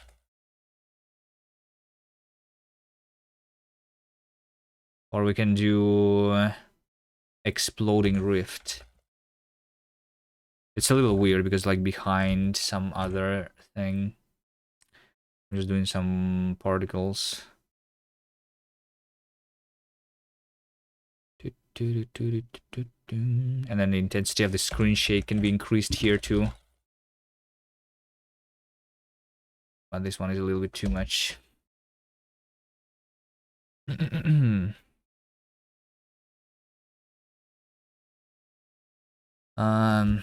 Yeah, I barely notice it. At this point. I wish it worked better though. Like I saw other people working where it is a lot more like it's probably not that visible on the screen, but my monitor is like 140 hertz, and this is I feel like this animation is like even less than 60 FPS. So like I see that it's lagging. And I've seen like it being more fluid in people who are doing it inside Godot. Does Godot has its own thing? Like its own editor, right? Godot power mode.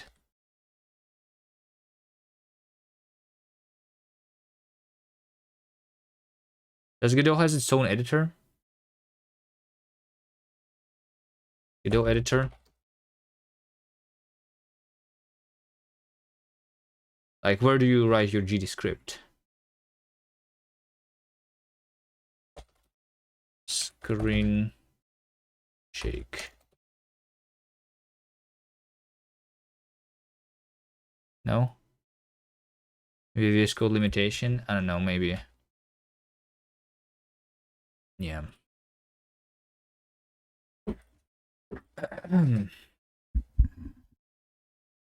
Alright, let me see again what's happening here. I have the thing that this is not inferred, cannot be awaited. My stack trace says that I'm trying to await the thing to be inferred. So I'm here, and then I'm here, and then I'm here, and then I'm over there. And then the substitution was called from this function, which is instantiating things, right? So I am performing an effect from this call. And this effect should be handled because my fork function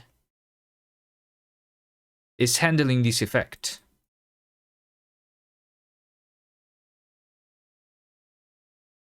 Why are you on GGen hours?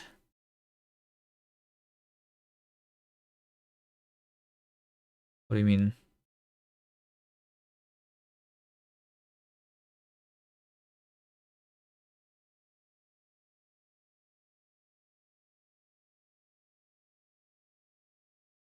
Yeah, like I already did it before.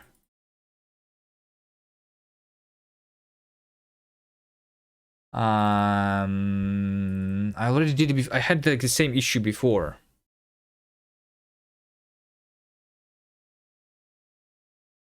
And I ended up inlining my effect handler over here instead of doing this inside of the inner function.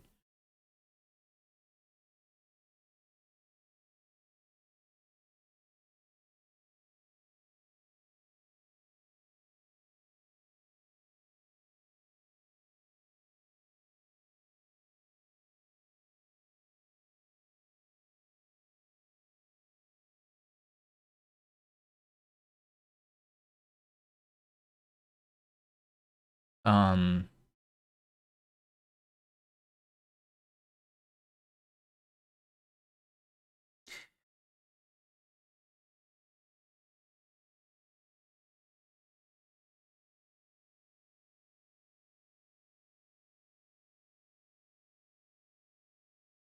Wait, can it be because there was another effect here?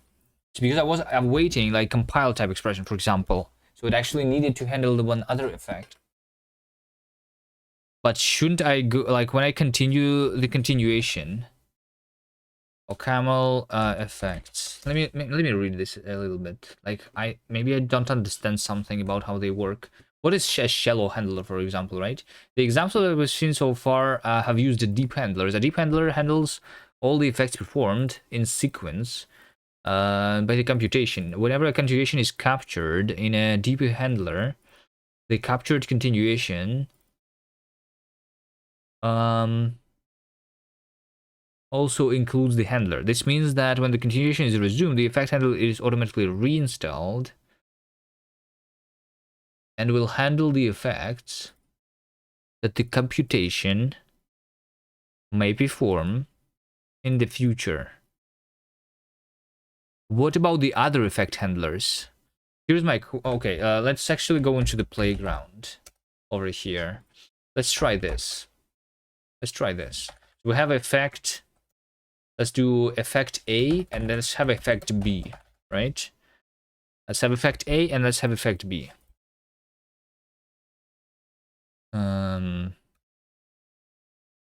Like this, right? So I want to have a function which just says effect perform A and then effect perform B, you know? Something like that.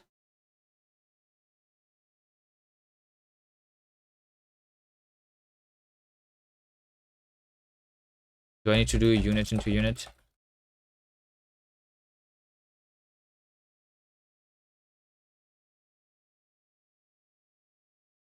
Or maybe I can just do unit effect T. There we go. Works, I guess. So we perform effect A and then we perform effect B, right? And then I want to just write the code that is going to, let's do this, try with effect a continuation, then we affect deep continue k with a unit, right? Something like this. Try call function f, right? So if I try to do this, cast exec, cast, no, not cast, dune exec, OCaml playground. So right now the effect b is unhandled, right? Because I didn't handle it. So if I try to handle effect B here too, right? That's going to work. Now, what if I do this? Try, and then over here inside of this try, I'm going to try it again.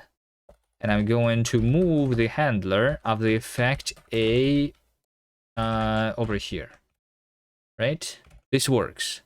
This works. But what happens if I try to perform effect B and then perform the effect A? This still works. Okay, I don't know. So this is exactly how I imagine this should be working.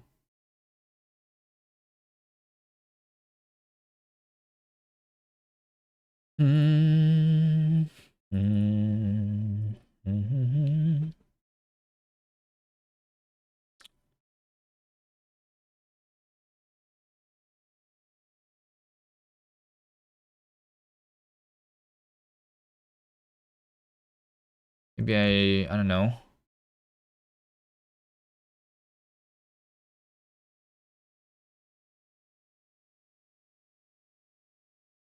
Oh wait, there is this scope await update.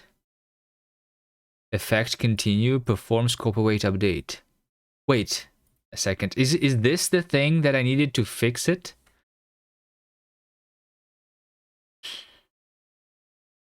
What if I try this here?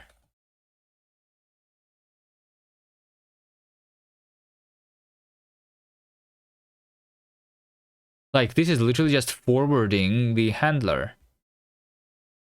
Like this over here, it makes no sense, I think. Or does it?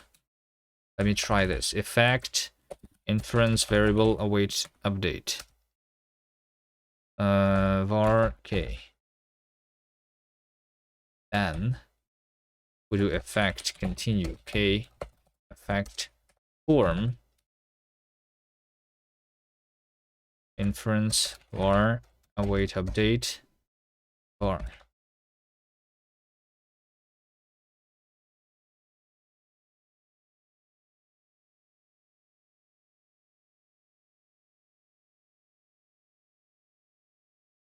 Um.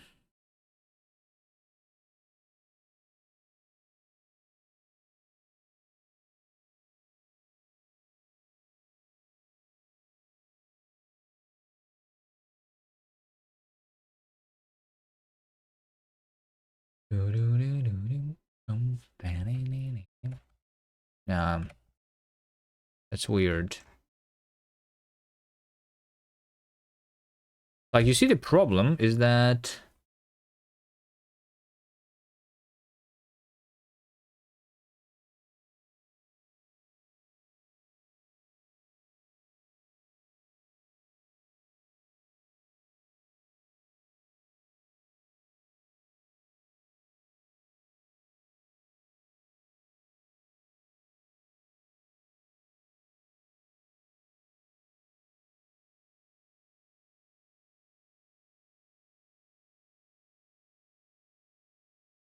yeah, like I literally like the problem is that I literally have it in my stack trace.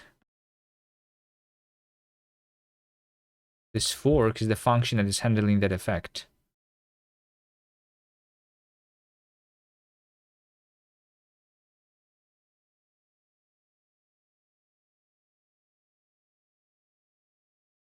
And then it says that effect is inferred and cannot be awaited. This is because I have like a default effect handler installed.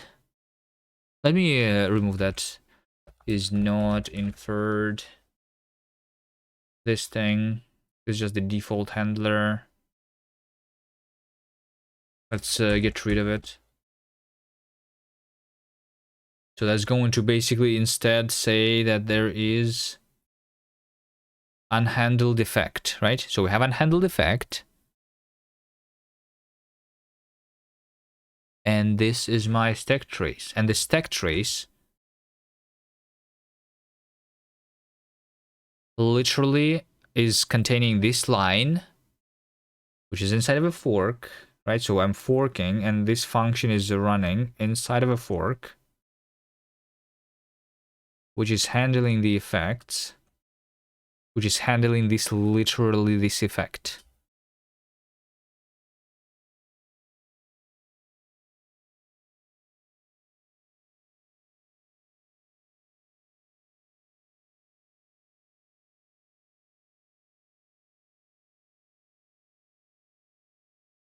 Which means that it should be handled. But it's not being handled.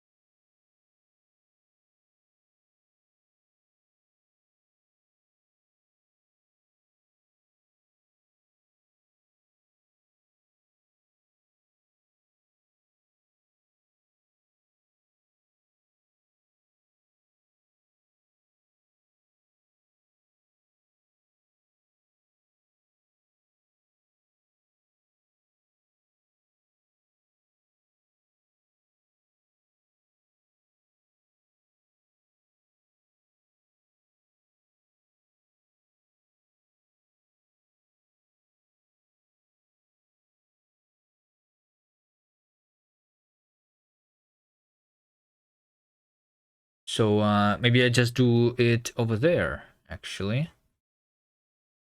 In the instantiate generics. Over here, I'm having a fork. So let's just do a try here. Let's do a try, and let's do a with effect inference variable await inferred variable await update variable. Okay. Can I just over here do effect perform inference variable Wait update. And then I do effect continue. Okay. Use by performing this effect. Right? Like that just forwards the effect to the whatever is in scope, right? Which it should be in scope.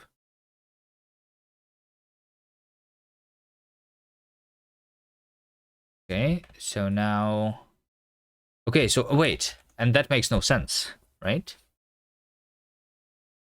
So I'm trying to perform the effect, which is literally supposed to be handled here.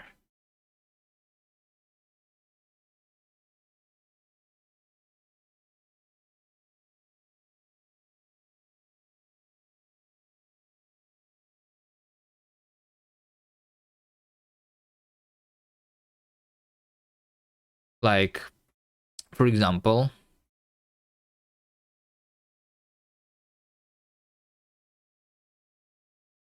let's try putting it over here, inference for await update.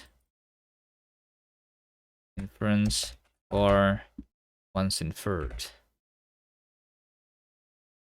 Let's have it handled here. Is that going to fix it? That is not fixing it.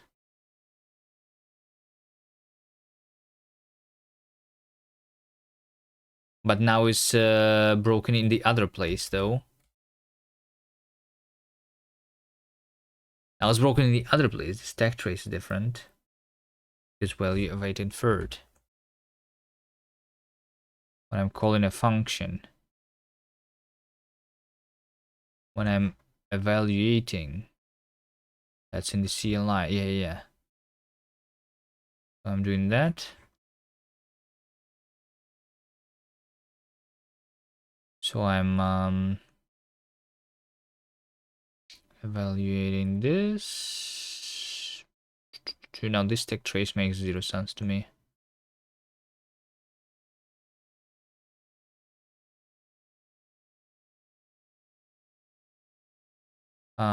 Await inferred is being called from here, and that's been called from here,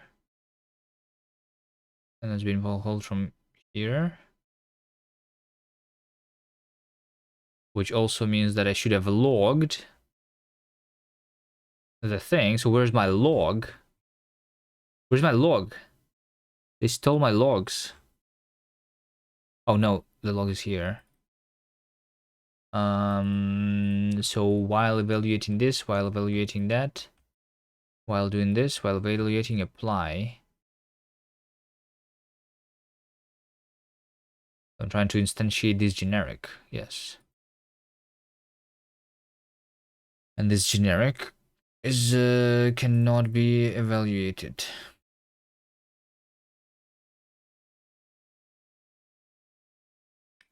But that makes no sense.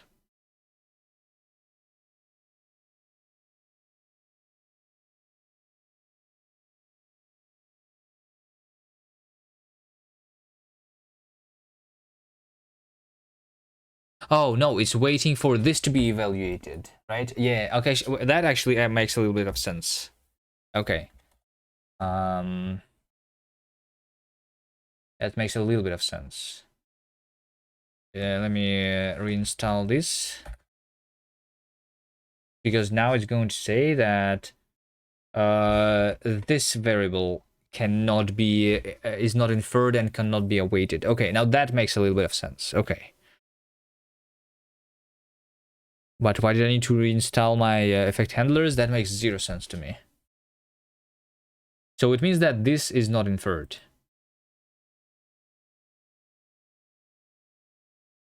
In order to infer this, I need to evaluate this.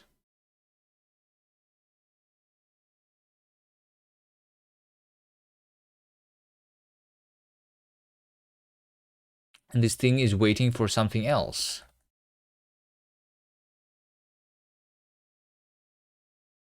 Let's try copying the example over here. We have a list. Let's do modules here. I have a list like this.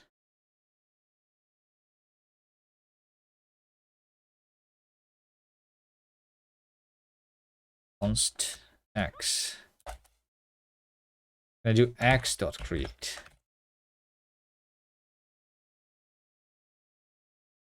No. So yeah, we were having where I was instantiating this generic.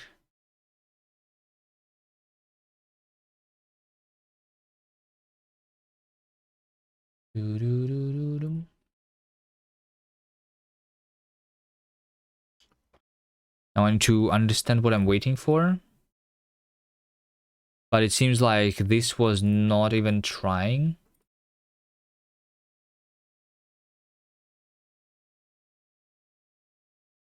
To be instantiated.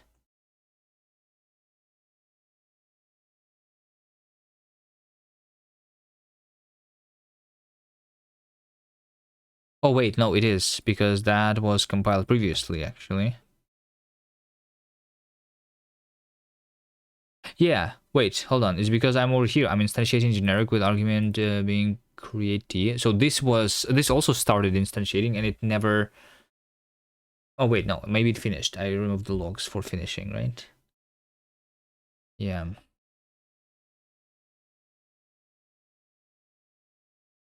Mm.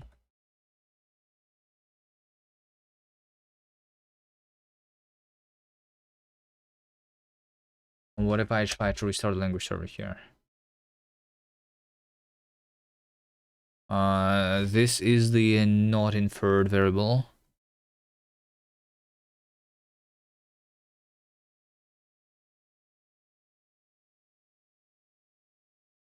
So we don't know the type here.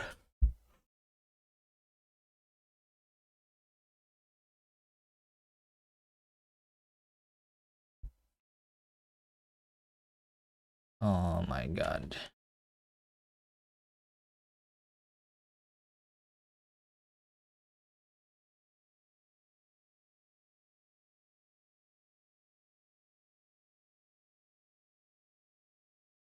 X.create. What's the type of x.create? It's a function that returns the not inferred thing.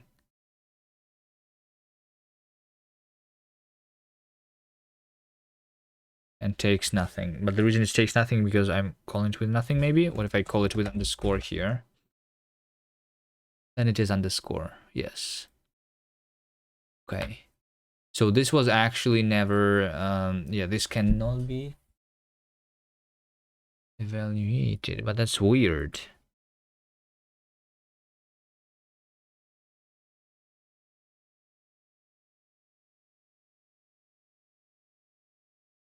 Let's see. I need to add back some logs, I guess.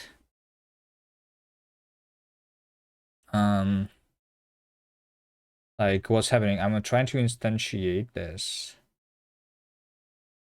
Right? Yes. So instantiating means evaluating this expression. This is a normal lambda function, right? Let me add back some logs. Instantiating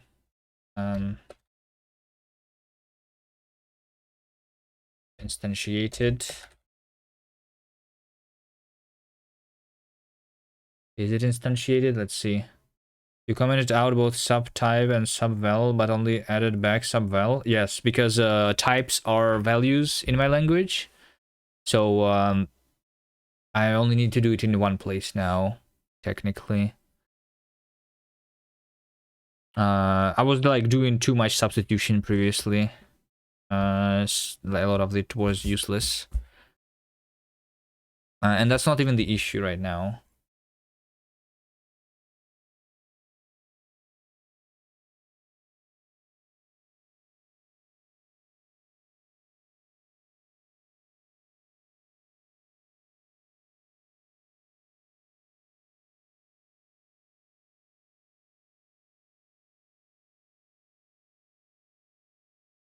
All right, so I'm instantiating this. So this never was instantiated. And this one also was never instantiated.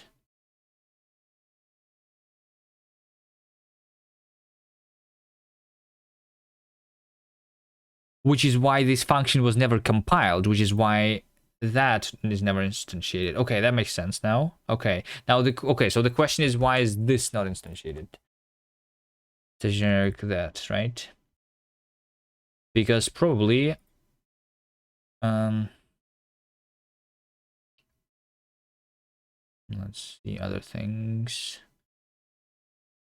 Examples lists. Yeah, this thing is never instantiated. Why? Because this order here is also a generic.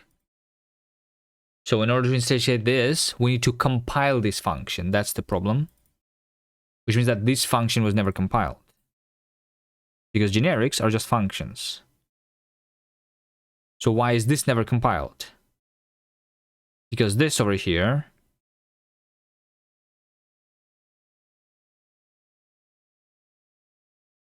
is recursive, and I need to instantiate it.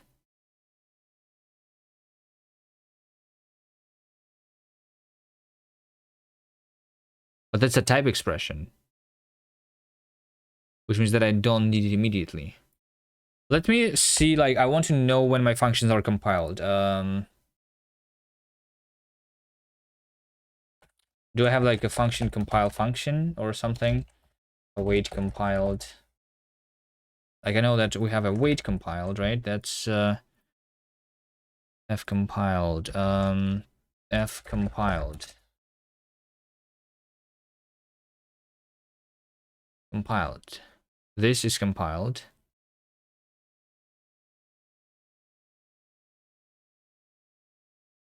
This is a function.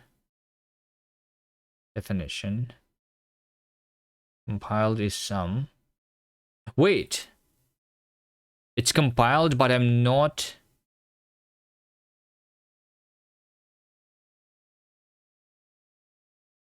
Wait, am I not supposed to like notify the things on, like we have this thing uncompiled, which means that I need to call this function, call this list uncompiled.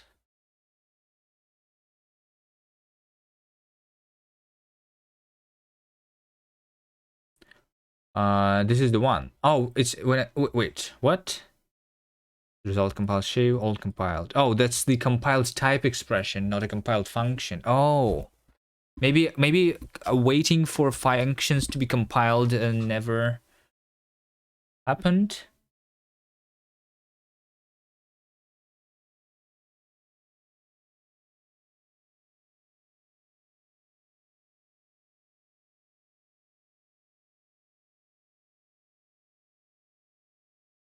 This is a type expression, which is also similar to functions, is being compiled asynchronously.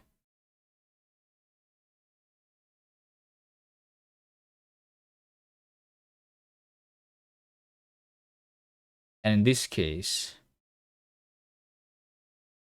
yeah, so there's the expressions, there's functions that we need to wait for them to be compiled. So I'm storing the fact that I need to continue doing what I'm doing here when it's compiled, but then I never call it. That makes sense now. So I need to say compiled is this, right? So this definition compiled. Let's actually do something.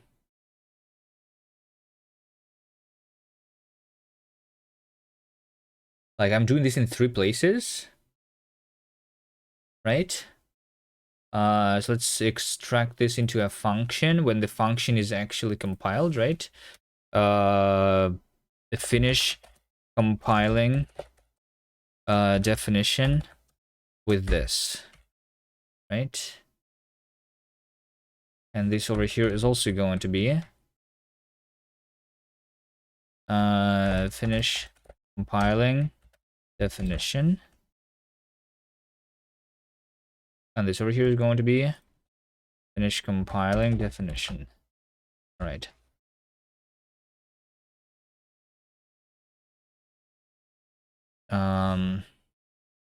And this should be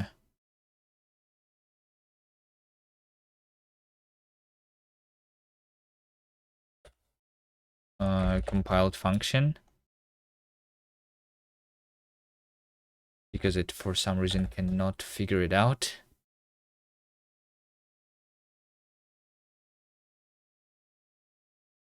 Okay, and then finish compiling is going to be in the compiler somewhere. And let's do it here. Finish compiling definition, which is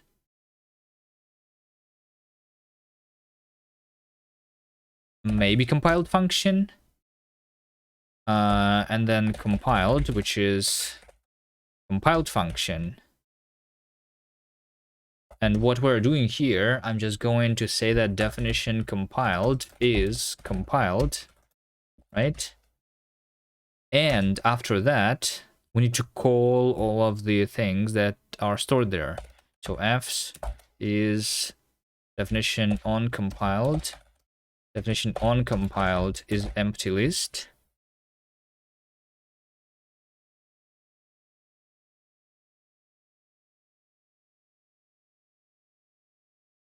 And then f's list iterate function f, and then we call every function. That's what I need to do.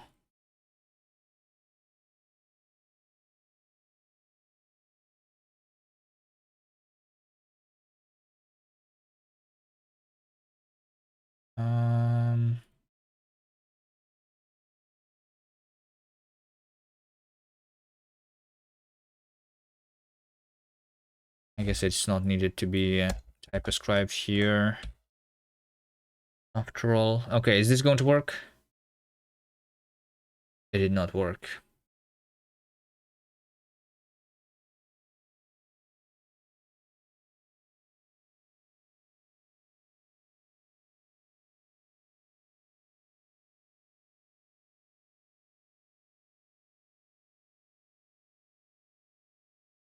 Okay, let's take a look then. We also have a weight compiled in the interpreter, right? Let's do the info here. Is that still is what's happening?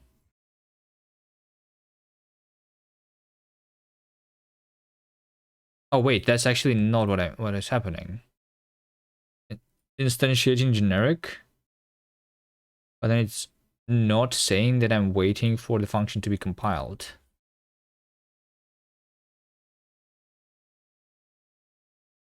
Hold on. But what are you waiting for then? What are you waiting for? Like, because this is really easy to evaluate, right? Let's just say, okay, fine. Let's go to, let's do more logging. I'm trying to evaluate. And let's just say over here, log info, evaluating at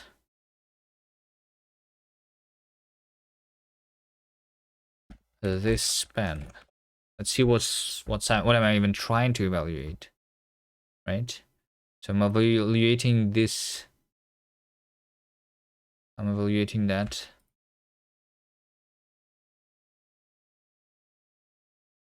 Oh no, while evaluating apply expression.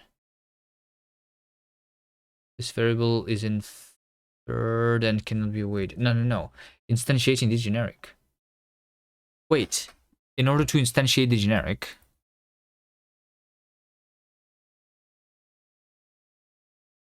I need to evaluate this, and this is never evaluated. Okay. So let's see then. So I never get to this place, which means that I'm actually awaiting. But didn't I log this? I'm waiting for a function to compile, and then this never gets to the logs? Which means I'm not waiting for it to be compiled. So why am I not evaluating this? Let's see. It's because I'm waiting for something else. Let's take a look at instantiate then, right? So I'm doing instantiation. I'm trying to call untyped function, right? So yeah, over here, I'm waiting for this to be compiled. Let's log here. Log info.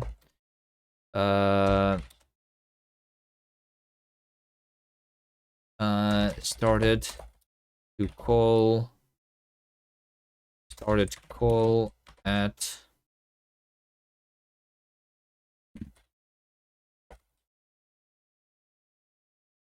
this span.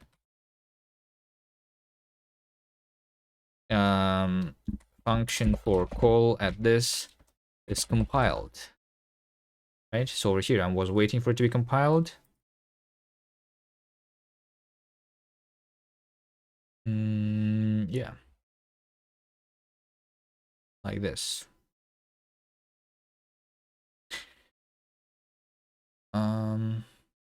Oh,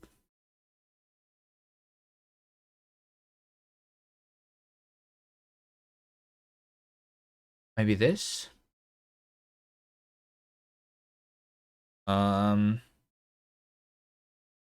Cannot call function. It's not compiled yet. Is this my problem? Baby Sprinkle, hello, hello. How's it going? I'm trying to catch a bug, and like, you know, it's difficult sometimes to catch a bug. But in general, I'm working on my programming language and it's going well, I would say. If I catch this bug, then maybe this is the final bug that I need to catch, you know?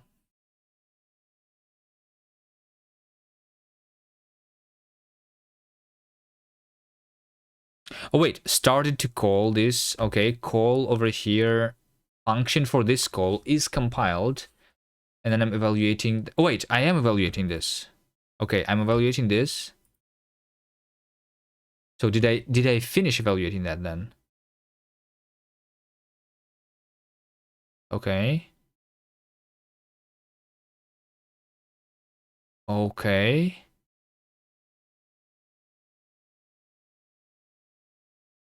I guess I finished evaluating this. Well.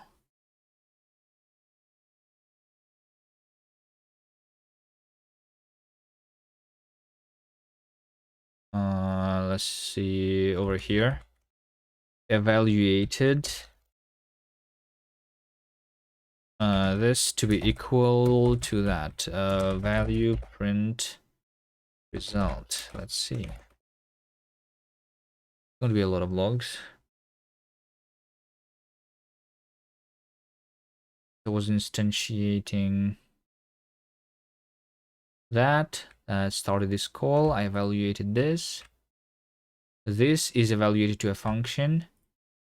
And this is evaluated to underscore.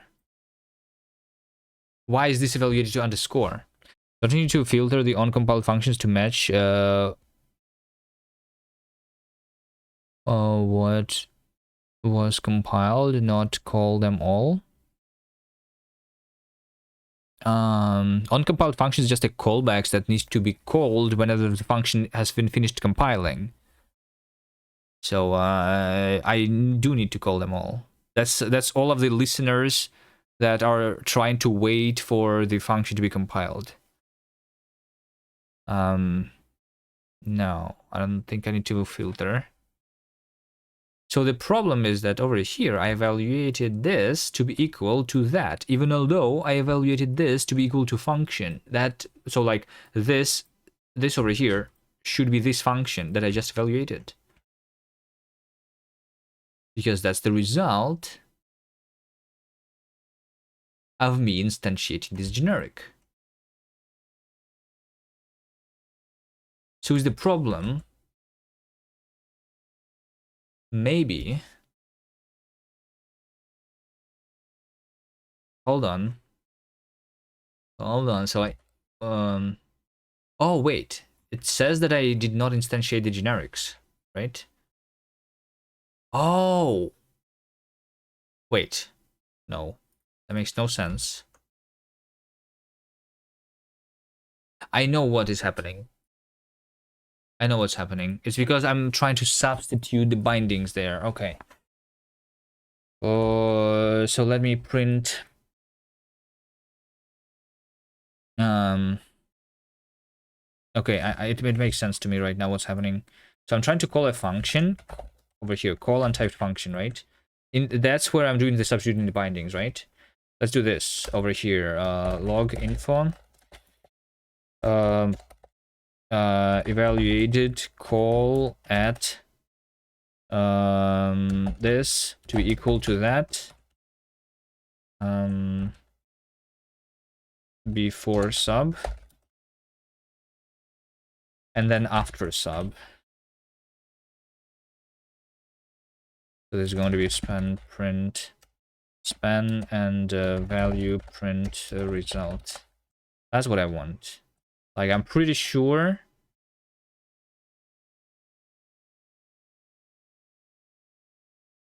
that it's the substituting of the binding, which would maybe even make sense.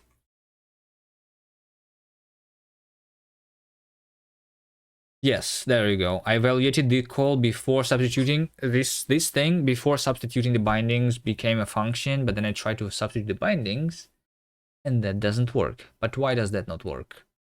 Because the question is, what is this function?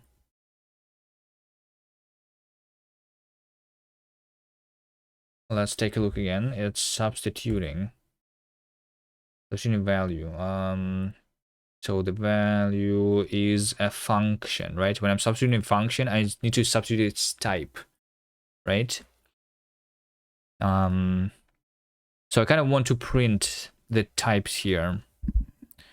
Yeah, the subscriber will know what they're interested in themselves. Yeah. Value. Let me try to print the type of the functions. When I'm printing value function, I want to print not just the function but also its type, you know?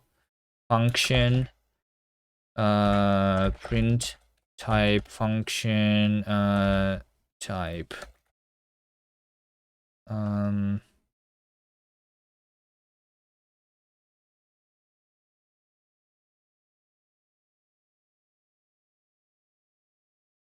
I can also like print the span here, I guess. Do I have the span? Let's see. Value untyped functions. No, I don't really. Yeah, maybe it would be nice if I had the span to know where the function was defined for easier debugging. So what is print type function?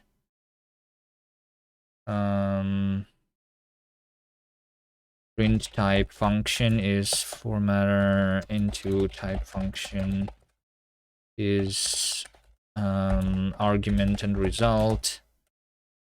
So we just print something like this.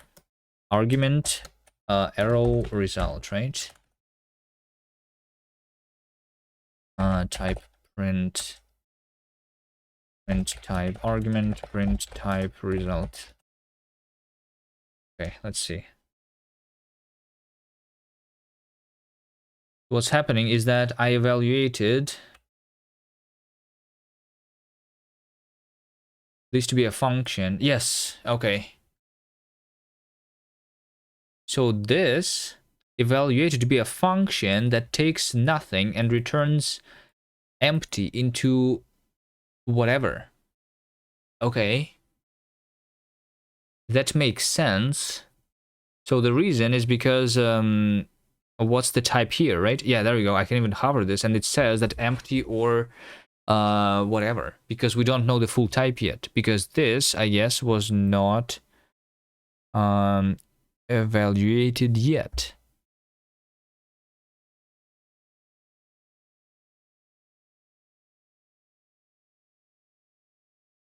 Okay.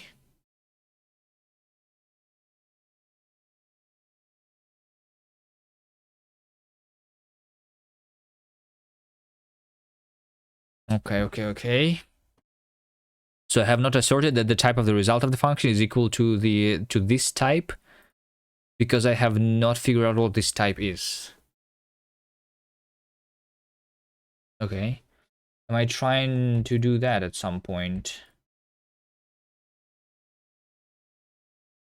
So this is evaluated properly. Okay.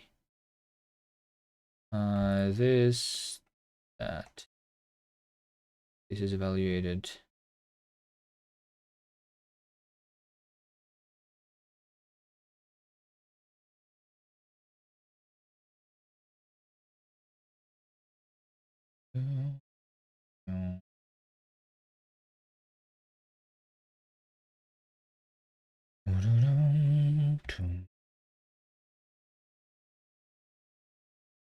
This is evaluated.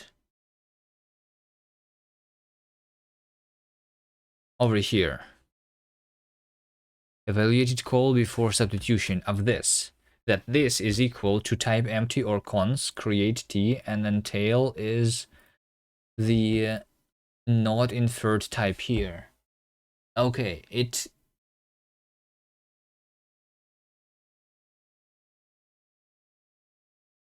is almost making sense. It is almost making sense. So the core problem is that this is never figured out what it is.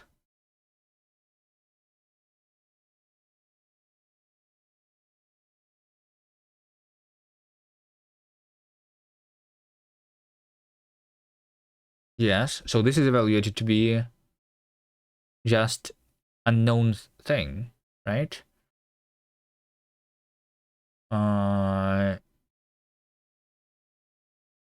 Yeah.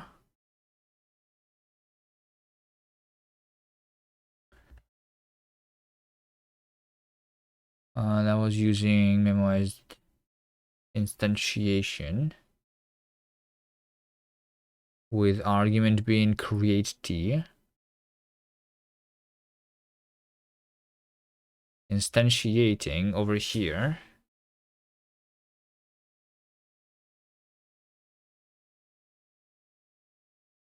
Dun, dun, dun,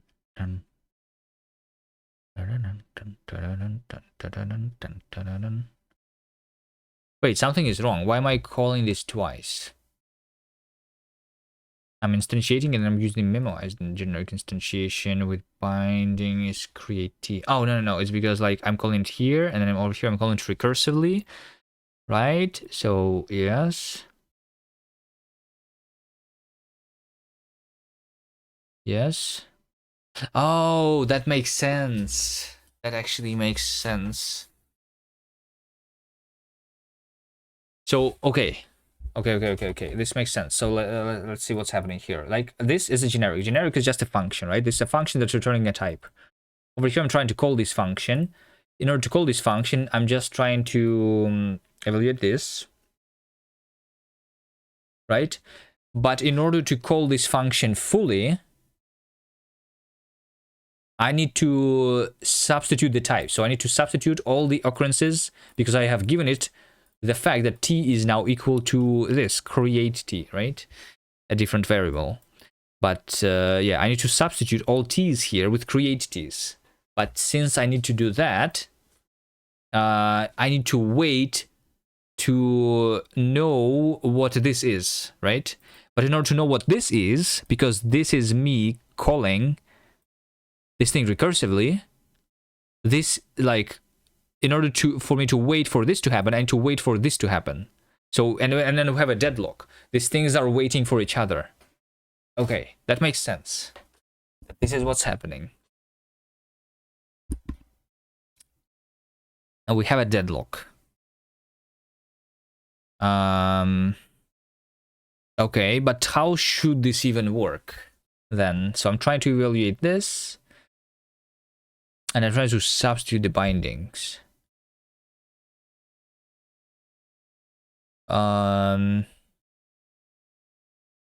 Right? So I'm trying to substitute the binding of the type of the tail here.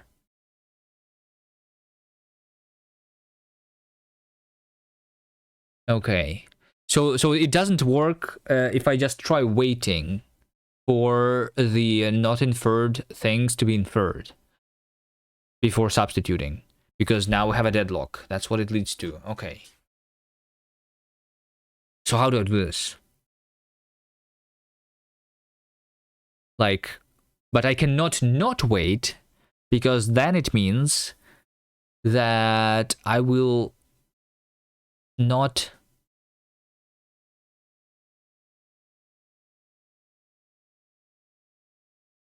if I don't wait, then I will not substitute something that needs to be substituted. So it's almost like I need to, for my inference variables to remember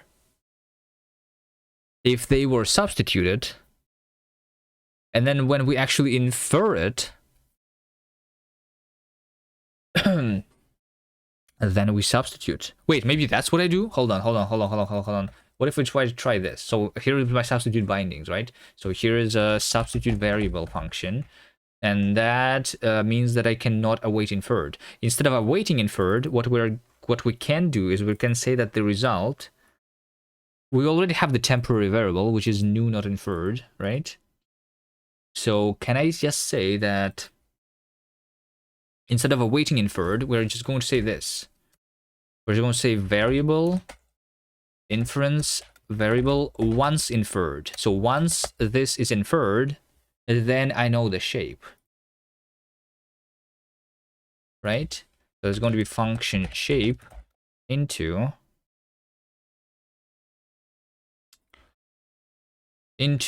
this things, right? So that is result.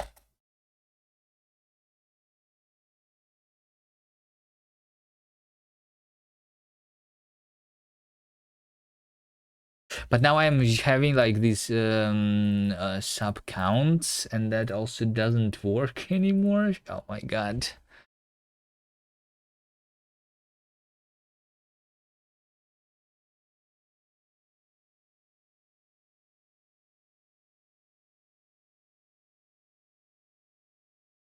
And then I'm exiting this.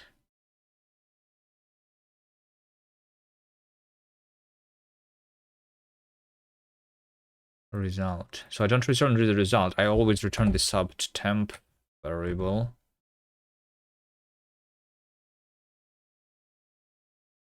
Wait, is that what I do? This is not going to work, right? Shape. And I remove this. This is not going to work. Is it?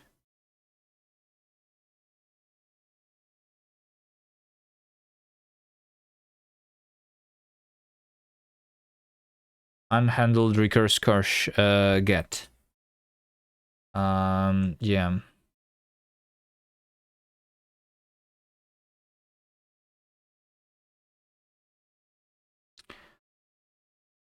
This doesn't work because this function is now going to be...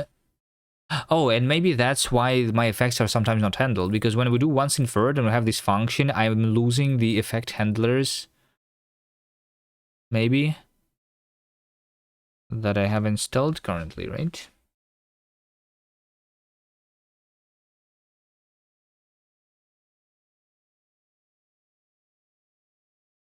So once it is inferred, I will be substituting. But until then, I don't even know if this variable and that variable are the same. So I'm always going to say that I'm going to always return that, yes, that makes sense. An original value is just my original value. I don't even need to return the original value, I guess.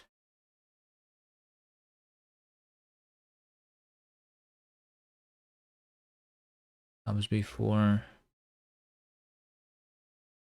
Like, isn't this my result and I don't need to count anymore?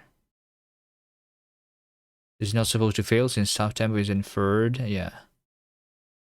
Makes sense.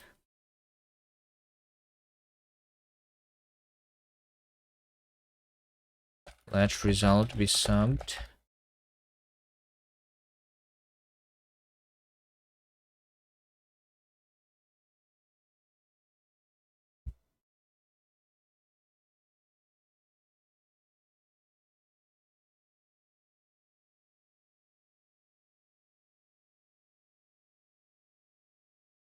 I have the unhandled recurse cache get.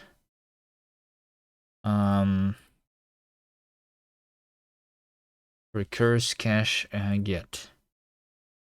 Yes.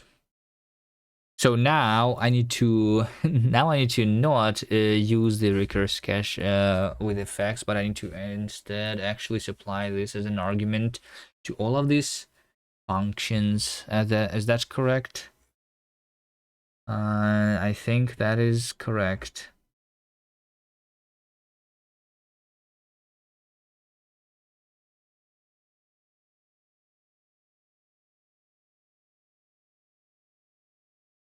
Okay, so we don't do recurse cache get here at all. Wait, and this is the only place where I'm doing this?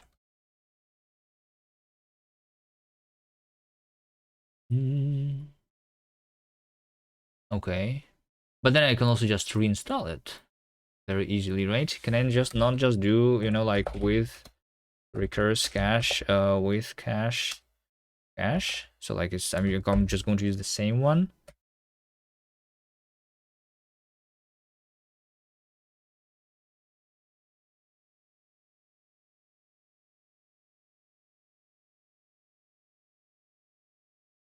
Okay, is that going to work?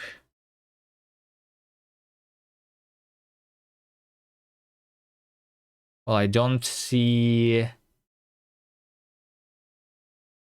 the panics anymore. But it seems like I have introduced an infinite loop or something.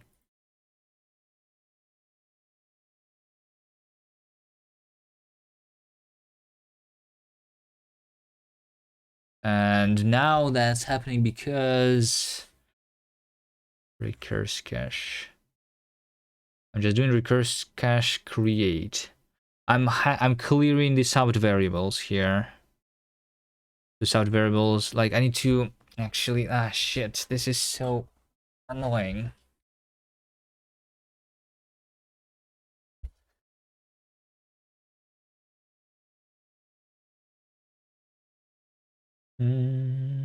Actually, no, that's not the problem even.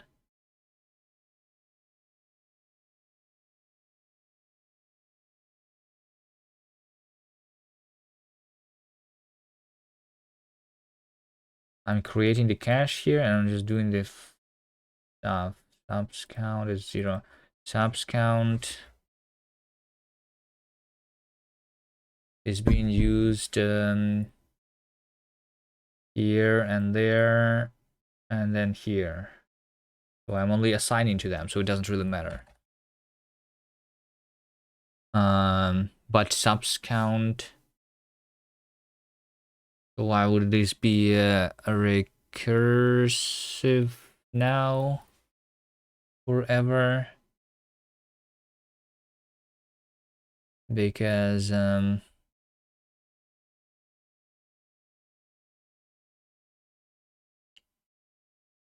entering it here.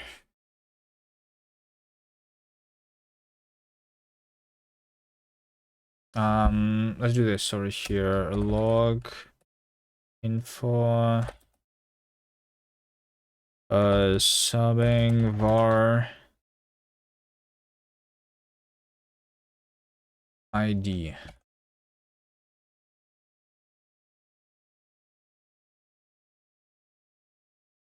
Okay, yes. So that's what's happening, right? I'm creating a new variable and I'm substituting it.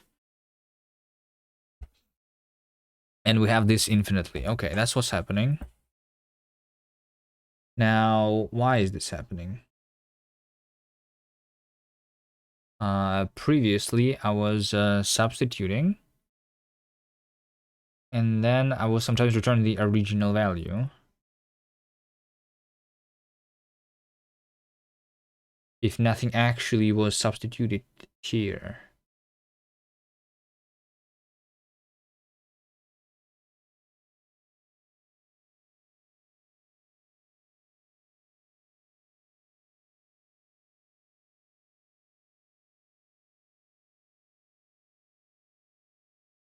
Yeah, I think.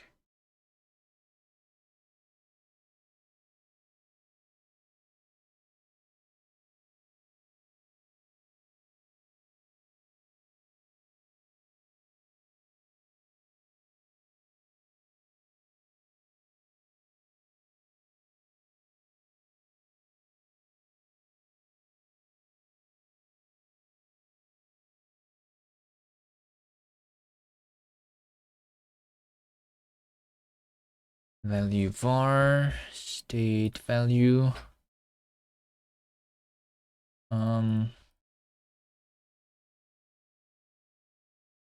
So the new not inferred variable is created over here, right? That's the one.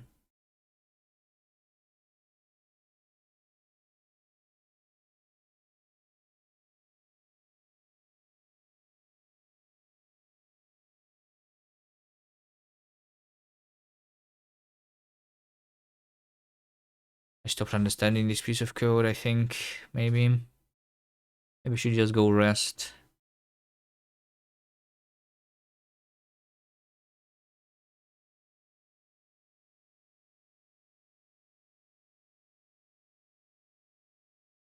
Subvar.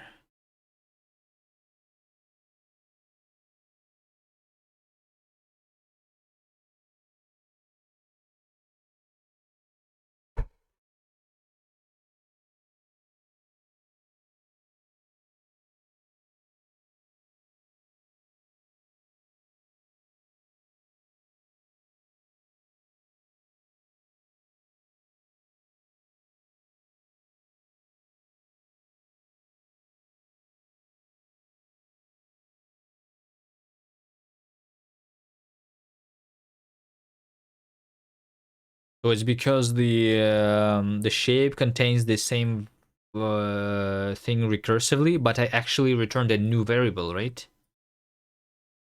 Wait, what?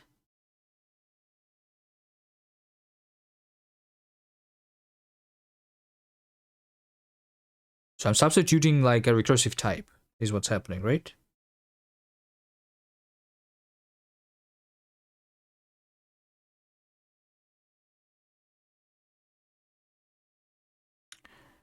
I'm saying, okay, I have not substituted this yet. I introduce a new variable, and this is a new variable.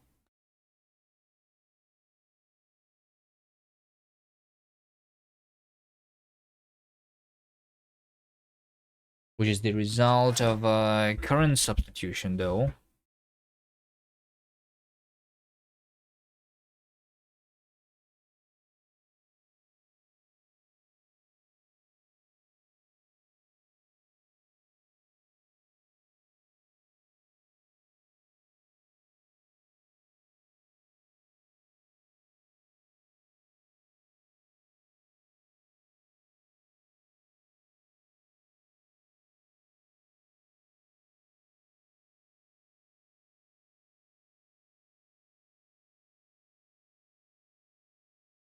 Let's do this substituting variable. Let's do instead inference variable print.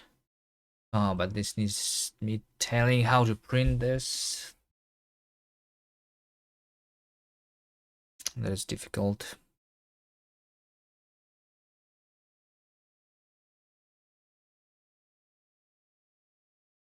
And where was this happening?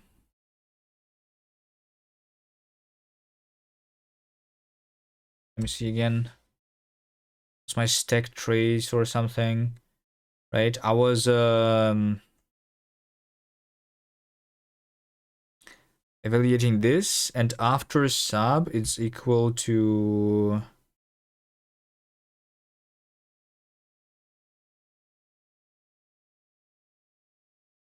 something. I was evaluating this. I've evaluated that. Okay. Wait, but why do I have after sub here? If I am looping on substitution, which means there should be a before sub before I start looping, right? So isn't there another before sub? This one?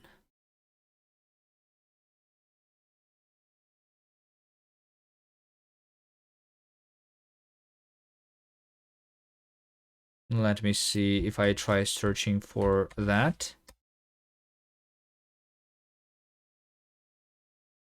So I started call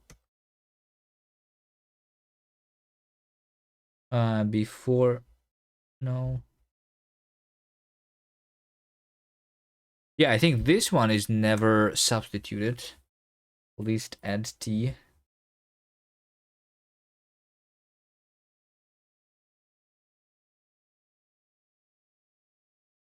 Which is the same thing.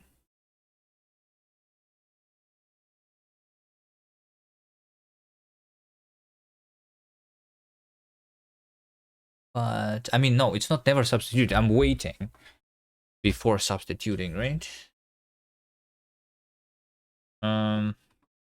Or no. It should be. Wait, no.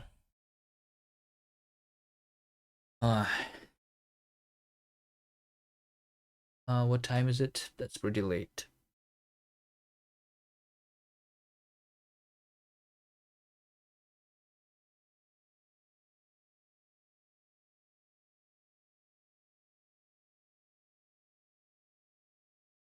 I'm going to stop here.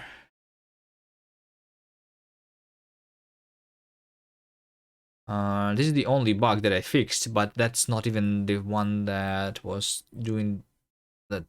a problem. It seems printing functions that good. Let's do this. Improved function printing.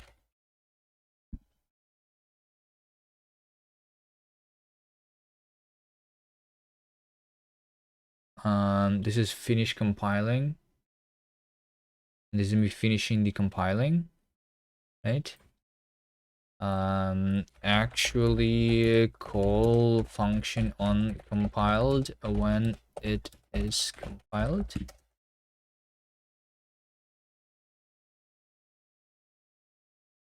And then this is just a bunch of logging. Mostly some effects. I should just keep trying doing that. Yeah, the problem is substituting the things.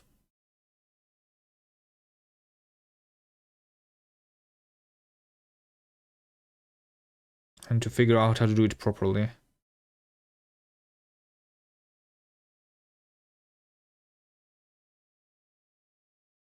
Next time. Or maybe potentially off stream, we'll see. Nice progress. I mean, yeah, some things work definitely. Like, I feel like this, like, the recursive types, recursive generic types, the substitution is all like the same stuff. Once this is done, like, this is going to be really good.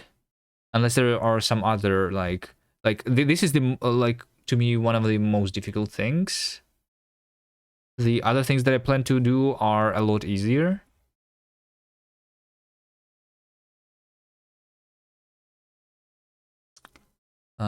So yeah.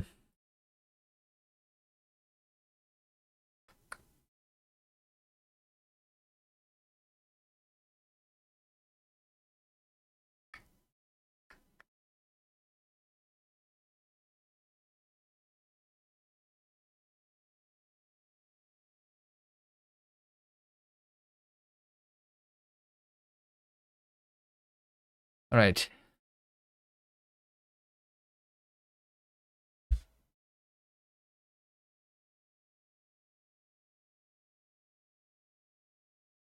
Someone here is making the Lara compiler in Haskell. Maybe they're having better time at not having bugs than I do. See you guys next time. Bye.